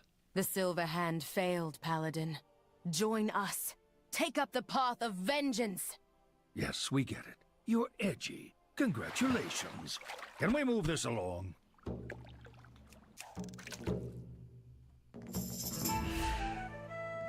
Two fishing skill points left. We need a short video. And then it's Subnautica time after I go and get the cookbook. We need a short one, guys. Maybe a little Defias Brotherhood explanation. The biggest losers in Warcraft. That's a good video. That's gotta be a good one. Now, come along, There's a darker children. The streak today. Zandalari scalping ceremony I'm is gonna be starting down in a to couple game of some minutes, so off-stream we later. need to be quick. Mr. Arklid, what are those trolls doing over there? What? Oh, those are the Gurbashi. They're being mind-controlled against their will. You know, normal stuff. You know what? Let me see. I suppose we have some time to explain this embarrassing excuse for a tribe. Gather around, children. Our story starts 1,500 years ago in the lands of Stranglethorn. This dense jungle is where the Gurbashi tribe lived. They were once a booming empire during the Trolls' reign on Azeroth, but since the Sundering they've remained in the jungles of Stranglethorn and the surrounding islands. But this tropical life wasn't sipping pina coladas and enjoying a nice day at the beach. Instead, life was about getting caught in the rain, having your friends get mauled by tigers, and not eating Not for our the kind of past 3 trolls. days. No. It sucked.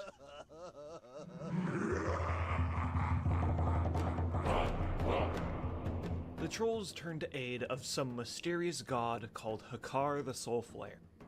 The priests that worshipped him were called the Hakari, and in exchange for sacrificed souls, he'd bestow the trolls with his power.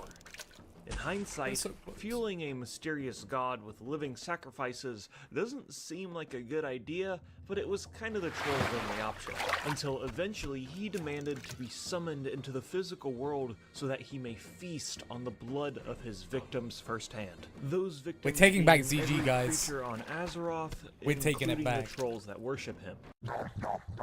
A majority of the Hakari were like, "This was a mistake!" But a fanatical group called the Autalai worked on summoning the Soul Flare. The Gurubashi, with the help of the Zandalari, kicked out not only the Autalai priests, but also a lot of the less fanatical Hakari, and the priests went to go make a temple to continue their worship in the Swamp of Sorrows. After this bloody civil war, the Gurubashi tribe was split into 4 different entities that battled over control of the jungle. One remained as the Gurubashi tribe, but you also have the Blood Scalp, the Skull Splitters, and the Darkspear. Conveniently, the Blood Scalp and Skull Splitters colored their hair red and blue so we could tell them apart, and the Darkspear, well, they were a tribe of the biggest betas in all of Stranglethorn. Their small size and peaceful nature made them easy targets for the other tribes, and their history was filled with famine and brutal losses in battle. Eventually, the tribe had enough torment and 205 fishing, guys. We're where they eventually joined the Horde. Them migrating actually happened after the Dark Portal was opened, so hundreds and hundreds of years in the future, but I just wanted to mention it now to make the video go smoother. I mean, make the story time go smoother. Anyways, hundreds of years pass, and up in the north, the humans of Stormwind want to expand their kingdom. At this time, Barathan Rin was the king of Stormwind, and his tactic was just to have a bunch of troops set up camps in Stranglethorn and just turtle up like it's a game of Warsong Gulch. Barathan thought that this would be the best non-aggressive tactic, and the trolls would kind of just let them begrudgingly stay there, but that was definitely not the case. Troll raiding parties grew larger and larger, and eventually they'd even slip past the human defenses and raid their settlements. So what was King Barathan Rin's response to this? Just keep playing defensively, guys.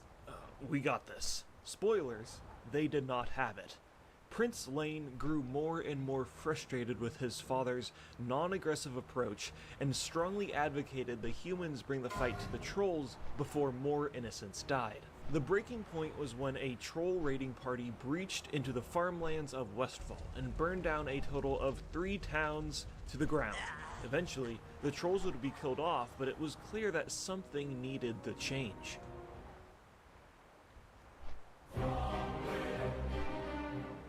The king gathered only the most intelligent nobles and came up with a plan. Hello, citizens of Stormwind.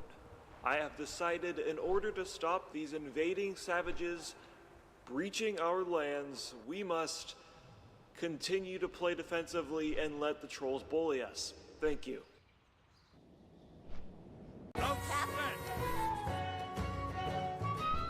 Prince Lane was livid with his father's decision, so he decided to take matters into his own hands. Behind his father's back, Prince Lane worked with Anduin Lothar, commander of the Alliance, and Medivh, and ventured into Stranglethorn to end this war once and for all. Now, here's the deal.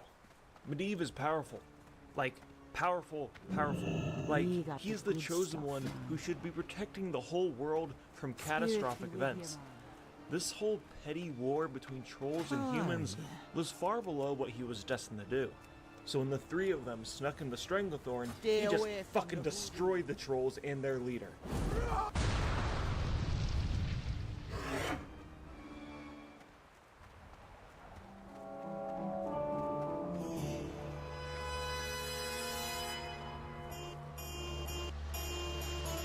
Ready for action.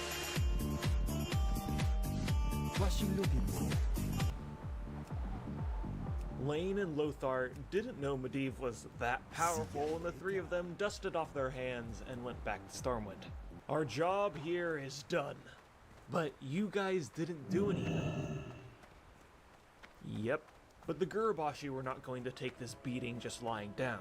Shortly after, an overwhelming army of trolls pushed forward to the gates of Stormwind. Prince Lane confessed to his father what he and his two allies did behind his back, and the king made the honorable decision to not to play defensively for once, and blindly charged into the heart of the troll army to kill their leader, and died in the process. Prince Lane felt like he was responsible for his father's death, and begged Medivh for another get-out-of-jail-free card, and Medivh agreed.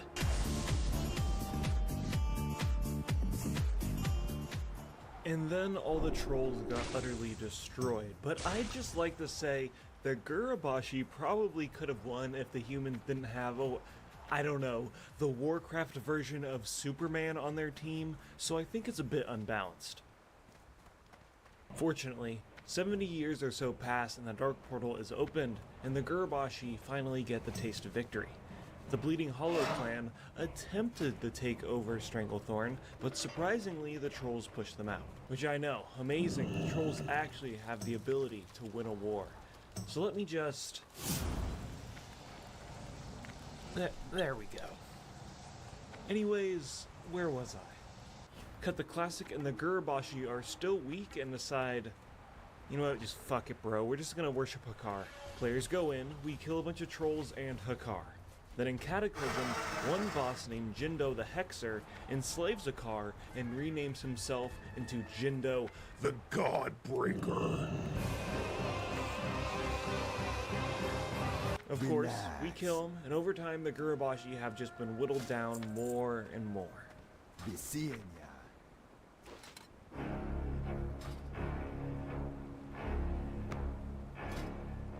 A witch doctor by the name of Uljamba had a vision of the Zandalari Empire's downfall. This vision was false, by the way. So, in preparations for this doomsday event, he enslaved the remaining Gurubashi trolls and found refuge in Zandalar and used them for slave labor to stockpile rations of food. Horde players put a stop to this and massacre the Gurubashi trolls, who are basically used as cannon fodder. And that's the Gurubashi, which is pretty depressing, isn't it, kids? I know. So, come along, we don't want to be late. I hear if we get front row for the scalping ceremony, we might even be in the bloody splash zone. Whew, that will be exciting.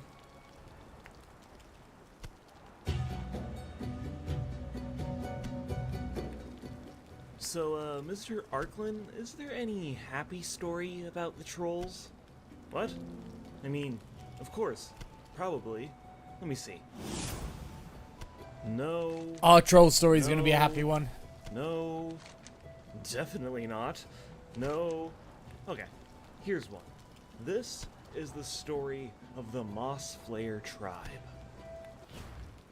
The EPL one? During the Second War, a lot of forest trolls allied with the Horde. The Horde at this time was an extremely powerful but also extremely volatile faction, filled with backstabbing and conflicting ideals. So after the war, many of the trolls broke off from the Horde and preferred to stay very isolationist and kill any other race on sight. And this is what the Moss Flayers did. This tribe of trolls was on the border of the human lands of Lordaeron, and during the Third War, it was absolutely ravaged by the plague of undeath. Other races would see this as a great threat that would surely come for them as well, but the trolls saw an amazing opportunity. I can't do it! So while the kingdom of Lordaeron was battered and bruised, the Moss Flayers were on the sidelines, poking them with a stick to ensure the Pinkskins' downfall. And while the plague didn't have an effect on the trolls, it was hard to deny that it did have an effect on their environment and the creatures within it. Unfortunately, a troll hunting party killed some animals and feasted on their flesh, which was cursed by a lich that turned them all into undead. So plague-infected grain doesn't work on trolls. Cursed bear ass, now that works on trolls. That'll get you. Was now a slave to this mysterious lich and was compelled to return back to the Moss Flayer's home of Zul Mashar and infect his whole tribe. During Classic, the encampment is filled with shallow graves, signifying that the moss flares were easily brought to their knees by this infectious disease. And come to think of it, wow, that isn't happy at all. Well, down south a bit, there is the Reventusk and the Vile Branch. Now, the Reventusk have actually remained allies with the Horde, which gives the Horde a foothold in the hinterlands, and the Trolls a ridiculous amount of firepower. The problem is, the Reventusk are seen as cowards for bending a knee to such disgusting Horde filth, and the fanatical Vile Branch tribe has taken a liking to kidnapping these trolls and using them for sacrifices. But since the Reventusk are allies with the player character, of course the Vile Branch gets annihilated. And yeah, I guess that's the happiest troll story in history, so... Ooh, that's High Speaker Malacross. He's the last Drakari troll in all of Azeroth. And he's also the grumpiest, with good reason.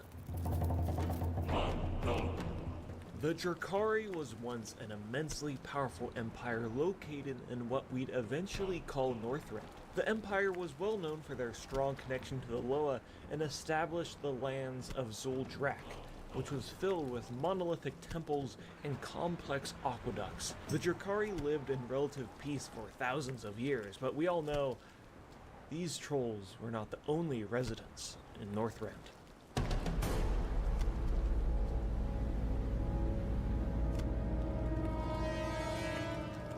Zuldrak is the During worst the zone, wrath I of the think. Lich King, Arthas and his Scourge armies were at full force, and the undead threat eclipsed over the Drakari's once mighty empire. It's no Grizzly Don't Hills, get I'll me tell you that wrong, much. The Drakari empire was strong, but at the end of the day, it was a bunch of trolls with sticks fighting against a floating necropolis that can shoot laser beams. The first Drakari fortress to fall was Draktheron Keep, which is now infested with the Lich King's undead minions. At the end of the dungeon, there is a troll named Drakaru who betrays his people, and the Lich King grants him power which makes him big and scary. But meanwhile, us as the player characters kind of just awkwardly watch while this whole event is happening, and we don't really do anything about it. But despite the keep being easily disposed of, the Drakari would not give up that easily. Deep within the capital of Gundrak, fanatical prophets have begun sacrificing their own gods for untold power. A power that is the only thing stopping the trolls from being fully consumed by the might of the Scourge. Who needs gods when we are gods? I'm the literal fucking god. These trolls are now fueled with incredible, unmatched strength, and in their hubris, they warred with not only the Scourge, but also the Argent Dawn and the Ebon Blade, who didn't want to kill the trolls. They just want to kill the Scourge just like the Drakari, and this is the biggest mistake the Drakari ever made, because this means that they're at war with the player character, and we haven't lost in 15 goddamn years. So we go into Gundrak, and before we talk about anything, we need to talk about the tail. Since this dungeon's inception, players have talked about this gigantic snake tail. Whose tail is it? How did it get here? Why is it here? Well, at BlizzCon 2011, we got an answer from Chris Metzen himself. If you look over the cliff, there's a big wiggly snake tail. So I brought a screenshot of it. I blew it up. That's the first sign of the return of the Titans. And Medivh will be them. The forums will be holding you to Thrall that. is going to leave Agra and start Jaina. I don't know what the hell that snake thing is, but it's kind of cool. Okay, well, I guess it's just there to look cool. So, let's go kill some crazy trolls. 1,000 fangs gonna rend your flesh. Get ready for something much bigger. I'm gonna spill your guts. I'm literal fucking dead. The Drakari's downfall in Wrath of the Lich King is probably the biggest troll downfall in the history of Azeroth. In BFA, there's exactly one Drakari alive named Malacross. One single troll who has to carry the weight of his fallen empire. Alone. Longing for the snowy mountains of Northrend, where his people once lived in peace.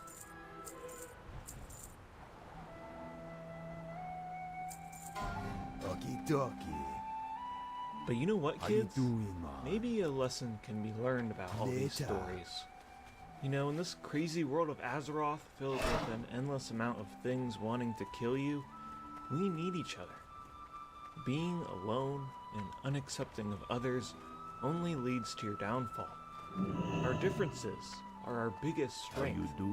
And if we just use the power of friendship, we can defeat the forces of evil. Stay away from the once and for all. Welcome one and all to the annual scalping ceremony. A ceremony where we will show that the troll empires will never bend a knee for others. And to start this ceremony, we shall begin with the non-believers.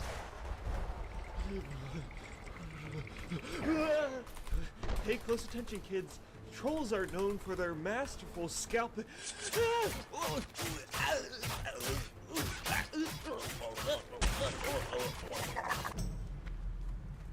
Guys, Ned just got swiftness spot recipe as well. The last people who got that died very quickly I also need, after. like, you to go on full cam so I can get your face too. And what do you want me to if say? you could just like look to the left a little bit, and then say your line.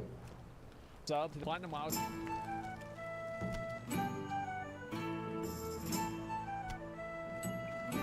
Okay, it's time for Subnautica, guys. That was a really good fishing session. We watched some fun videos. It's now time to play with the fishies. Holy fuck, we did. So the last time in WoW, I did a 1 to 300 fishing and cooking in one sitting, by the way. All that time, so that was 4 hours and 17 minutes. I'm at 205 fishing and 182 cooking. And it only gets worse from this point. I mean, I'm not doing it. But, I think I'll get cooking up, but I don't think I'm going 300 fishing this time. That means you have to protect me? I don't know. I mean, I'm not my character's not going down with you. That's crazy talk. Okay. Not using the guide is actually better from your experience here. I think there's probably ways to min-max them from the guides always, but I just like to shut my brain off.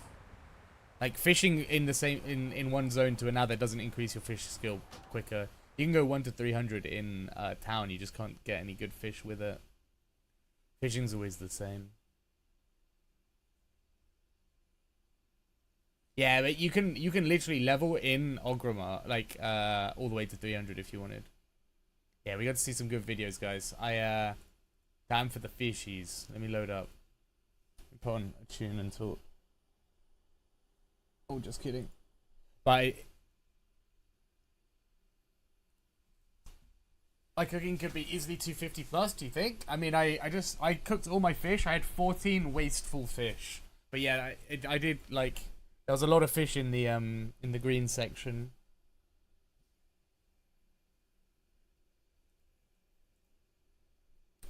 That's okay though.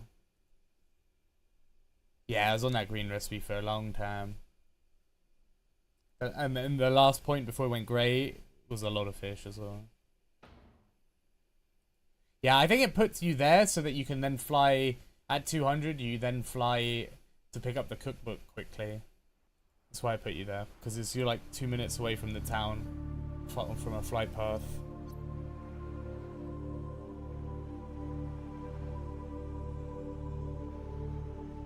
You hit 200 and you go there. I don't know why it sends you to get to 205 though. That seemed weird.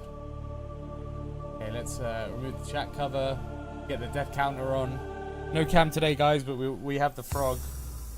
Let's play. Fuck, I need to update my game. Subnautica.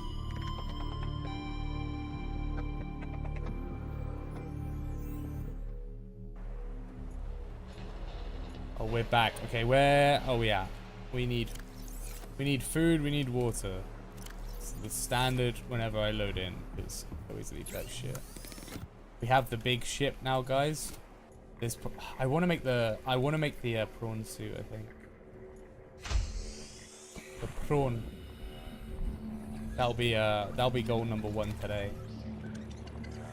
Which we're actually going to be very close to.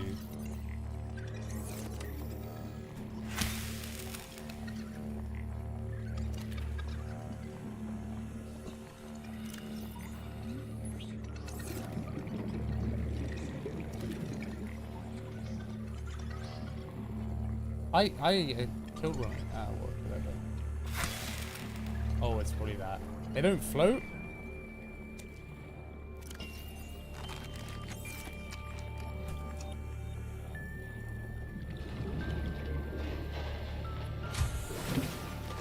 Welcome aboard, Captain.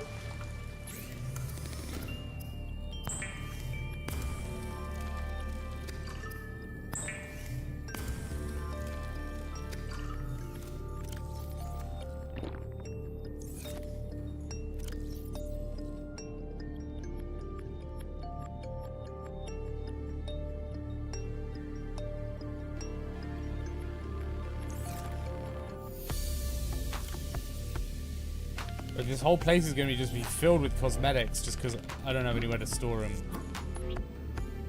I haven't built my other base. Oh, that's another thing. So today we'll probably try and find a cool base location for the next, like, the proper base instead of this, like, 1x1 that's getting very cramped.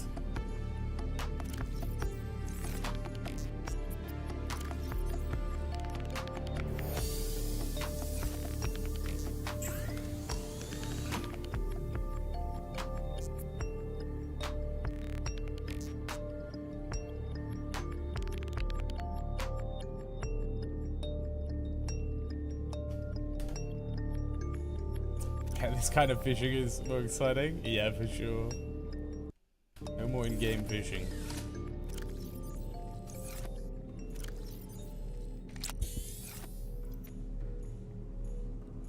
Okay. We need titanium.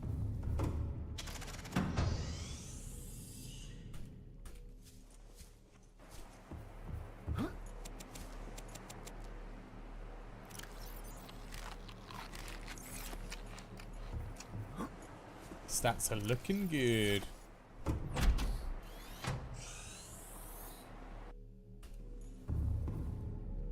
I love this fucking poster. You know what? I actually want to make this a background. On my, like, computer background. It's so good.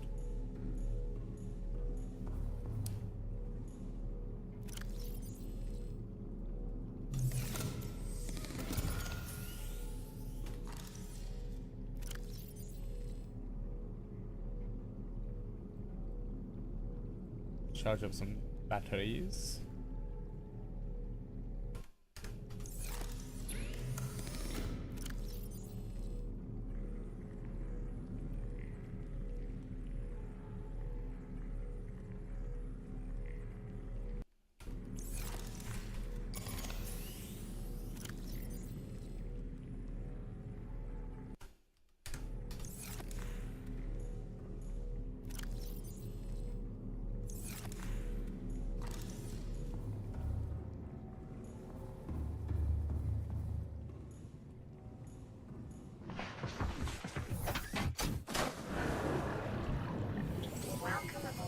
Systems online.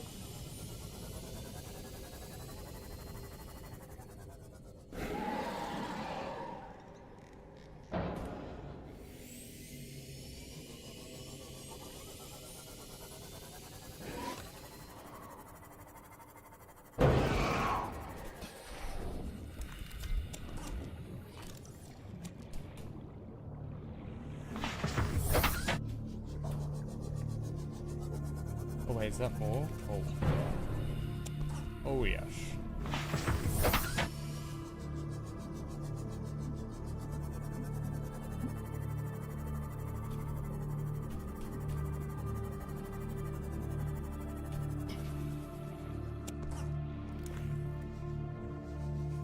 Either Twitch or Firefox updated, but I have to open an extension to chat. Baron, check out what Czar posted in the Discord. There's something about 7TV changed. I think you have to update 7TV, and then there's like another thing that you then have to like enable unlisted emotes, otherwise that like all the emotes are blurred. But Czar posted about it in the Discord. I haven't checked it yet.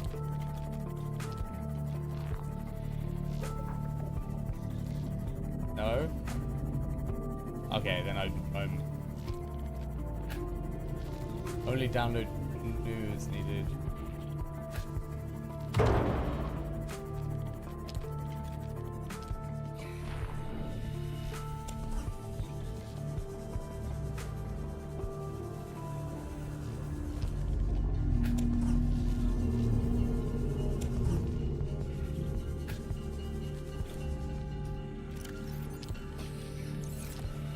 Okay, that's our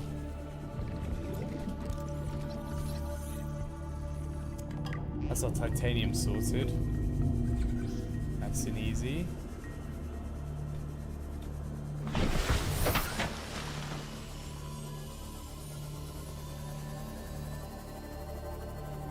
Oh, there's Big Bertha in all her glory.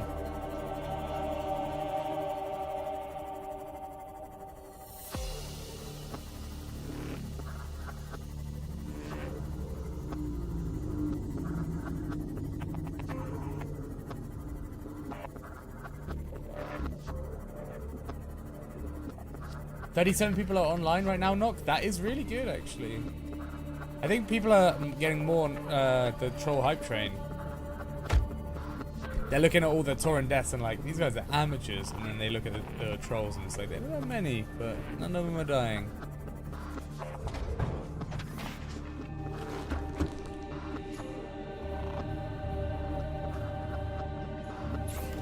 Oh no, it's going nighttime.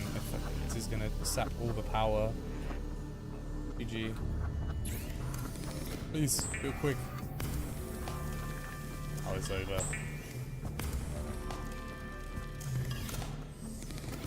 Unpowered. I gotta wait out the night, pretty much. Things I need to do though. I need to get a let's check the blueprints. I need to build some of the basic shit again, but this time I'm gonna build it in the ship. So I basically have like a mobile fortress. Where is? So we need.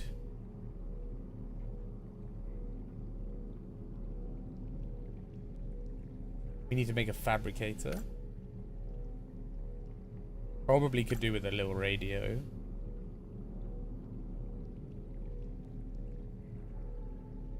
I mean, we should make all of this shit, but it's not needed to begin with.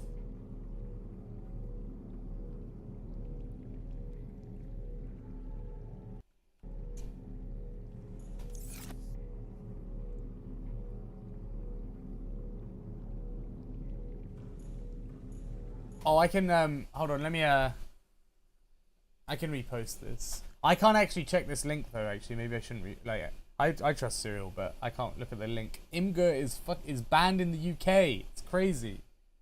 I don't have a VPN running. I can't see the link.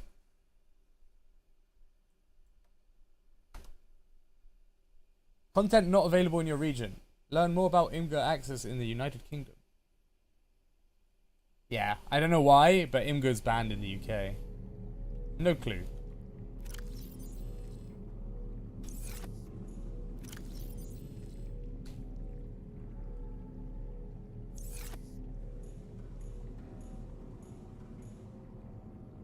Oh, you could, yeah, Zah, if you can repost it in Discord, I can have a look at it.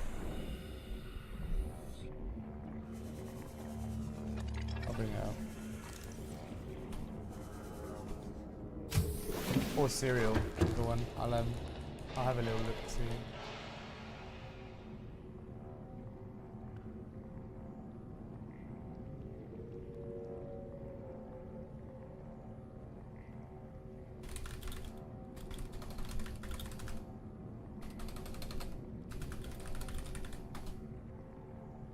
Have a little look.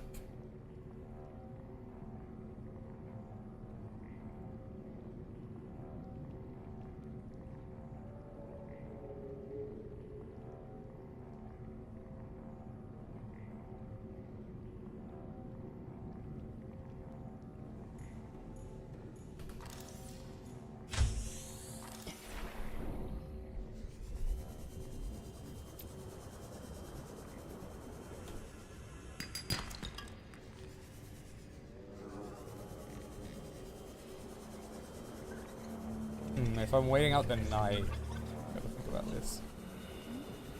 Honestly, I'm gonna remove the filtration system. I'm barely fucking using it, and it just saps all my power all the time.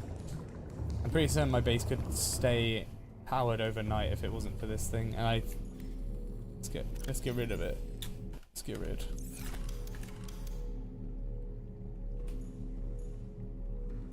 What the? How do I dismantle you?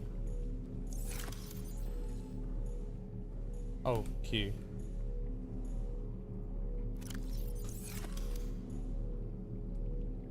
Oh, these things are in the way.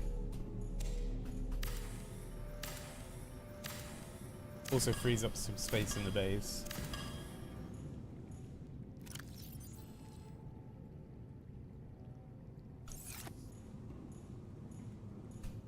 Just for now.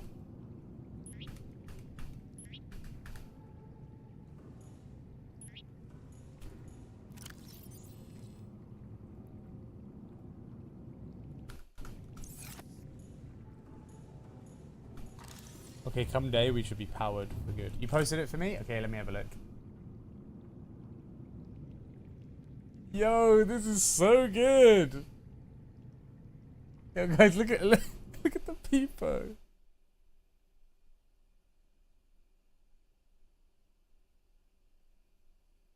That's so good.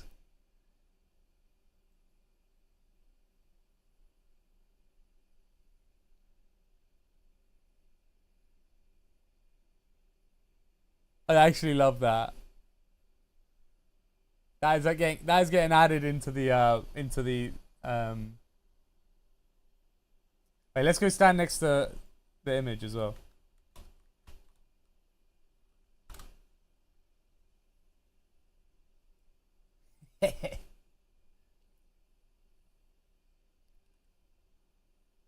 So cute. Thank you for that, Serial. Yeah, it's actually scary how good like the AI stuff's becoming. If you compare it to like what it was like a few years ago. Okay, it's day again. We have power. We're golden. Good to go.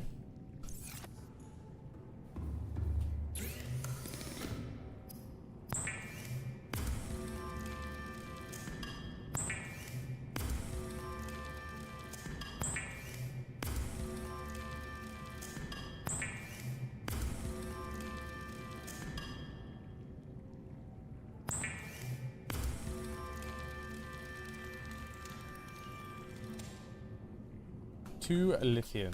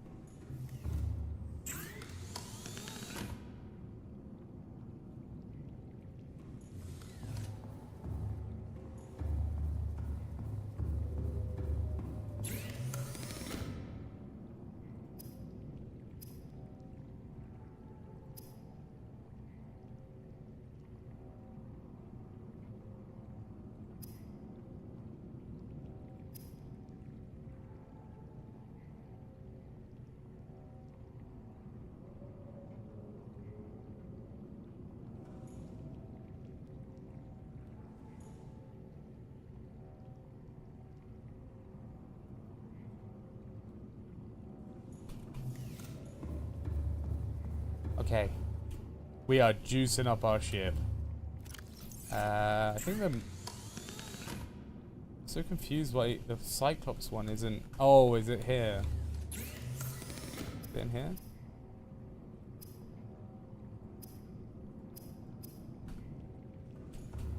Or is it...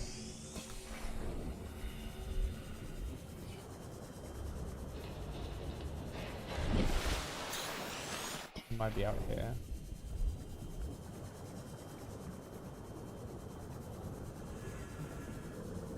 I can move this a bit closer now as well. I hope it's here. Otherwise I have no idea. Huh.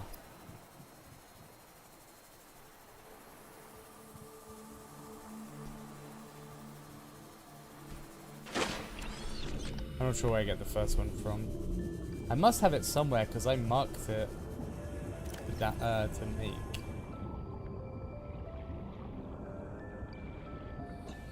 Where are you? Cyclops module. I have the recipe learned. Oh well. We'll figure that out another time.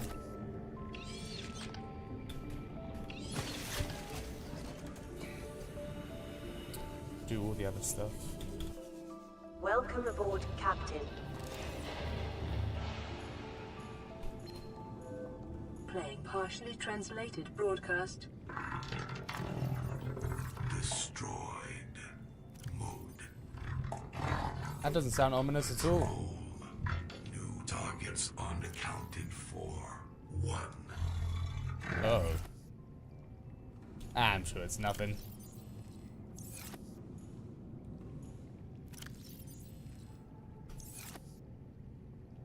Three, 6, 7, 8. Okay, I need one more titanium. Another one just in case. One more lithium. 4 diamonds. I don't know if I have 4 diamonds.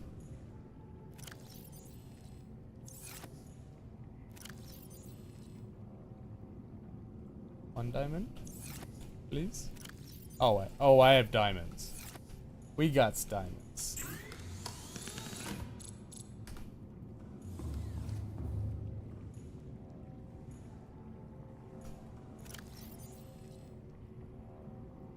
I think we're almost ready to go out and explore, team. Sorry, I just need to make sure I upgrade this stuff.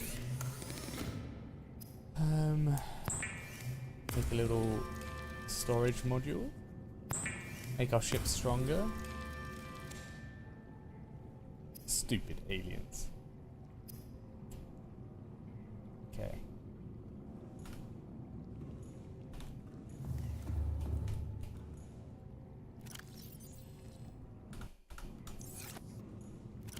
These are the upgrades for Big Bertha, and then can I make... Question is, can I make... I might need to get a tiny bit more titanium. Oh, I might actually be okay. Can I make a prawn suit straight away? Would be kind of awesome if we can, because then farming becomes... Once you have a prawn suit, farming becomes super easy. It's gonna be... And more fun. Definitely more fun. Oh, I didn't need that. I needed lead, not lithium. I don't know if I have lead, though. Please. Please. Fuck.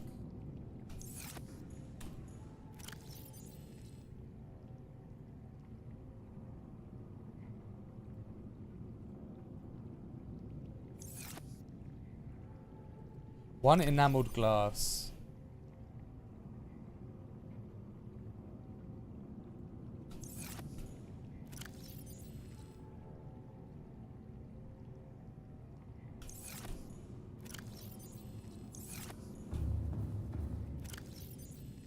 Oh, I have lead. Yes. Just need 1 quartz or 1 piece of glass. It's gotta be somewhere. No way I don't have it.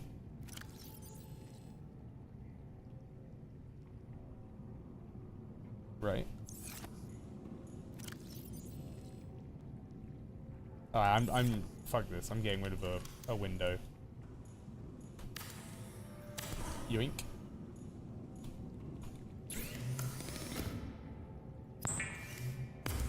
Big Bertha? No, that was not a chat suggestion.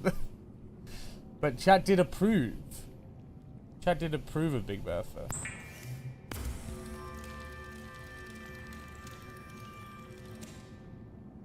Two lithium. Oh lord, we're gonna make this suit immediately. This is so hype.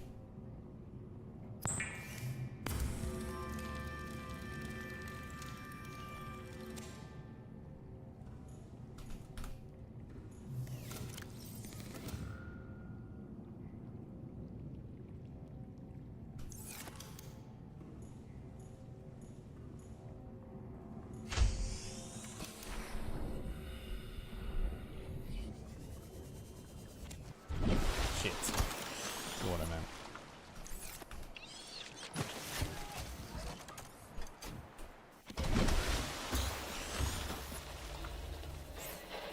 Here it is, guys.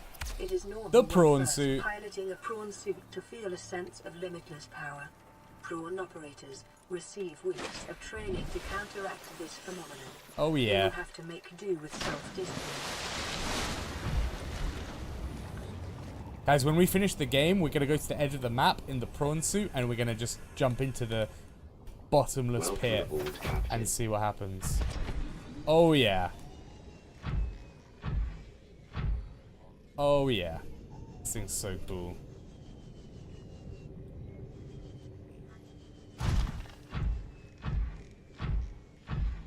We do need to get the drill arm. The drill arm is the thing that will help us farm. I think we do one drill arm, one grappling hook arm. I think that's the play. I don't know where you make them. Drill arm and grappling arm. Hell yeah. I think I've scanned them both. I think I have them ready to go.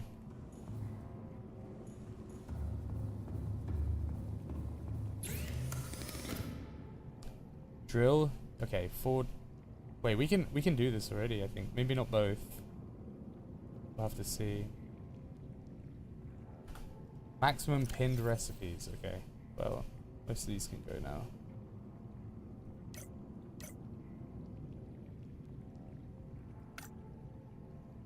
Drill and grapple. Okay. Have we found nickel ore yet? I don't think I have.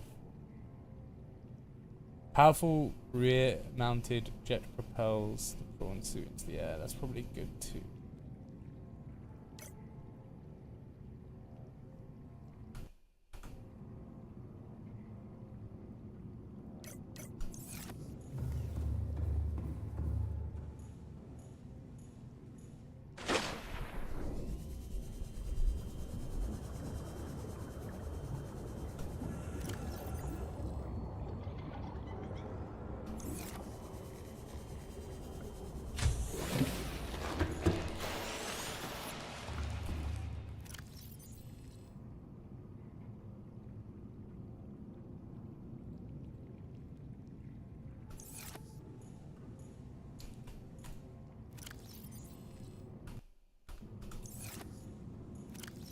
Fuck it. Okay, I actually have to go get diamonds, I think. So we need 1 diamond for the rest of that. Pretty soon I need to make an advanced kit as well. Okay.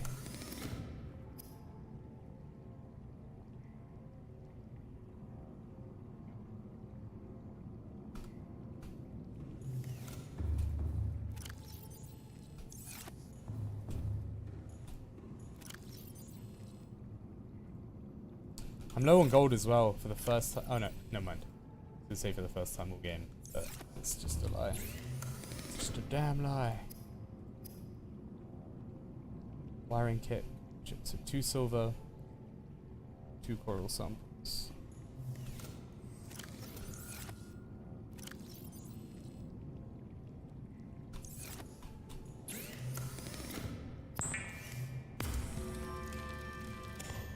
Big prog happening today.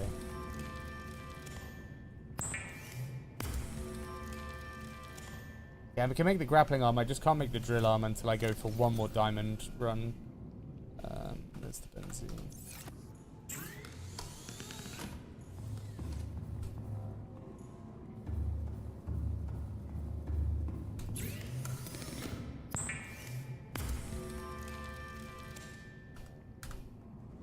How do I touch this?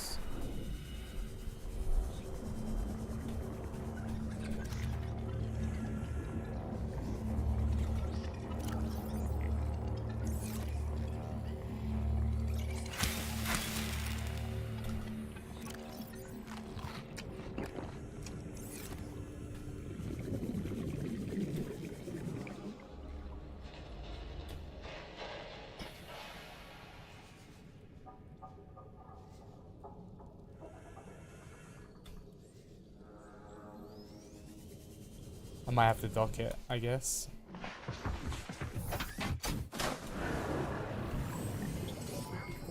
All systems online.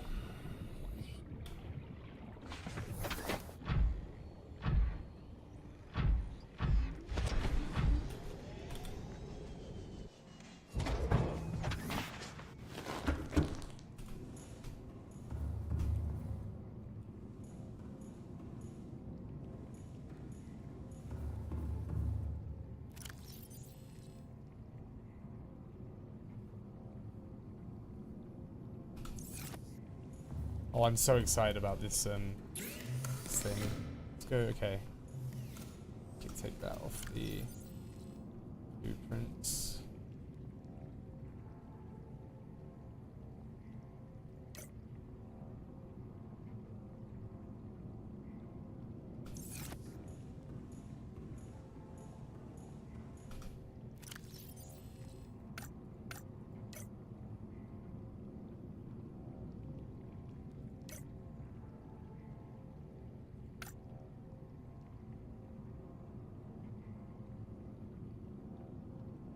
Seamoth torpedo system. Excuse me? Okay, we have to get this. I think we have all the stuff for it. 3 titanium, a lithium, and aerogel. Okay, yeah, we're getting that. That is happening.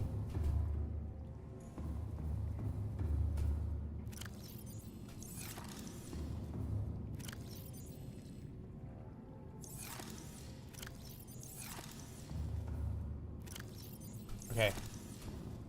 Just 3 titanium. Which I can find anywhere.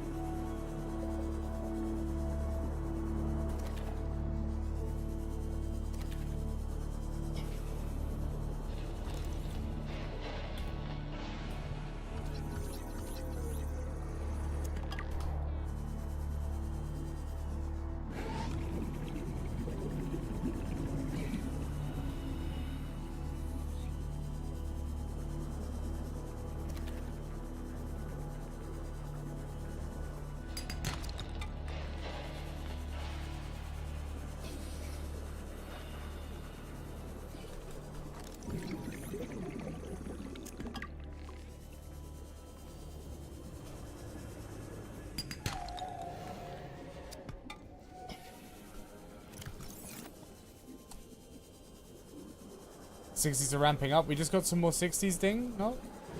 That's big. Got a lot of people almost 60. That's huge. A couple priests would be really nice. And maybe like another hunter. Another priest soon. That's big. That is really big. Okay, we're going to go to that life pod 2. See what's over there.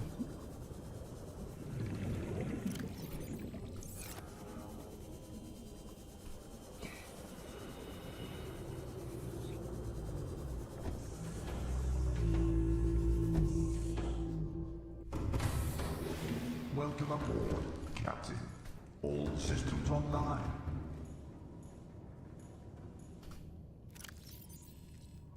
Welcome aboard Big Bertha, guys. The main stuff in. Fabricator inside the ship.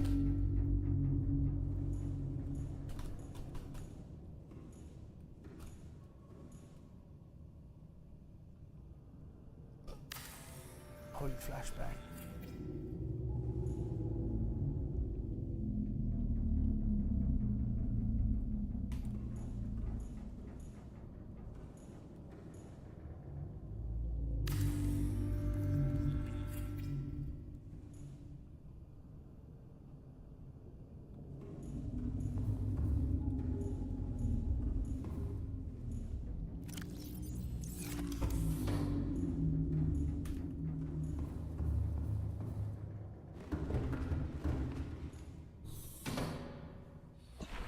Honestly, we're very close to being able to do stuff like ZG, I think. Like, they're gonna need a bit of gear, but I honestly think we could probably run that soonish.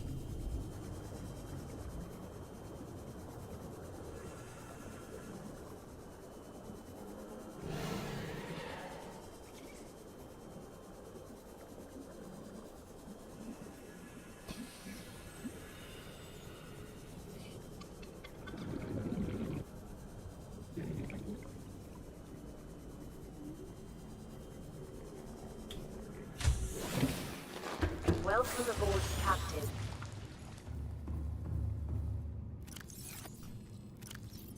Yeah, before I forget, let me go and grab a seed real quick. Some emergency food for the ship. Yoink.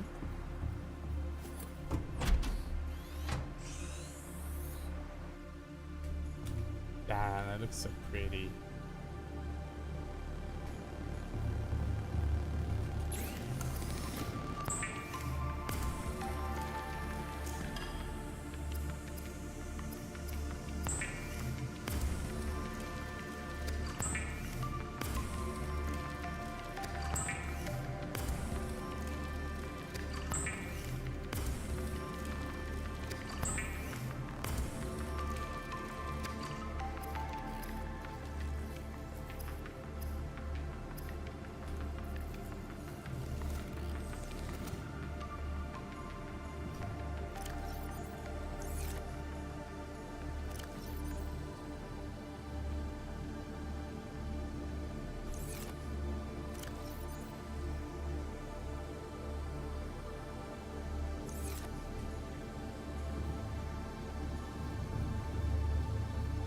Oh shit, am I gonna have to make the torpedoes? I am gonna have to make torpedoes. Maybe I don't buy the, make this module then. Little vodka.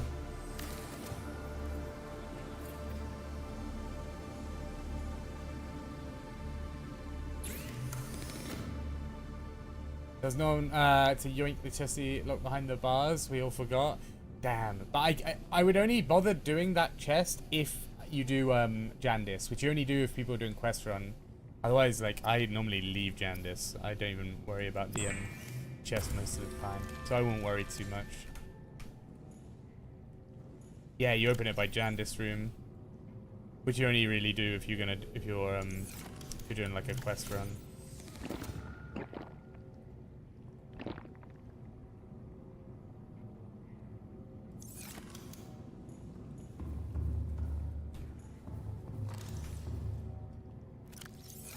Okay guys, we're ready to go. Sorry about all that, but we have upgraded a lot of shit, so now we're on a little mission. Let me put away some of this. We have 2 water to take with us. I think that'll be okay. You made it back in time for sub? Hell yeah. And look at our prawn. Got a little prawn. Can't use it right now, but soon TM. And our CMOS got some storage now. It's not much, but it's something.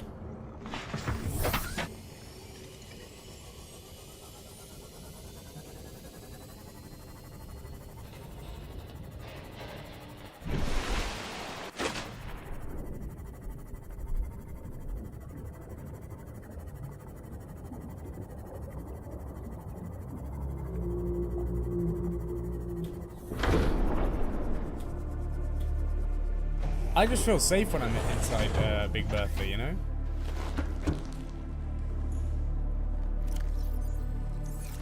And now we got a little tree growing inside as well.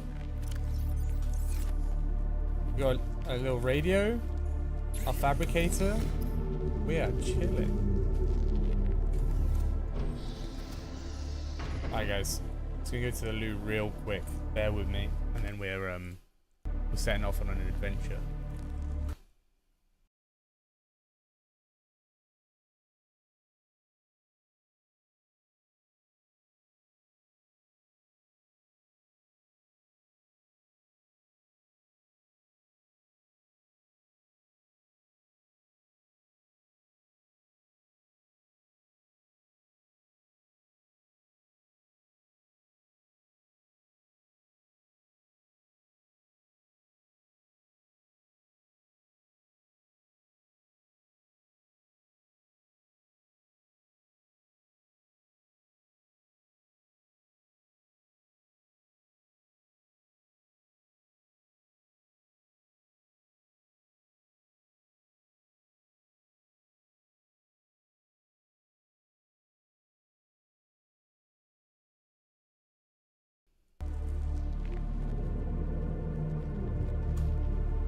Hello?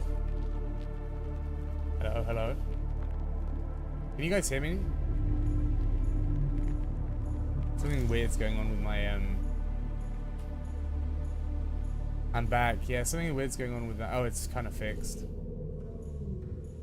I think my, my OBS is being weird. Don't get caught by a Reaper. Tokiev, we've killed 2 so far. They've also destroyed 2 of my little ships, so you are very right to warn me. Engine powering up.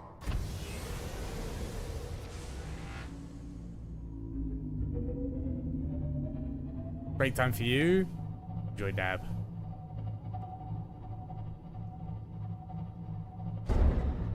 Ugh. I think there's a... yes, you can dock the prawn into Big Bertha. I will be doing that as soon as I got the materials for the second arm. Right now it doesn't have a drill arm, so I don't really want to take it. I don't know what that noise was, but I'm sure it's just cosmetic damage. I won't worry.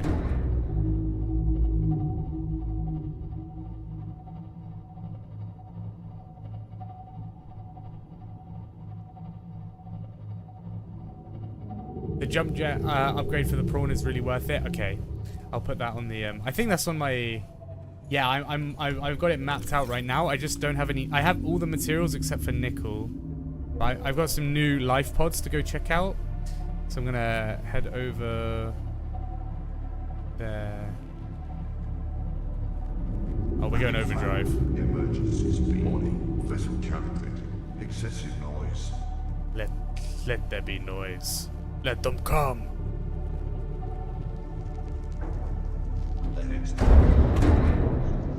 What the?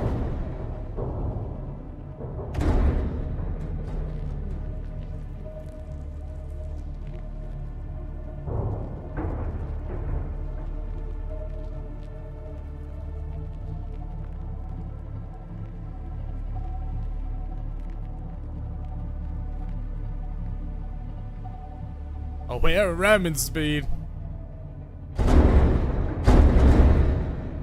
It shouldn't sound that loud when I hit one fish in this thing. It's kind of terrifying. Ahead flanked. Emergency speed. Oh. Okay. Where was it? It's still this way. Okay. Warning. Vessel calibrated. Excessive noise. I'm so scared of my ship catching fire again.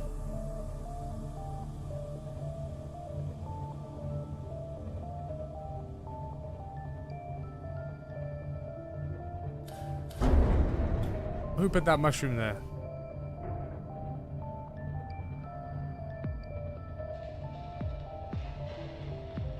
Be careful with Big Bertha. I'll need her for my next documentary. I'll bring her back in one piece, David.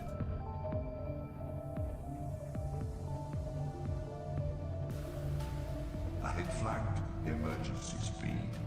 You know, I'm not really scared of the Reaper Leviathan, except for when he jump scared me. But like, when I'm in this bad boy, who knows? What is? Engine overheat. Fire? Wait, I don't have a thing anymore. Oh, I do.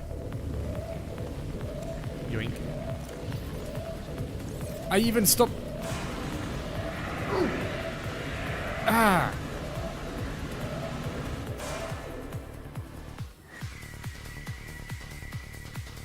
You're good, you're good, you're good, you're good.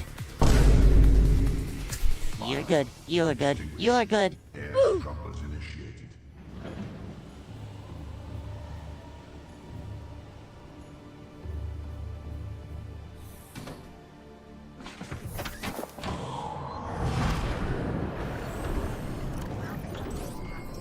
All systems online.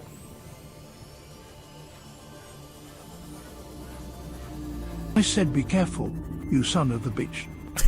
David, it's fine. Relax. I got a repair tool. Oh, I'm drowning in here. You know that. You know that already.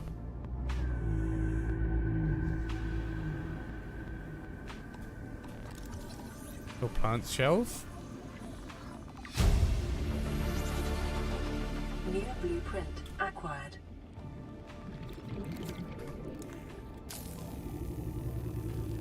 Did I kill a Ghost Leviathan too? I haven't. I don't think I've seen a Ghost Leviathan yet. I think I've only just seen the Reaper. I can't remember what the Ghost Leviathan is.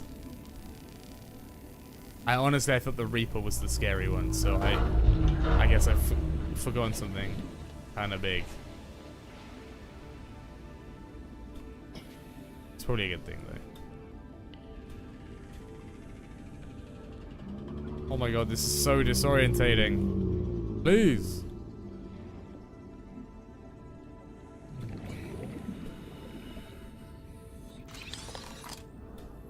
I mean, we already have this, right? Yeah, it's just titanium.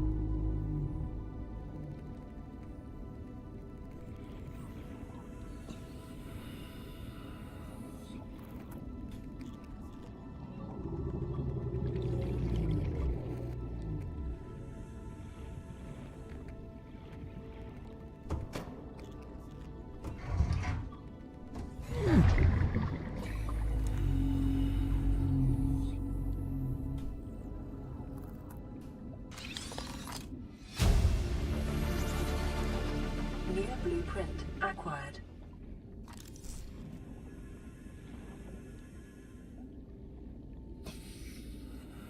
Yeah.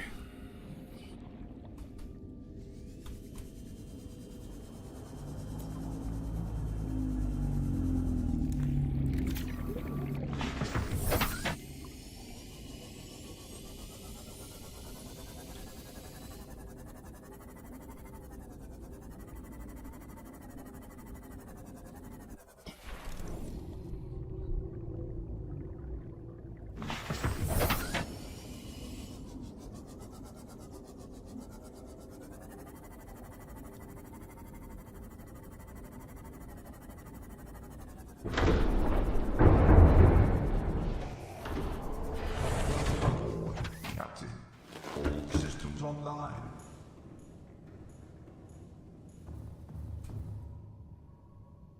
Alright, on we go. I never turn the engine off. I'm just cooking the battery.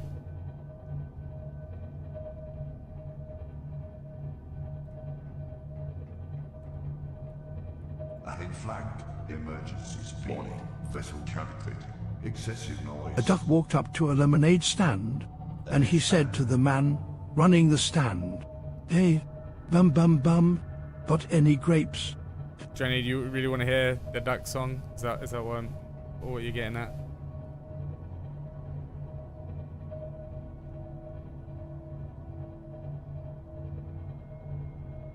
We could put music on whenever I'm in the ship, I think. There's no song request. It should well actually let me hold on. Let me restart it. And then maybe there'll be song requests. And then what I can do is if I'm in the ship, I'll just hit unpause. And when we're out the ship, I just pause it again. Because I feel like you kind of want the like creepiness of it when I'm not in the ship. Yeah, let me restart it. Give me like 2 minutes and then maybe we can play them.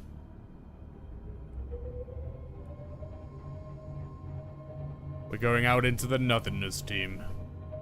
Surely there's no spooky things down here.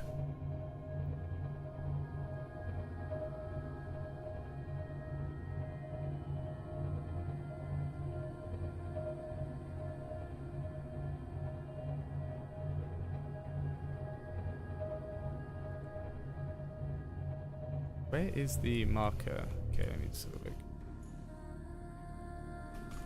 Alright, if I just play a song now, just make sure it's... Okay.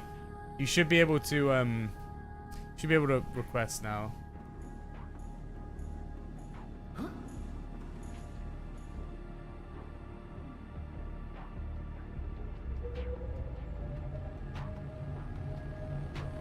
It's right here. Okay.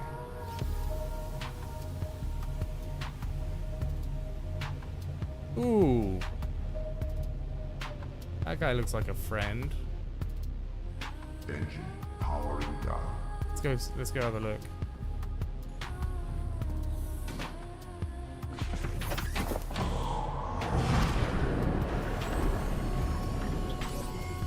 All systems online. Yeah, he looks friendly.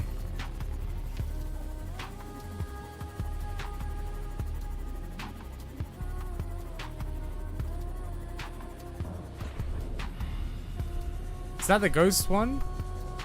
I feel like that's the ghost one, right?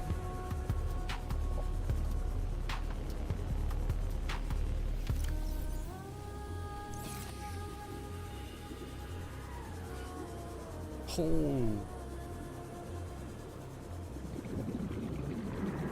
Hey, buddy.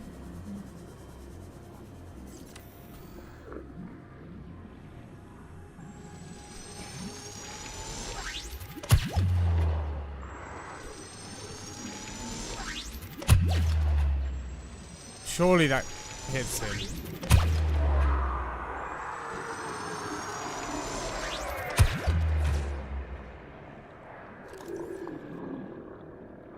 Little scan.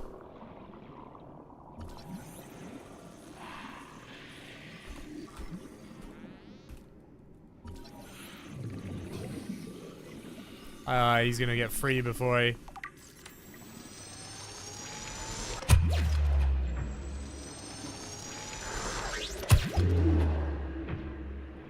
Okay. I just don't want him near my Bertha.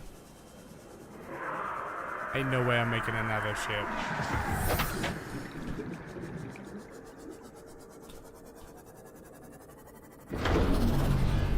Oh shit! That's just a little guy.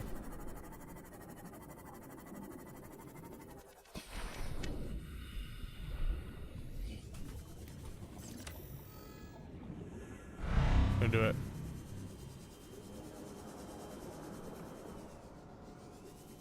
Okay, he's not aggro anymore.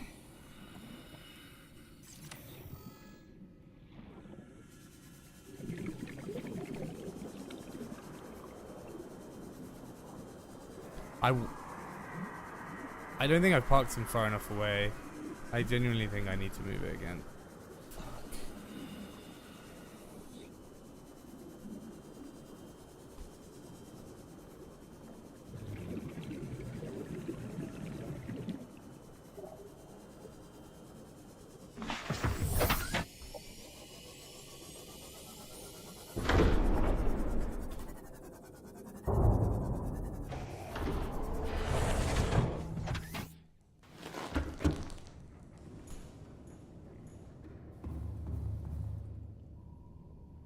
Engine powering up.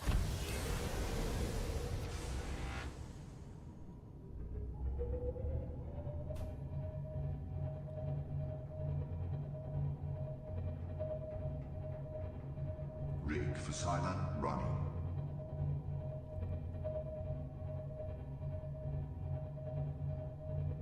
Ahead flanked, emergency speed. Ahead standard. I think we should be safe here. Engine powering down.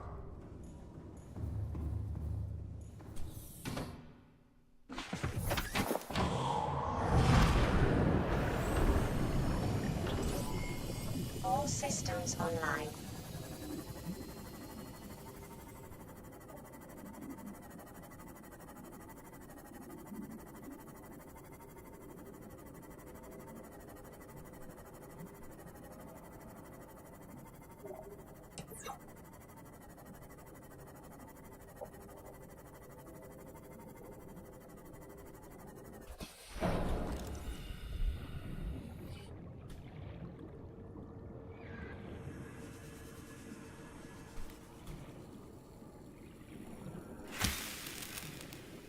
Go, bitch.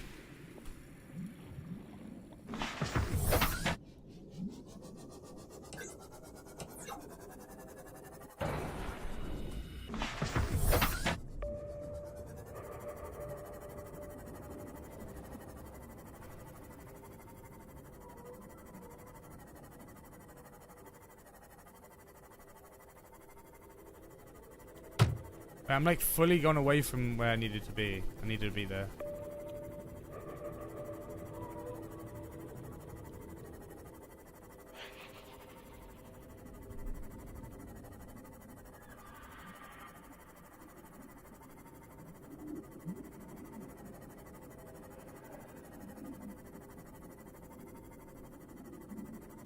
2 level 58 priests? Oh, we are cruising. We just need them when they hit 60 to do a tiny bit of previous farm, but without dying. Oh, the Reaper Leviathan is protecting this thing, maybe? Oh. Oh.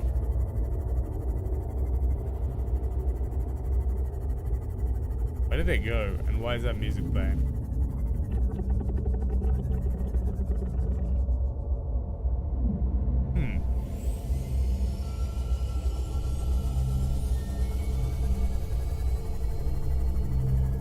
I think I'm thinking it's too much like Subnautica 2 where creepy music plays and I'm aggroed.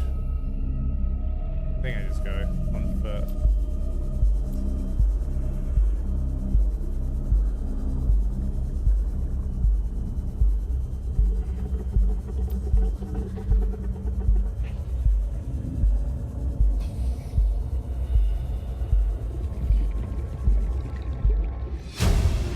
Flotation devices failed.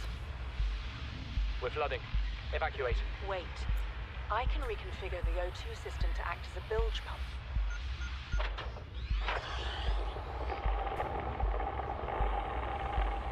It's working. Okay, good news. We're alive and we've stopped sinking. Bad? The oxygen's going to run out in 30 minutes and we're 500 meters down. What do we do? We'll have to use the remaining juice to send a distress call and build whatever gear we can. Then we find a way to the surface.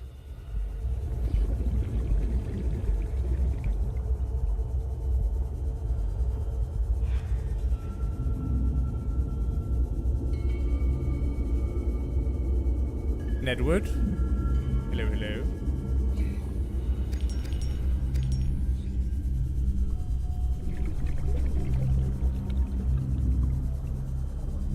Edward. Ward. ARD. You know, your birth name.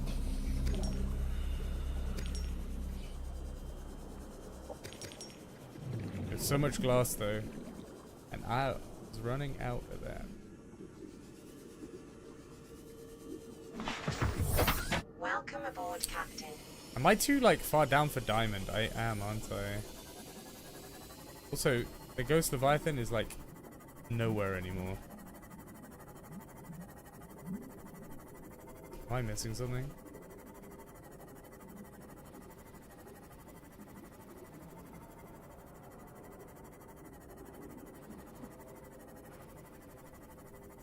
Yeah, we just had a little encounter with one.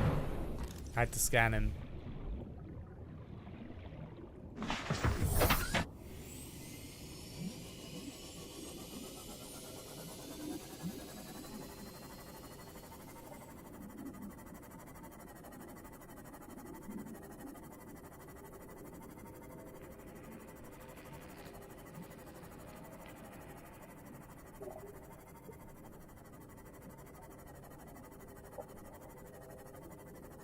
Okay, where were these leading? They must be going somewhere.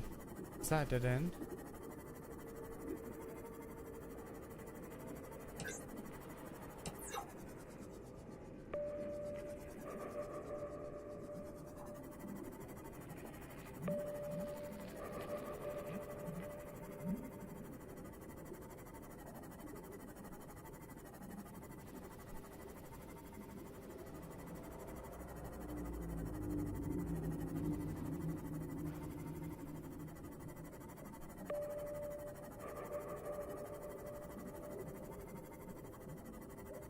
Underwater grow beds at my base? No, I only have a base in the shallows right now. I'm trying to, while I'm exploring, I'm looking for where I want to put the better base. I only have my early game base right now. It's all above water. I have the unlock for it. I just need to, I just want to find a place to put a base. I think this is edge of map, right? I don't, might be.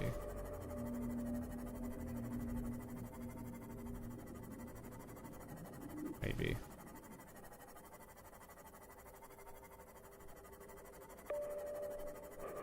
Go back to Big Bertha.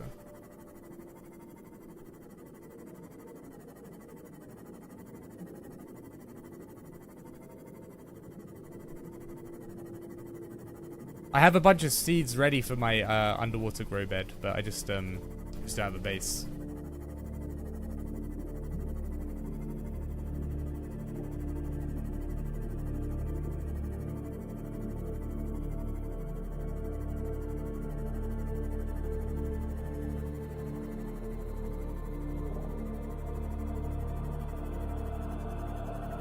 Oh, the deep shrooms? Yeah, I think I have some at base, but I can grab a couple more just in case. I think I have 3 at base.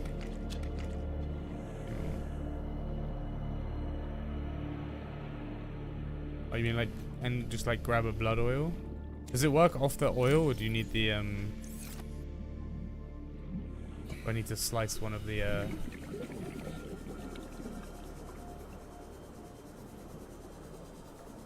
let's see.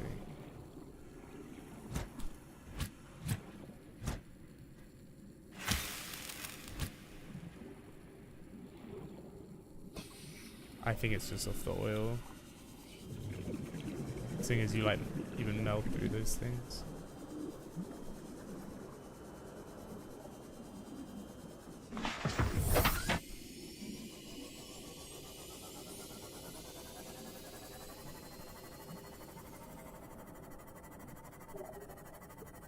Did the Ghost Leviathan only show up because I was making excessive noise? Is that the cue? Because it's no longer in this area. Captain, all systems online.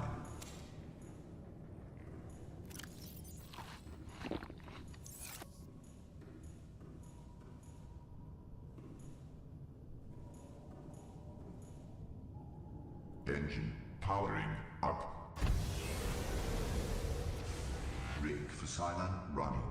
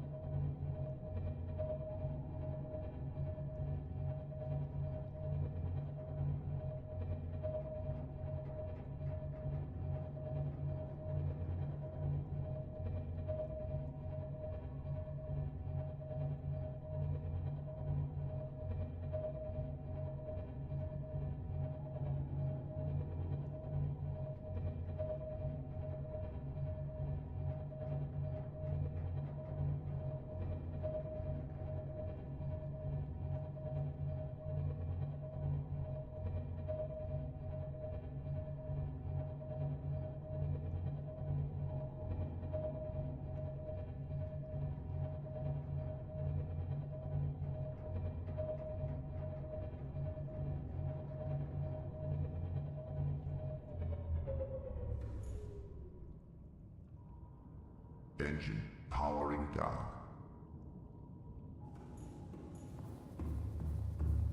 I haven't upgraded the Cyclops yet, so this is about as low as she can get. I'm gonna go lower on this bad boy.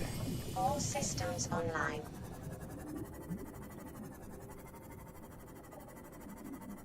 Maybe a way. Follow like the alien things. Maybe there wasn't.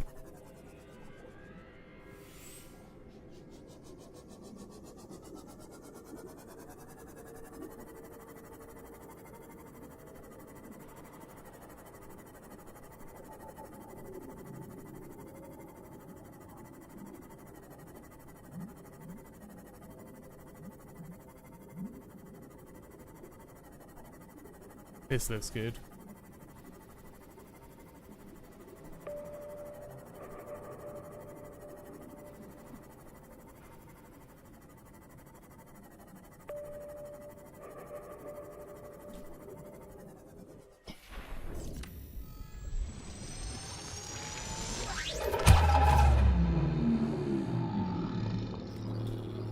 Little bitch.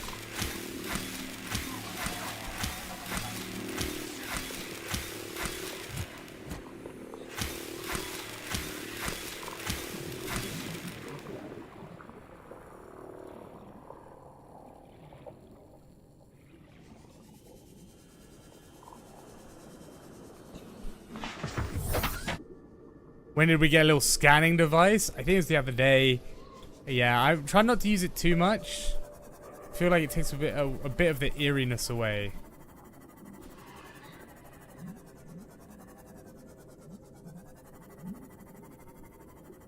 Oh, okay, this was the...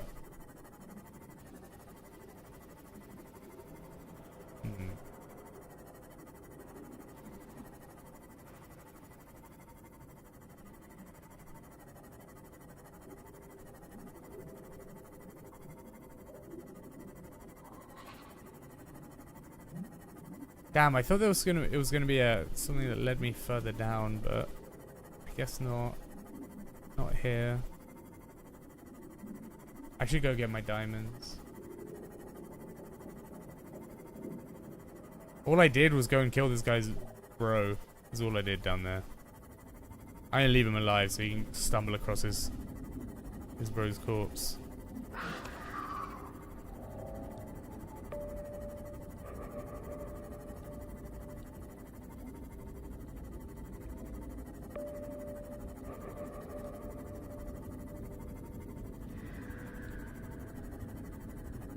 A lot of sharks down here. Oh, maybe we make a base. No, I mean, this is dumb.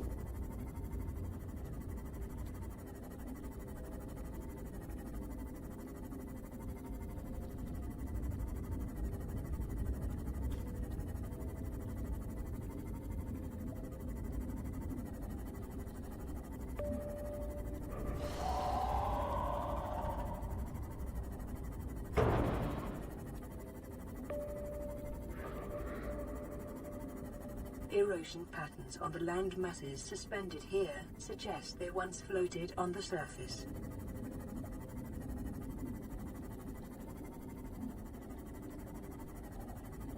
I think I've been here, yeah.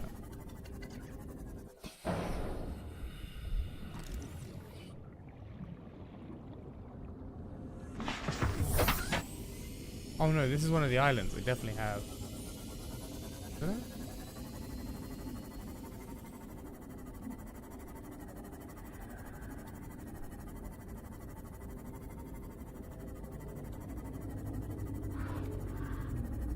Oh shit, okay.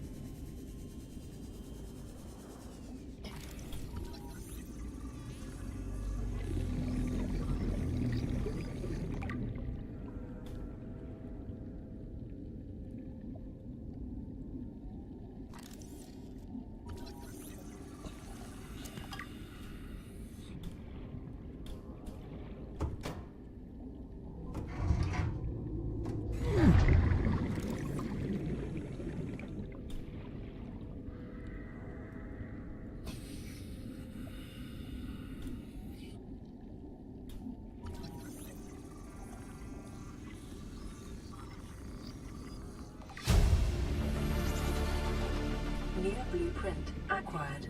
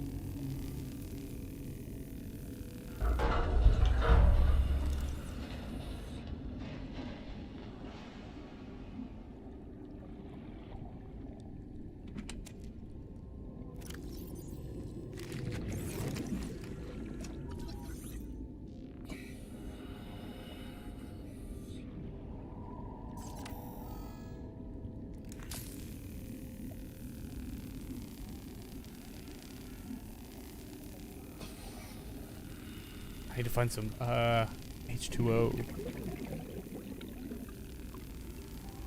bring enough.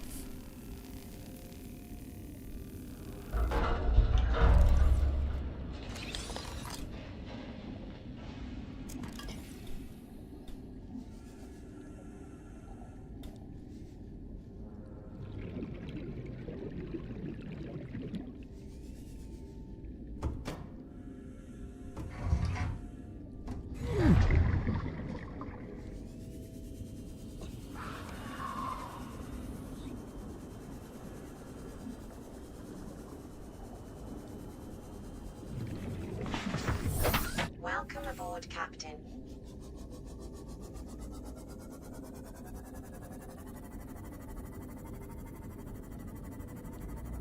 I think I'm going to leave my ship there and then I head back as is, I think. I gotta find some diamonds. What is this though? This looks cool. Oh, it just isn't rendered in. Okay.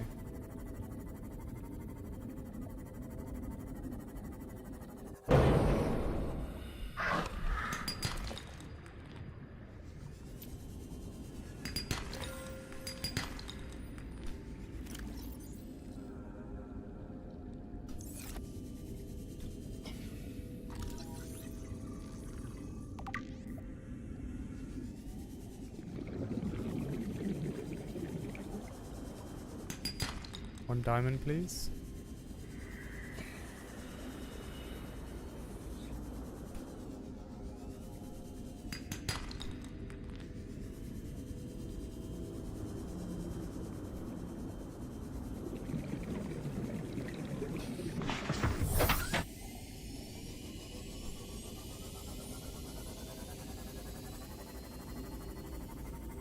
Need more shale.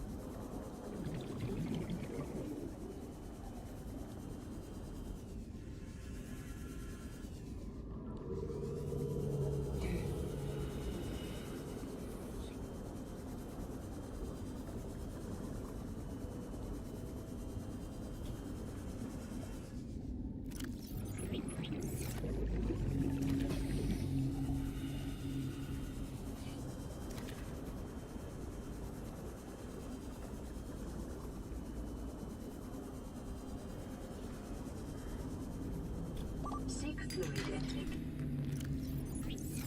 It's the diamond I need. They're huge.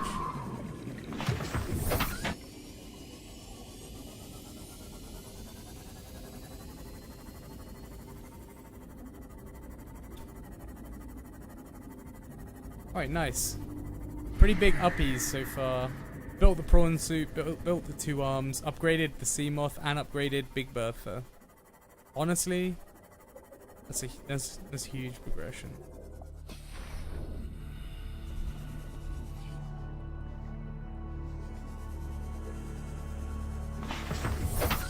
Still haven't found where we want to build the second base, which is kind of like making our life a little bit miserable because we're living out of a 1x1 right now. But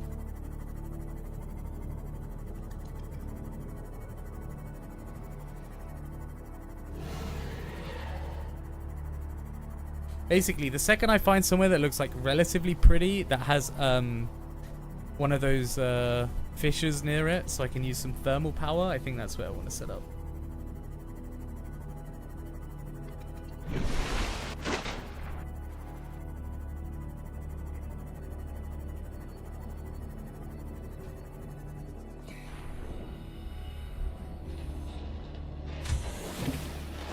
Welcome aboard, Captain.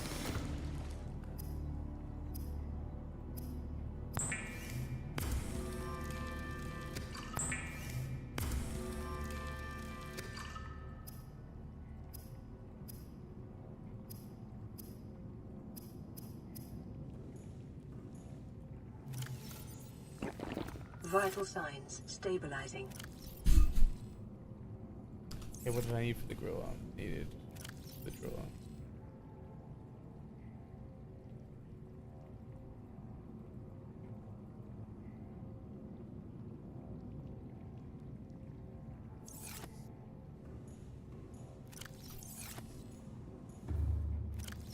Oh, my 3 diamonds. They are somewhere.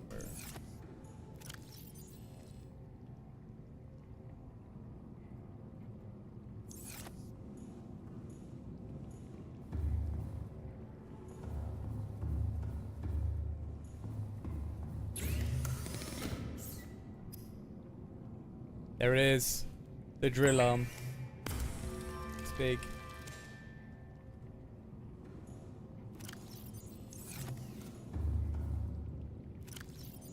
Okay, the arms are done. Let's work on upgrades. Okay.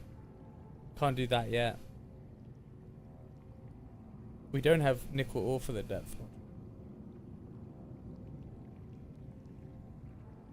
Everything is capped by nickel ore now. Okay. So the next adventure will be find base, find nickel. Honestly, guys, I think that's probably going to be me today. I know it wasn't too much Subnautica again. I need to go get some food because I'm fucking starving. I know, Baron. I'm sorry. I'm sorry. But I need to go eat. it's 5.5 hours. Okay, yeah, it's you probably caught like an hour of it. I'm sorry. It was very NA unfriendly.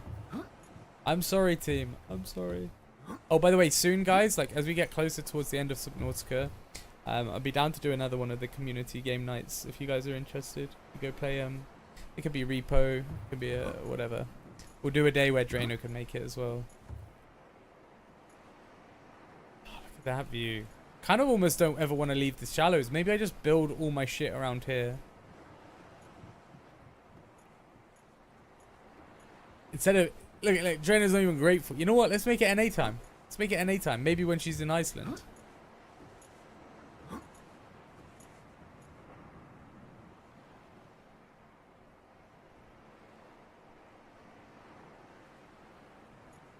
You know, we'll make sure you're about for it. Alrighty, let me have a quick look see.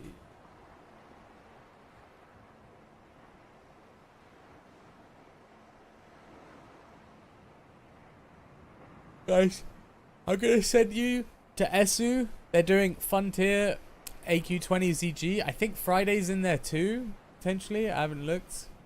So let's go show them some support. I'm gonna get some food and then I'm gonna be hanging out. Thank you guys, as always. I appreciate you all. I'll catch you later. Say hi to Esu for me. We can use the new emotes that no one can read on Twitch. Like, don't use them yet. We're gonna make them bigger sized. I don't think they suit Twitch very well. I feel like the heart one's fine actually. All right, peace. So.